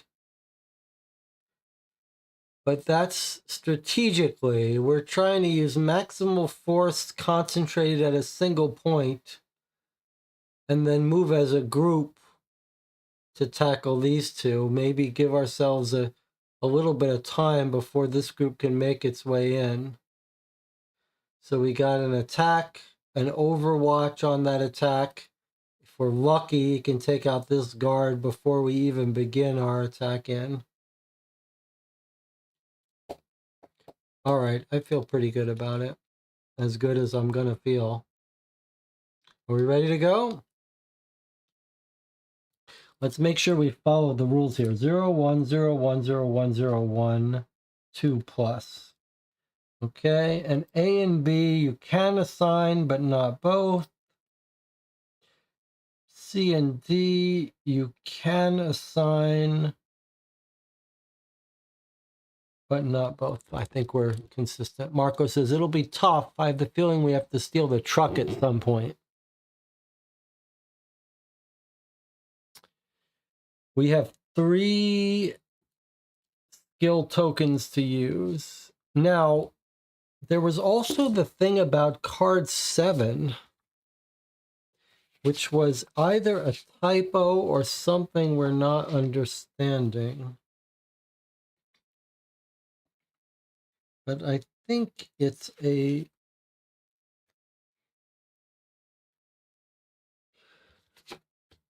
Card 7 is just the hotel, so I don't understand that. So that's clearly a bug, but did it mean for us to have this?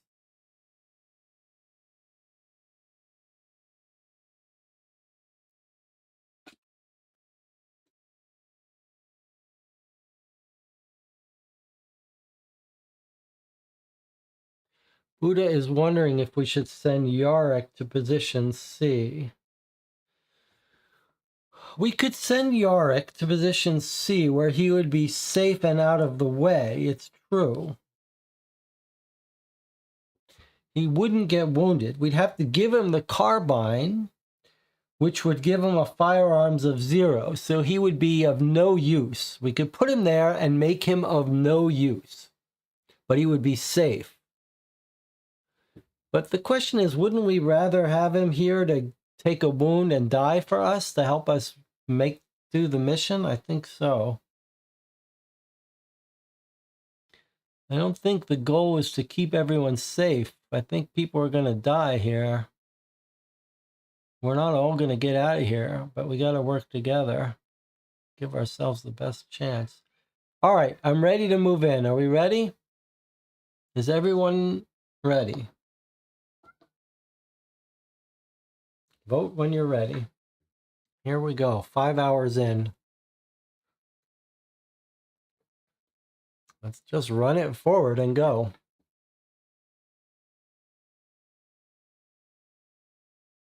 Buddha's ready. Jonathan's ready. All right, I guess we're ready. All right, I'm going to have to move this off to the side. There's our encounter plan. And now we start by going to 4:30.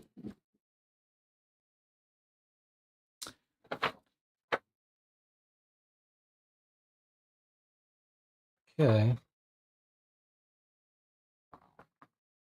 All right. It says,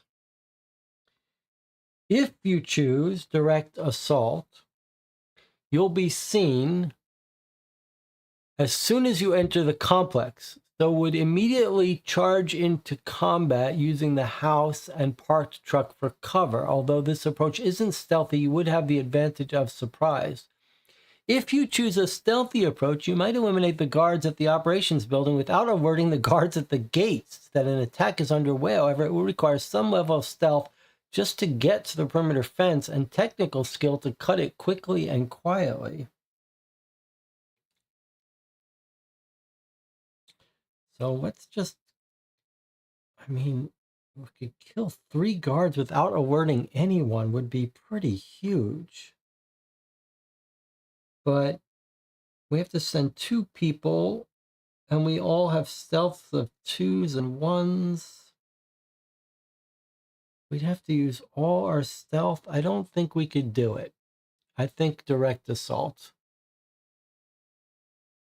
All right, it's going to be a direct assault. We've already made our bed. We have to lie in it. 474. Go watch Fatal Attraction. There's a scene where Michael Douglas goes to the cops and he explains the situation. The guy made his bed. He's going to have to live in it. He's going to have to sleep in it. Okay, 474.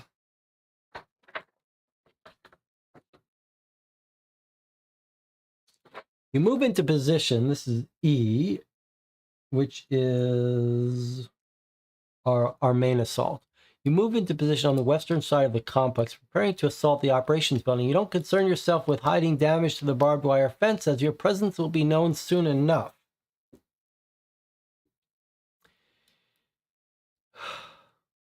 You cut through and then launch your assault, dashing across the complex and taking the guards by surprise. So that's our group moving in.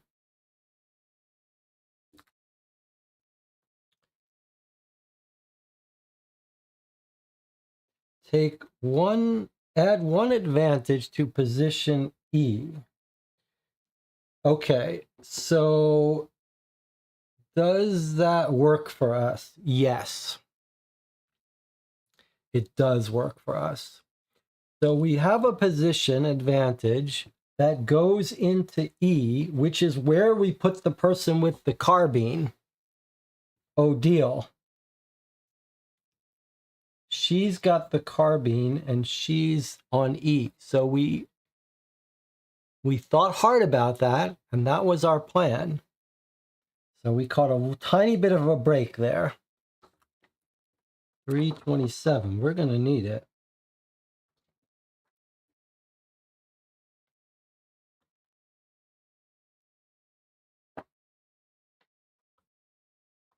This is nerve-wracking. Okay, 327. If you have an agent at position A, we do. That's our sniper. Turn to 178. Okay, position A is Christian, who's been waiting this whole mission to use his sniper rifle. His Lee Enfield. 178.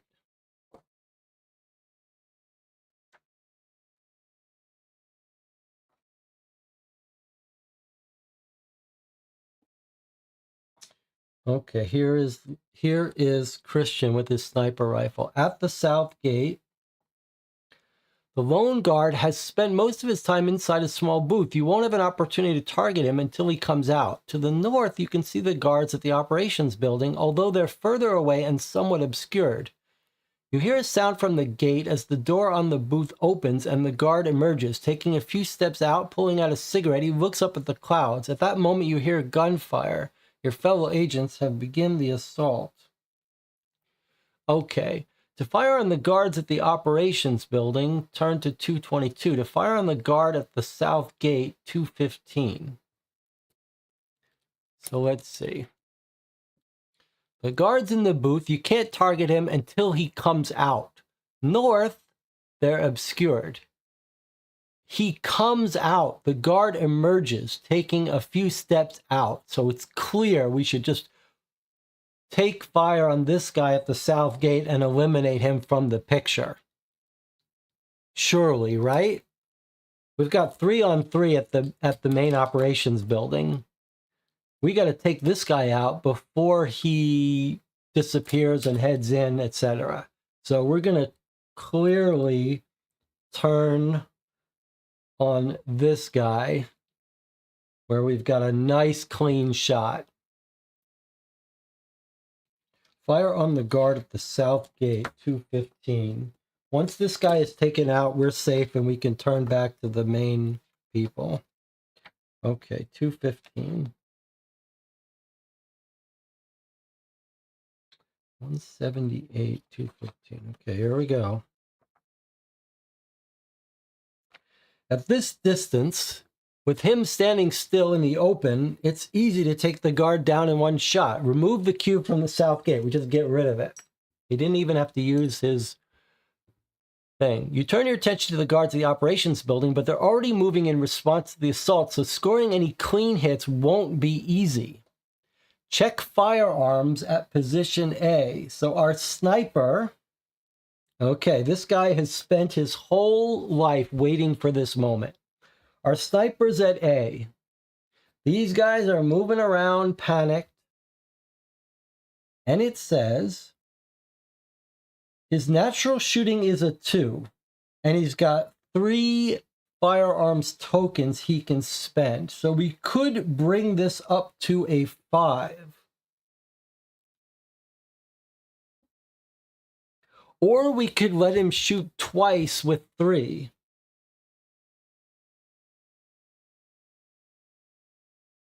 Sorry, we could shoot, yeah, once at 3 and once at 4. So do you think we're going to get another chance to shoot a better shot? Or should we get maximum effect and use all 3 of our tokens here? So there he is.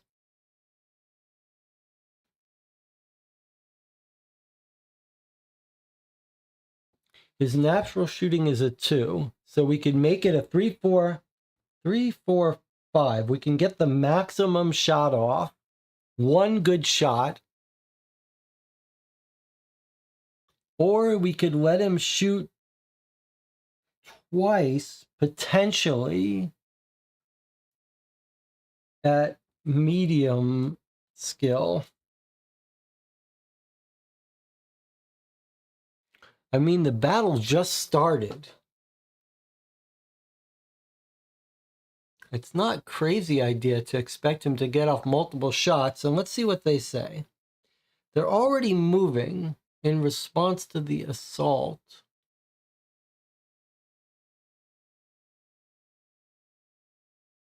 Feels like this is going to be a difficult shot. I wonder if these first 2 aren't going to be misses. You could imagine this is clearly going to be a miss. This could be a wounding someone. But I wonder if he's never going to get a better shot than this.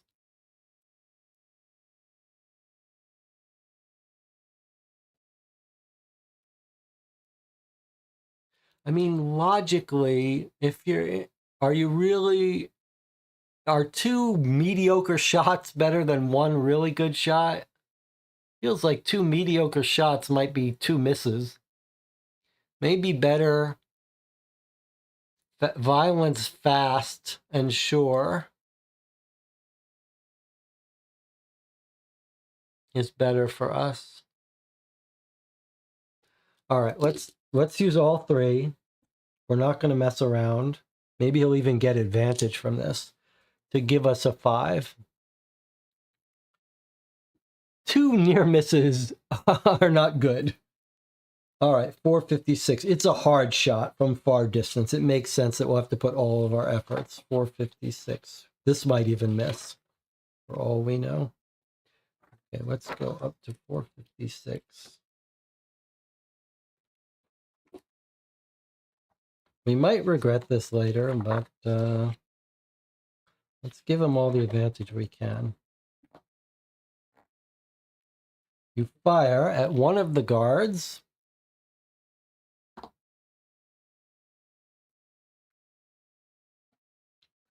You fire at one of the guards and hit him in the side of the head, dropping him to the ground. A second shot gets another guard in the back as he ducks behind the tower, but you're not sure if it did any damage. Nevertheless, the attack caused a moment of panic and confusion as the assault begins. Remove 1 red cube, so we only killed 1 of them, but we killed 1 of them, and added advantage to the team pool. That's great. We can use that for the carbine if we get the chance. Now, if you have an agent at position C, we don't. If you have an agent at position D, we don't. All right, now is where the tide's going to turn a little bit. Otherwise, 223. Okay, this could be bad. This could be bad for us. Wouldn't be surprised if we caught an injury here.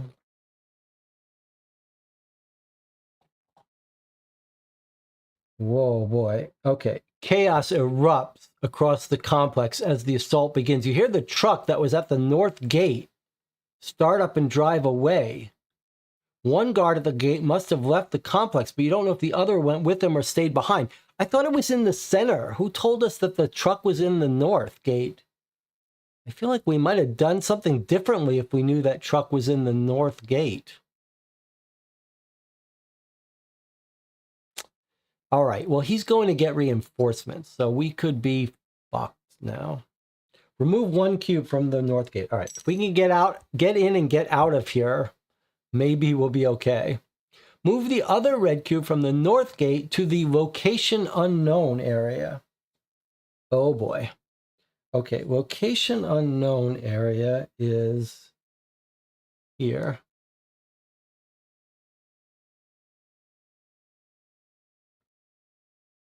All right, this is pretty terrible. It does not like when you don't assign people to locations. Circle G and S. Well, G was already circled, but I will now circle S.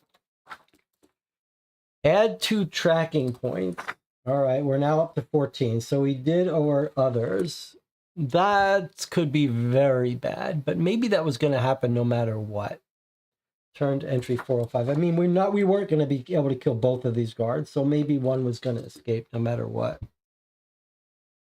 All right, but that could be bad for us. That could be very, very bad for us. What?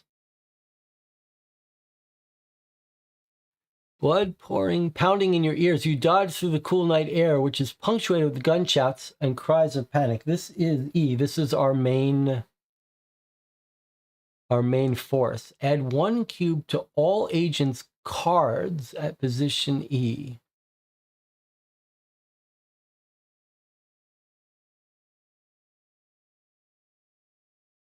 You may select 1 agent to duck out of the main fight and watch for the approaching of guards from gates.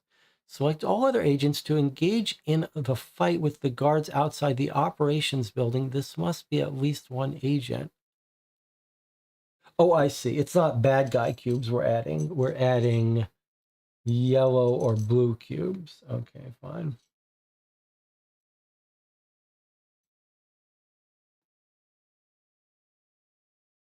So,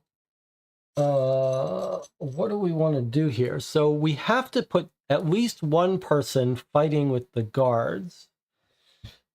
That's surely going to be our natural fighter, Antoine. He's got a 3 fight. Sorry, let me take these off. There we go.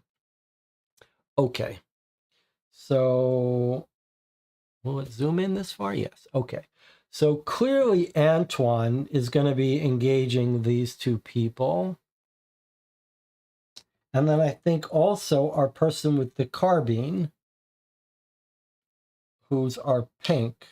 Unfortunately, she's the high awareness guy, but yellow, Yarick, the guy who's weakened and is not much of a fighter, we can put a yellow on him and let him duck out of the fight and watch for the approach of guards.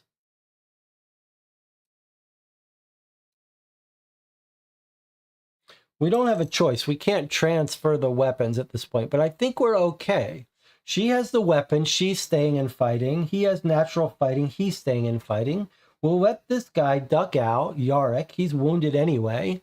He's got an awareness of 2. His awareness isn't terrible. We'll let him duck out and watch for the gates. What do you think about that? That feels pretty good, actually. He has no firepower anyway, so I think that's actually a good set. And in fact, that reinforces the ability, the decision to send 3 people here. Although, boy, it hurt us that we had no one here. And we do have an advantage token for the team. All right, you ready? Everyone happy with that? I think it seems fairly straightforward. Blue, blue, yellow. Stay and fight, run and watch the gates. Okay, here we go, 216.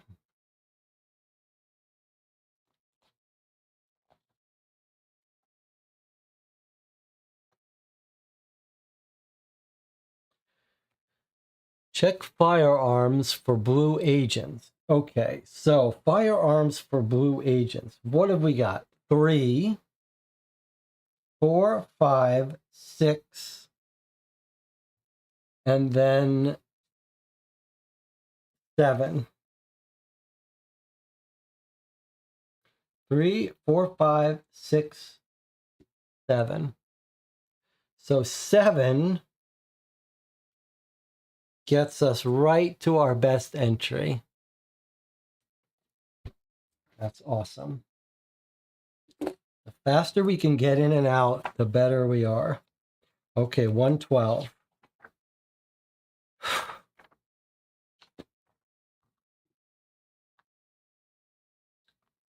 Remove 2 cubes from the operations building. There were only 2 guards left.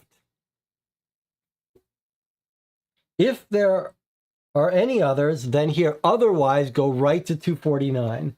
So these two, with the carbine, with this expert guy, managed to kill both of these guys instantly, which was brilliant. This truck drove away, by the way. All right, that's amazing. There's no one else left in here. Remember we said go in with speed and force. Okay, there's no more, so 249. They're bursting in quick before the people have a chance to get back here. That's amazing.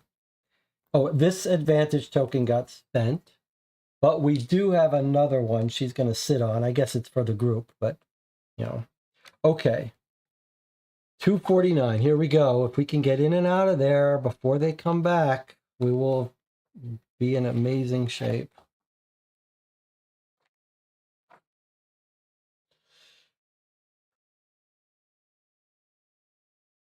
With relief, you watch the last of the guards go down.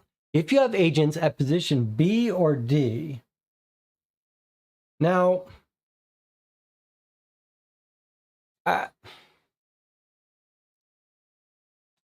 if you have agents at B or D, move them to E. Okay, so we don't have B or D. But we do have the guy watching the gates. Where were we supposed to move that person? It didn't really tell us, did it? It just said... just want to see what it said.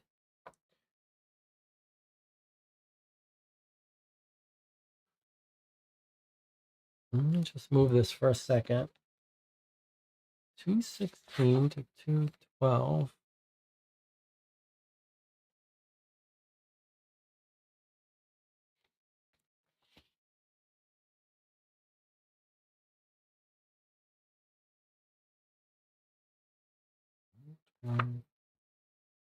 Oh, 5. It told us we could have someone watch the gates, but it didn't really tell us what to do with them.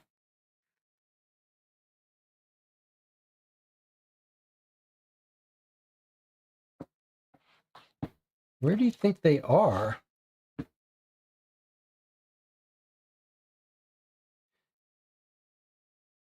You may select one agent to duck out and watch for the approach of guards from the gates. All right, I guess they just stand there with the yellow token on them, but we don't do anything with them. Sorry, I didn't mean to suck the wind out of our sails. I just didn't want to get that wrong. Okay, so with relief, we watch the last of the guards go down at E. If we have agents at B or D, we move them to E. Well, B was our watching the south gate, and D was watching the north gate. We didn't have anyone, so that's that. Now, if R and S are circled, they aren't. We have S circled, but not R. If R is circled, no. If S is circled, yes. So we go to 110.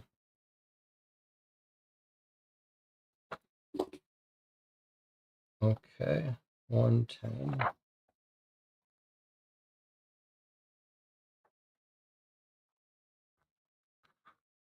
Okay. If you have a yellow agent, which we do, watching the gates, turn to entry 455. Okay, so Yarek, our wounded guy, he's sitting watching the gates. So 455.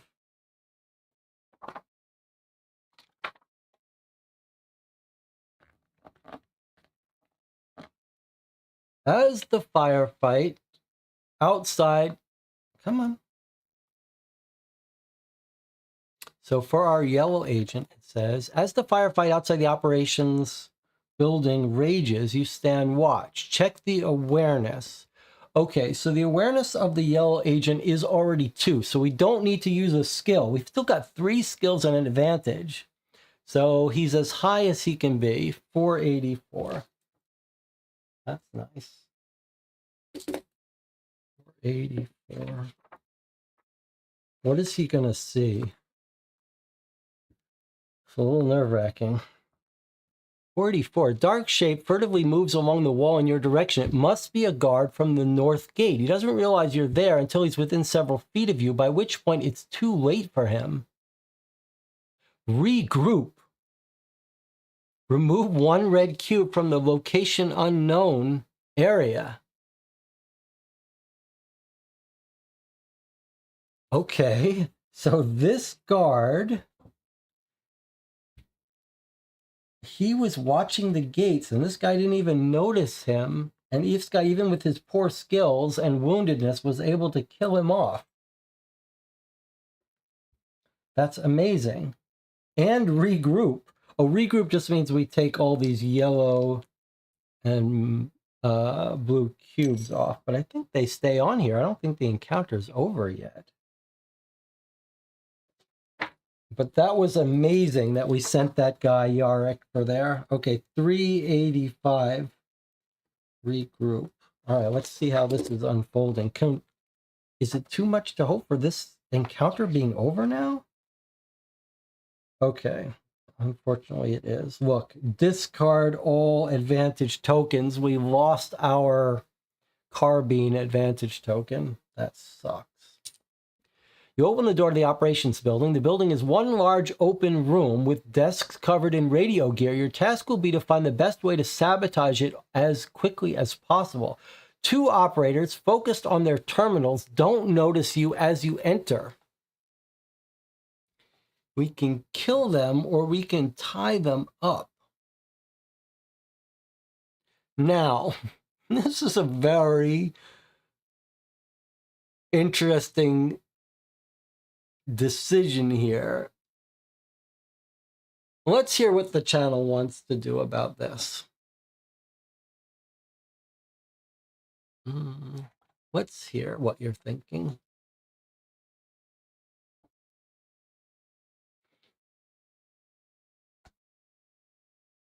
Jonathan says, our guy here is still considered E. We just gave him a marker. Okay, good point. All right, I put him back. Invisible Man has joined us. It's 3:18 a.m. Friday morning, August 23rd. And we're just getting to the end of this thing. Okay, Jonathan says, take out the operators. Don't think they'll help us sabotage.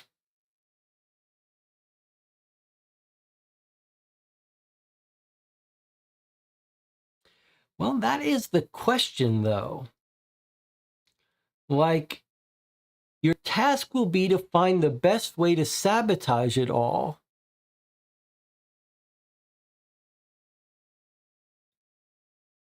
So could we get information from them, like, where's the main terminal? The building is one large open room with desks covered in radio gear.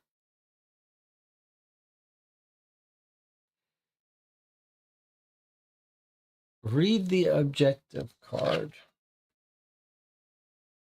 Access the operations building, destroy the radio equipment. No stealthy means.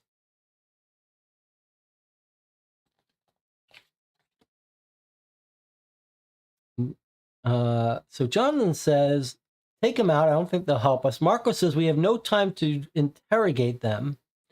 Buddha says, they're signal corps. They aren't hardcore soldiers. They'll give up information.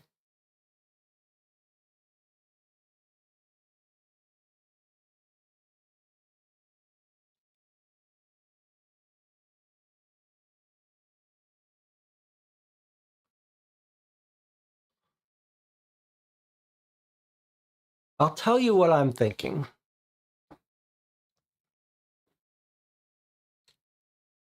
Here's what I'm thinking. Marco says I'm worried about time. I am absolutely worried about time. Jonathan says, I think my messages are getting auto-censored. Are they? I see messages from you, but the messages I see on screen are the only ones that are available. Invisible Man says, why are my messages being banned? Okay, it looks, maybe YouTube is starting to ban a bunch of messages. Are people typing in things that you can't see on the screen? Maybe they think that we're talking about real torture and interrogation. Okay, let me tell you why I think we should just kill them. I think they might give us information, but take a look at who is on the assault force at E. Look at our people and look what we've got here. 3 technical skill has Yarick. I feel like everyone else has got 1, but I feel like Yarick should be able to figure out where to blow this tower.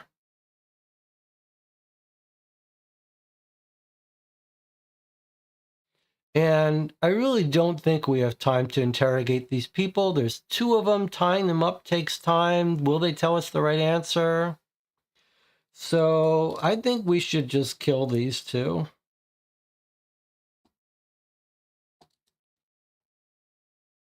I don't think we have time for this.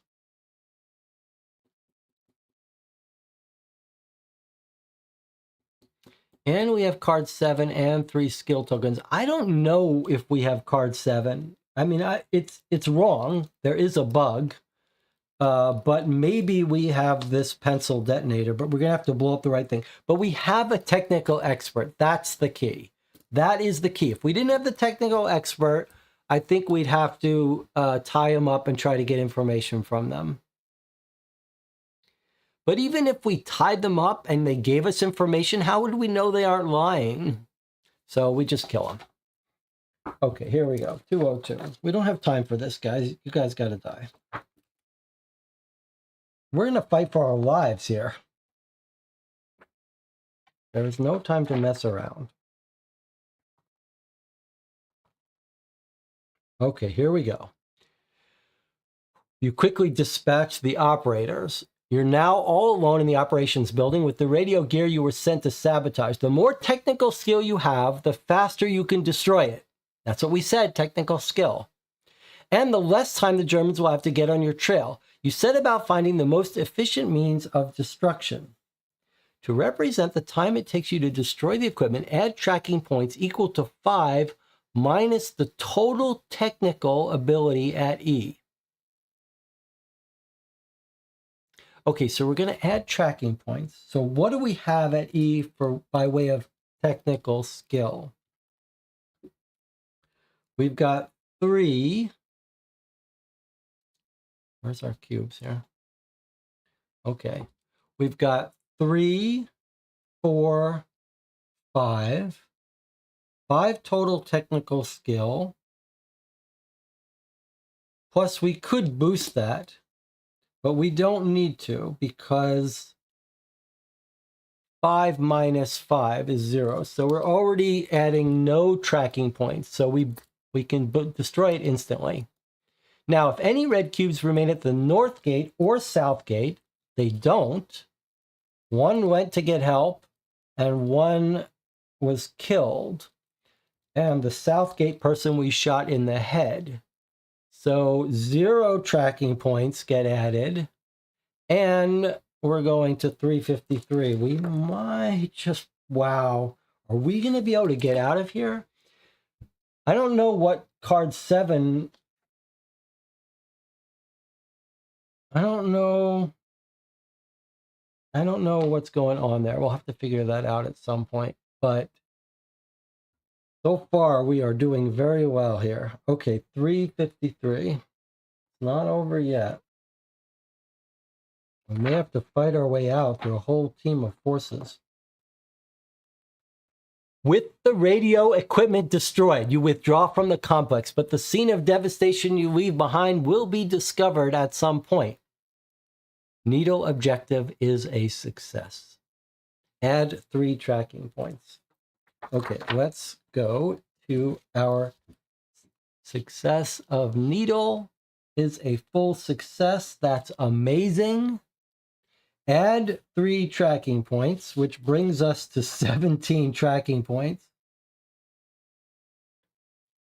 It says, if you have 11 or more, turn to entry 243. Uh-oh.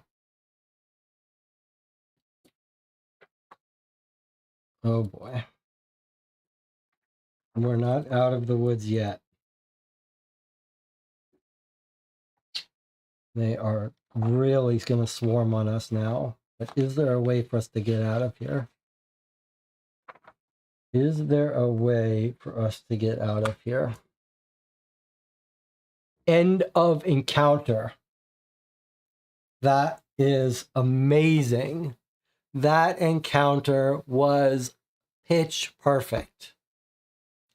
Boy, what teamwork. Did we pull off that encounter well? Everyone operating like a smooth running machine. Sniper took all 3 of his firearms abilities to shoot that guy and wound another. This guy wounded, killed this guy, shot him behind his back. These 2 made quick work of the whole team in here. Then we murdered the radio's operator. Technical ability came back, knew exactly where to put the bomb. Amazing. Amazing. All right. End of encounter. Discard the encounter map, return any tokens on the map, and all advantage tokens to the supply. Okay. As you leave the radio tower complex and head off down the wooded hill, you see the flashes of headlights on the roads below, heading in your direction. There's an energy in the air, a sense of urgency and panic. A high alert is clearly active across Brinay. Thanks to your actions in the area, and you realize your chances of escaping are getting lower by the second. There's little doubt that if you don't leave soon, this will be the last place you ever see. Circle Z. Okay. If V is circled, V isn't circled. That's the planting of the bombs on the trucks. Turn to entry 268. Otherwise, 151. Okay.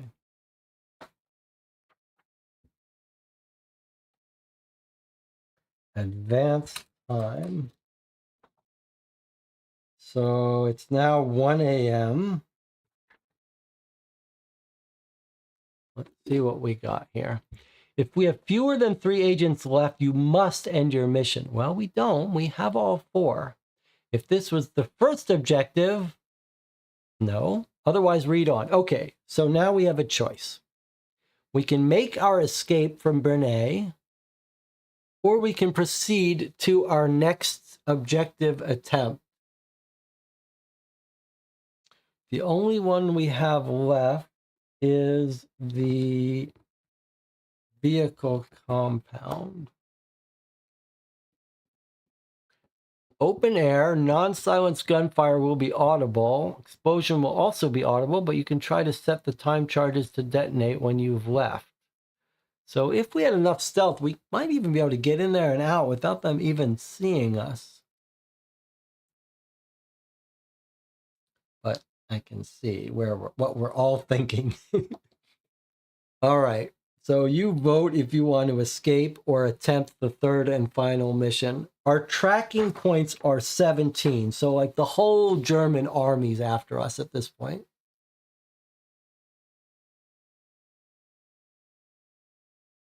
Two escapes. If you're sitting here and watching in the background and you've been trying to fall asleep, but you haven't been able to fall asleep, feel free to come in and vote on this.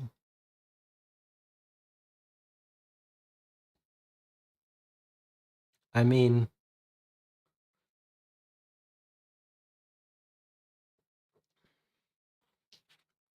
There's our choices there.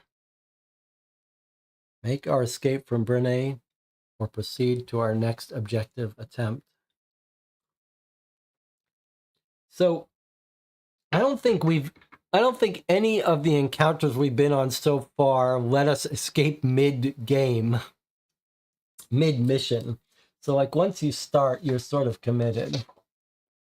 So I'm going to make a note, a replay note. If we want to simulate this, we have 3 skill tokens. And we have Antoine, Odile, Christian with 0 tokens, and then Yarick, who's wounded, and then do vehicle objective. Okay, so if we wanted to try to replay this at some point, we could just try it and continue, but everyone's ready to escape, including me. So that's it. We had a good run. The whole German army is angry.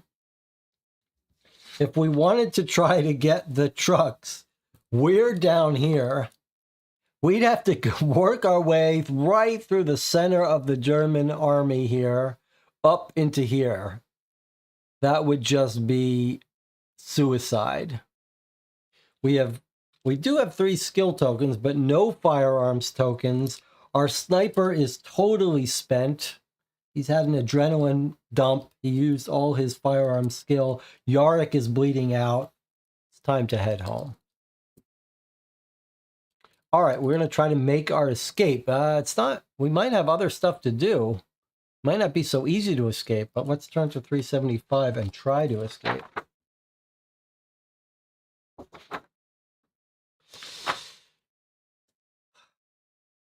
It would be nice if we could just escape and didn't have to fight our way out. Oh boy. May not be so simple. You were told that when you were ready to escape, you should head to the river where a small boat would be hidden in a bank of reeds at the bend. Dark clouds rush through the sky above, by turns occluding or revealing the milky moonlight. You stick to the shadows, rapidly heading downhill toward the glistening water. How many tracking points do you have? 1 through 17 or 18 plus. Holy snikey. Look at our tracking points. 17. We had gotten 1 more tracking point, just 1 more tracking point, they would have caught us. How terrifying is that? Wow. Wow. That is terrifying. 493.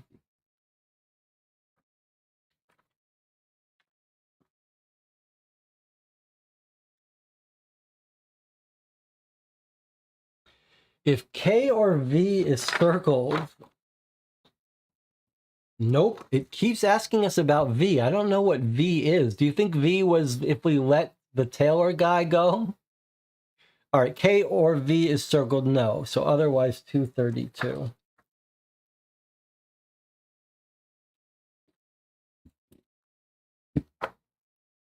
Oh, I think we're going to make it out of here.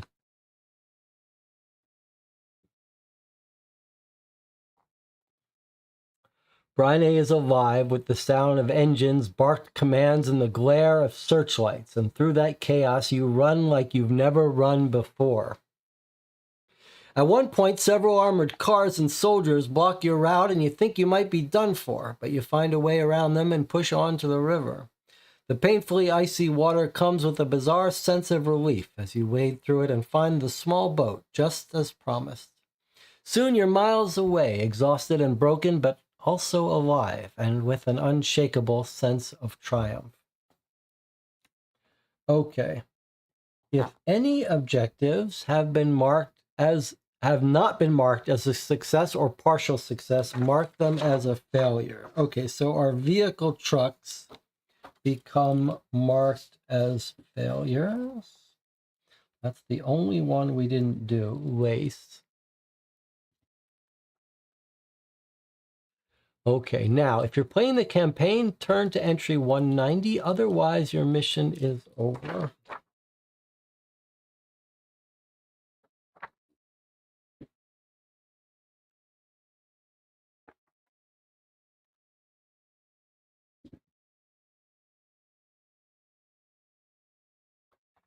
Okay, what is your tracking point total from mission 1 and 2? Well, we know we're at 16 plus because we're at 17 just from mission 2.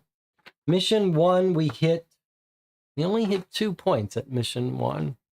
All right. In fact, let me just write that differently. Okay. So, but we still are up into here, 176.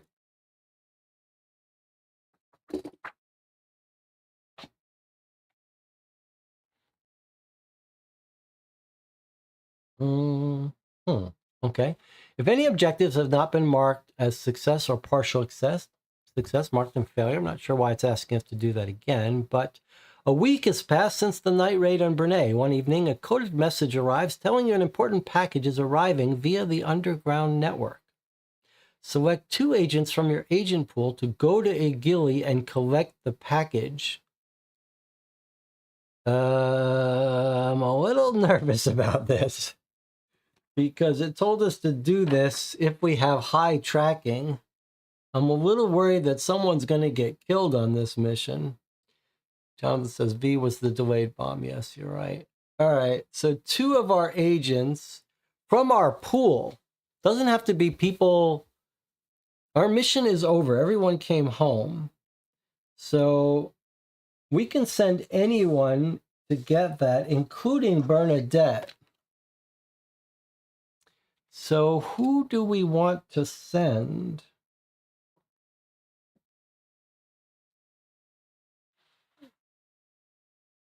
Who do we want to send? I'm a little afraid these people are going to get killed.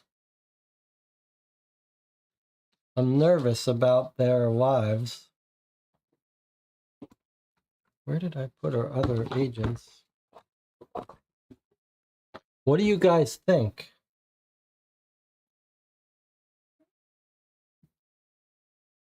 Two agents we got to send. I'm worried that one or both of them are going to get killed. So everyone's alive now, including Bernadette.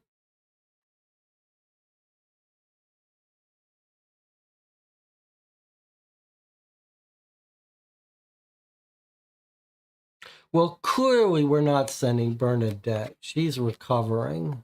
That poor girl needs a break.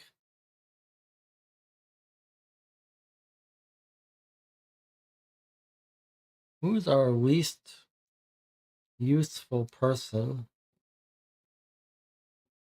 I feel like, well, let's see. Maybe we should send people with influence to pick up a package and awareness. Influence, awareness, stealth.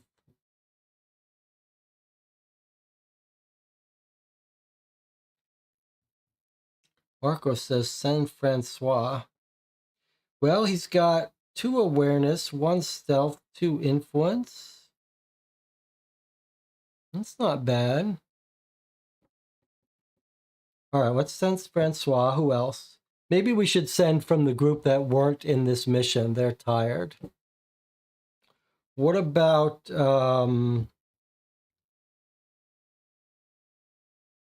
sending Dominique? 1 awareness, 2 influence, 2 stealth, 2 technical. I mean, if it's a trap, I'd be inclined to send someone with high awareness.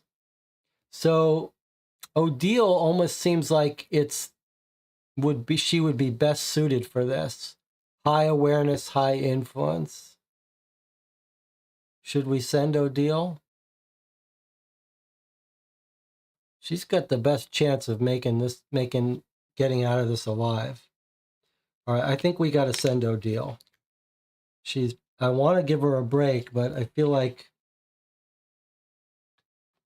boy, it would hurt to lose her. But if we're going to make it out of this, I think we send these two.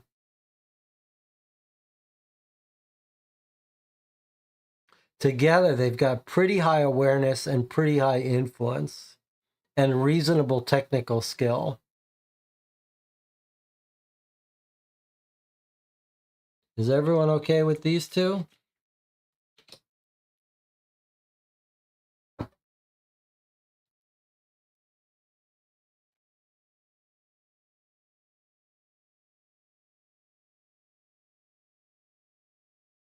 However, they have terrible stealth if they're going to have to sneak in, but they're not going to rely on their stealth. All right, we're sending these two in. Does he begin with 2 skill tokens? That's the question. We still have 3 in our team. I guess if we were role-playing this, I would give him his 2 stealth.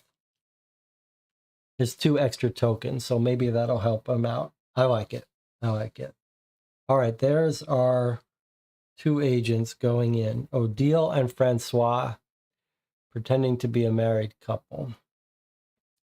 Select 2 agents to go to Agili and collect the package. All right, 194. Here we go. I'm a little nervous about this, but I think we've done our best job at preparing them. And I've told them to be on the lookout for a trap. So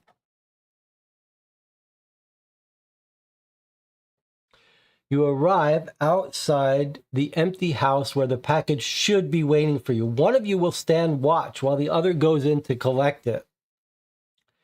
Select 1 agent to go into the house. Swap the blue cube on their card for a yellow cube. Oh, we were supposed to put 2 blue on the people that we sent in. Okay, fine. So there's our 2 blue. Yeah, so this is scary. The good news is we have a bunch of skills. Okay, so who's got the highest awareness?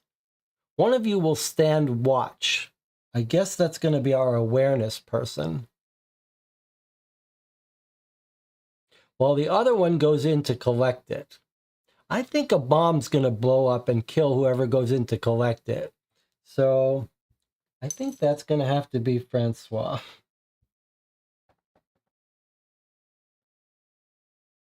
Yeah. He's got reasonable technical abilities, so maybe he'll be able to defuse it. And he has a bunch of these to help him. So we're giving him the best shot.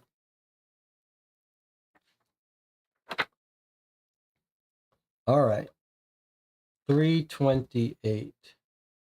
One's going to go in. They get a yellow. Okay. Boy, this is nerve-wracking. Yeah, one of these people is going to get killed. This is because our tracking levels were up so high. So 328.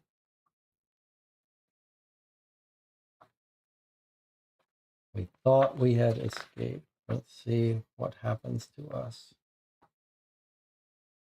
Okay, so let's do it this way.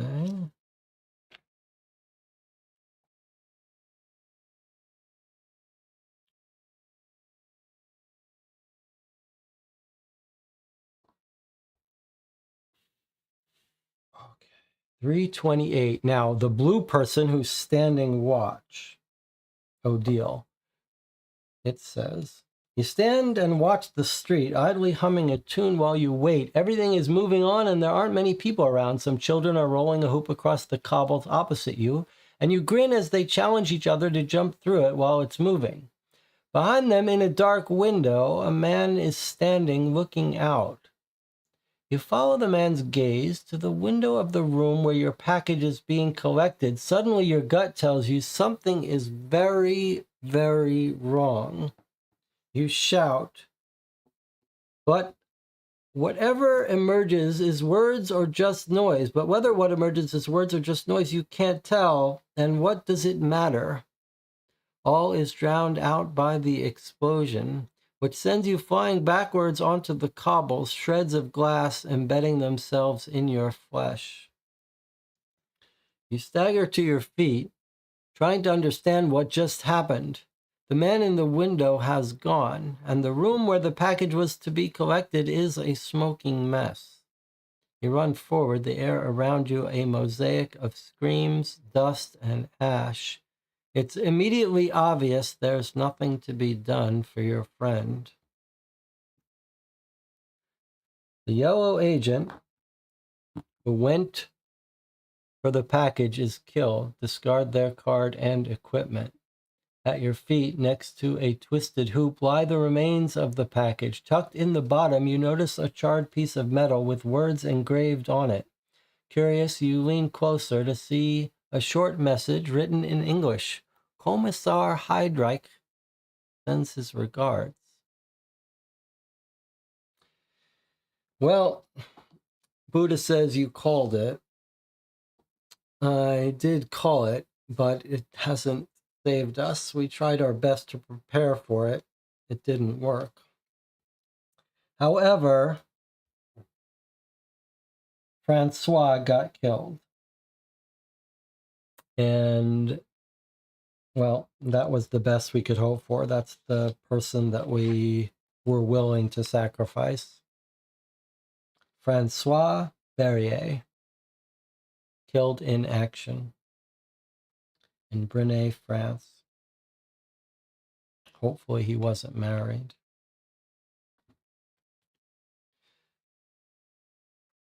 Now,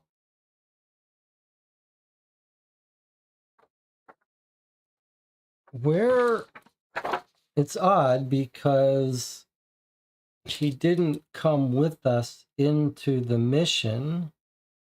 Maybe well, no, I think we did it right. We did it okay. We were able to kill him, so we're just going to write a note here. Francois A-I-A.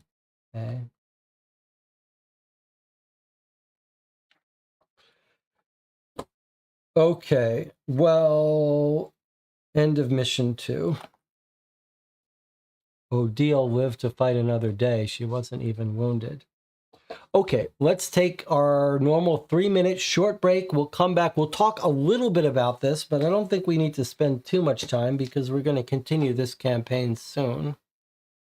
But let's take a 3-minute break, catch our breath, talk a little bit about the experience. I'll see you in 3 minutes.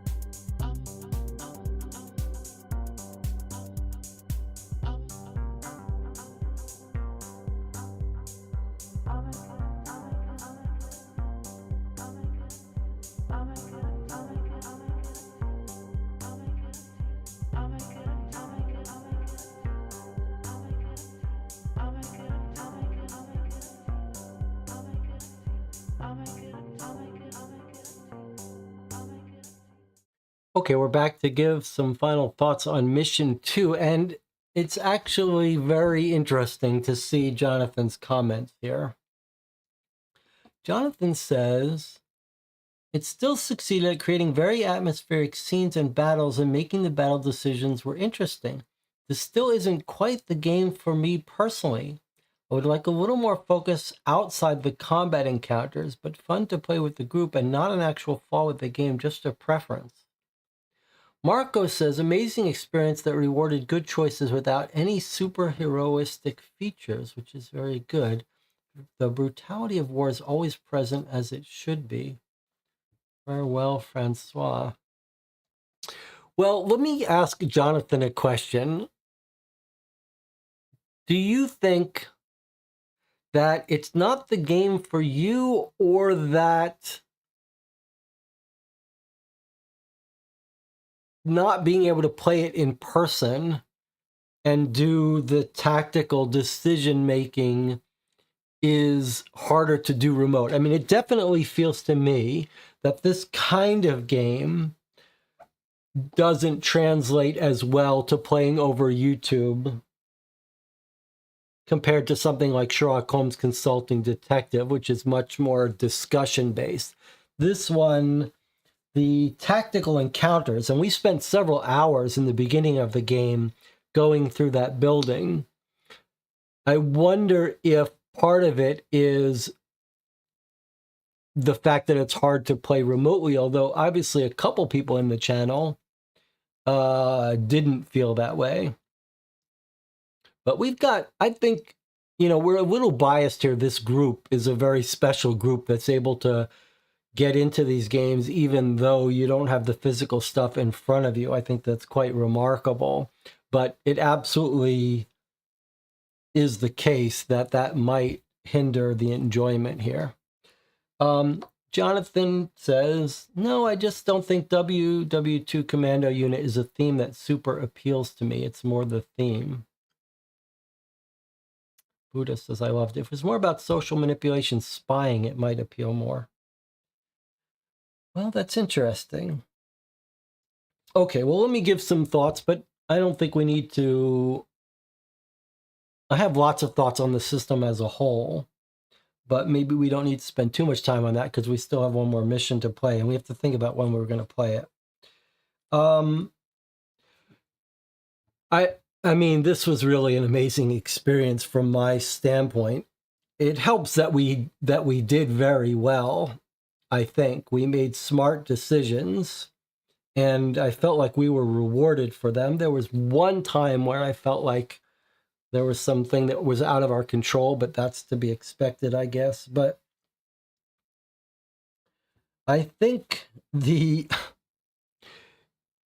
were a couple moments that were like shocking in how powerful they were. First of all, there were a bunch of decisions we had to make, not in combat, a bunch of decisions we had to make that felt psychologically very weighty. That first encounter that we had to make our way up the levels of this building felt very much like an ongoing encounter, like a video game. There's a real video game feel to this whole thing, but it felt very tense, very dramatic. But before each encounter and then afterwards, we had these psychological decisions to make. That decision about the boy we ran into was serious. And then the guy who wanted money was another serious decision. And then whether we kill the radio operators, and each one of them had little ramifications in terms of ramping up the tracking points. And those really did affect us, and they sort of slowly add up. Really remarkable, I thought. The way that the psychological decisions impact tactical events and then have long-term impacts in terms of the level of background activity tracking us was just brilliant. And then there are a bunch of decisions about what objectives to tackle and what order and when to pull out early. I just think there's some real brilliance going on here. Now, when you're a programmer or a designer, whatever, there's a little mixed feeling when someone does something that's very impressive, is sort of doing something that you had an idea about. It hurts a little bit. And a big idea that I spent a lot of time writing about at one point when we were playing Arkham LCG and when I was thinking about game design, one of the big design issues that I wrote about in my little documents on game design was, how do you make a game that auto scales for difficulty?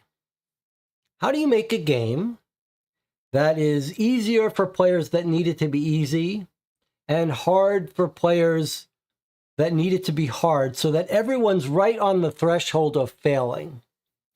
And there is a way to do that, and this game does it. And what is that mechanic? That mechanic is giving the people multiple objectives and letting them leave early. That may not seem like a big deal, but what you're basically doing is letting the player auto-scale it for their difficulty and creating this little push your luck dynamic. And then no matter how well or how badly you do, you could see our group said, we don't think we can achieve another objective.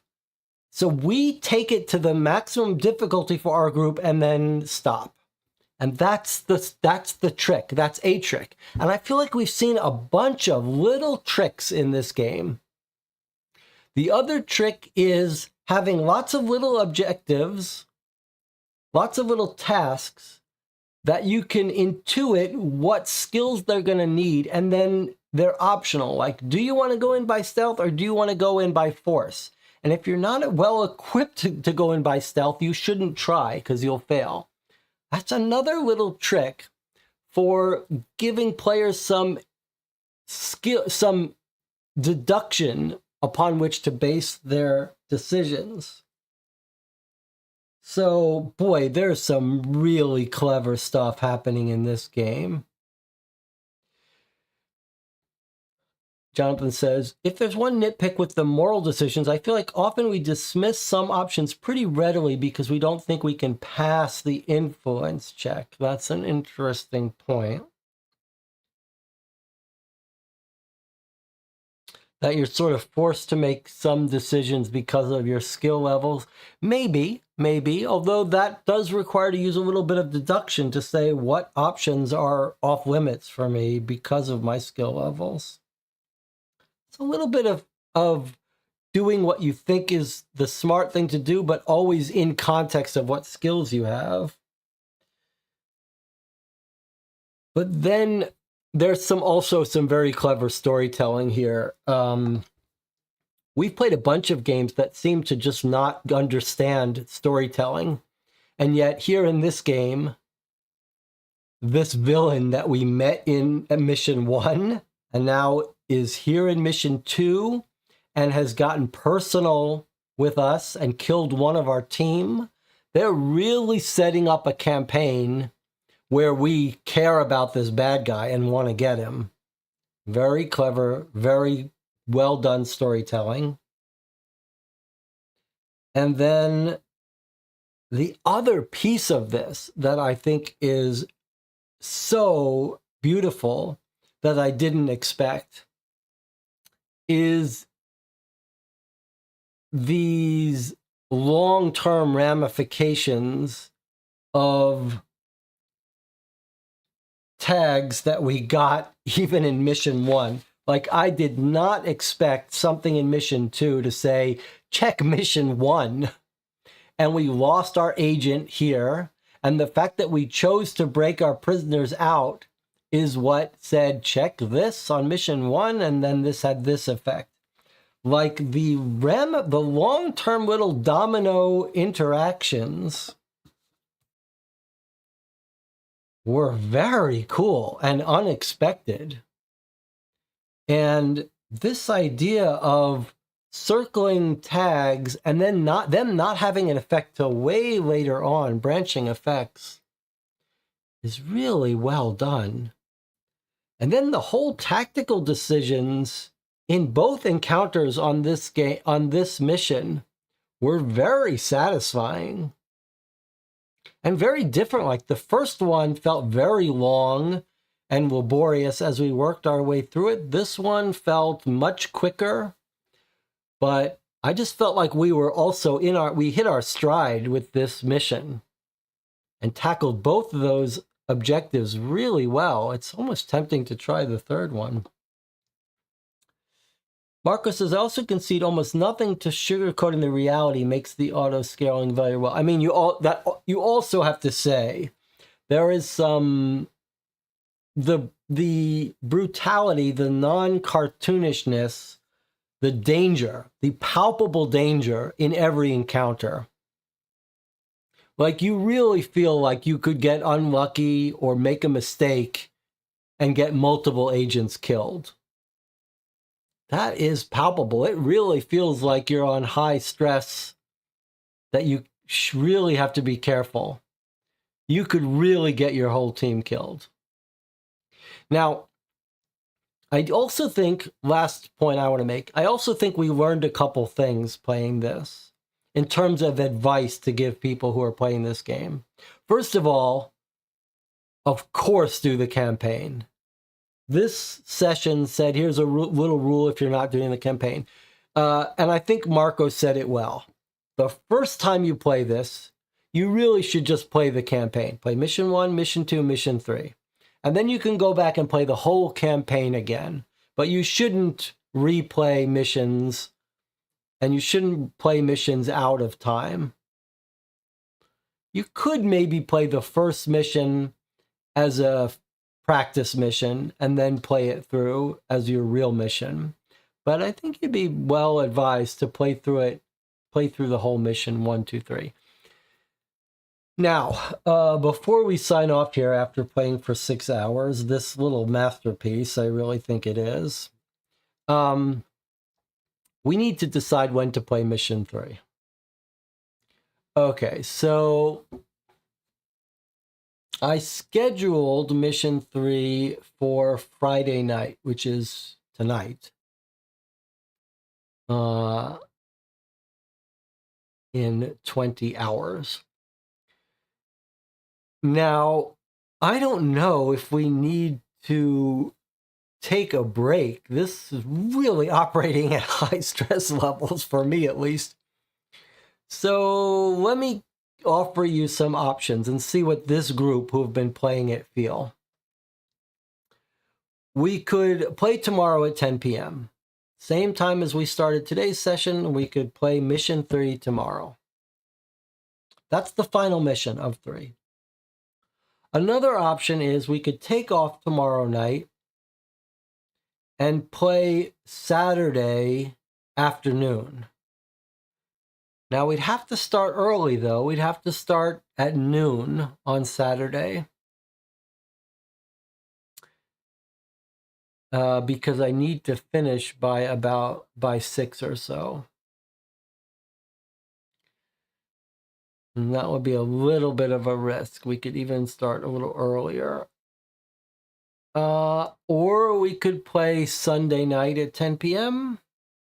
Or we could wait another week and play one per week. We played mission 1 last week. We played mission 2 today. We could save mission 3 for next Friday or so. Let me get some feel for what the group here thinks. I realize everyone may be a little exhausted. We could wait. We could decide it overnight. But the decisions I'm giving you are Friday night, 10 p.m., Saturday afternoon early, like noon, Sunday at 10 p.m., or next week. Marco says Sunday night will not work for me. Okay. Let's see if we can remove things from the table. What times won't be good for people. Buddha says whatever works best.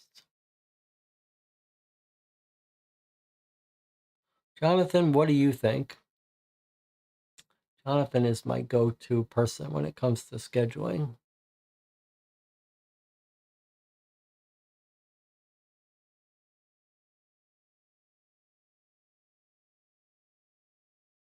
I can see advantages and disadvantages to all of them. Jonathan says, I don't feel super strongly. I'm usually a bit more distracted during day streams.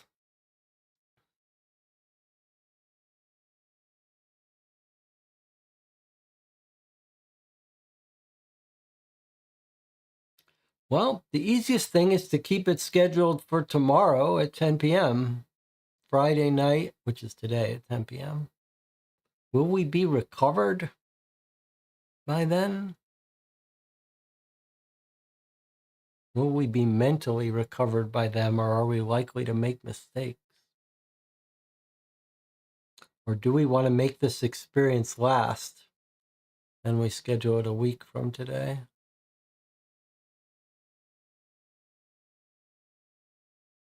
Well, if no one has a problem, if none of this core group here has a problem with tomorrow at 10 p.m., why don't we do this?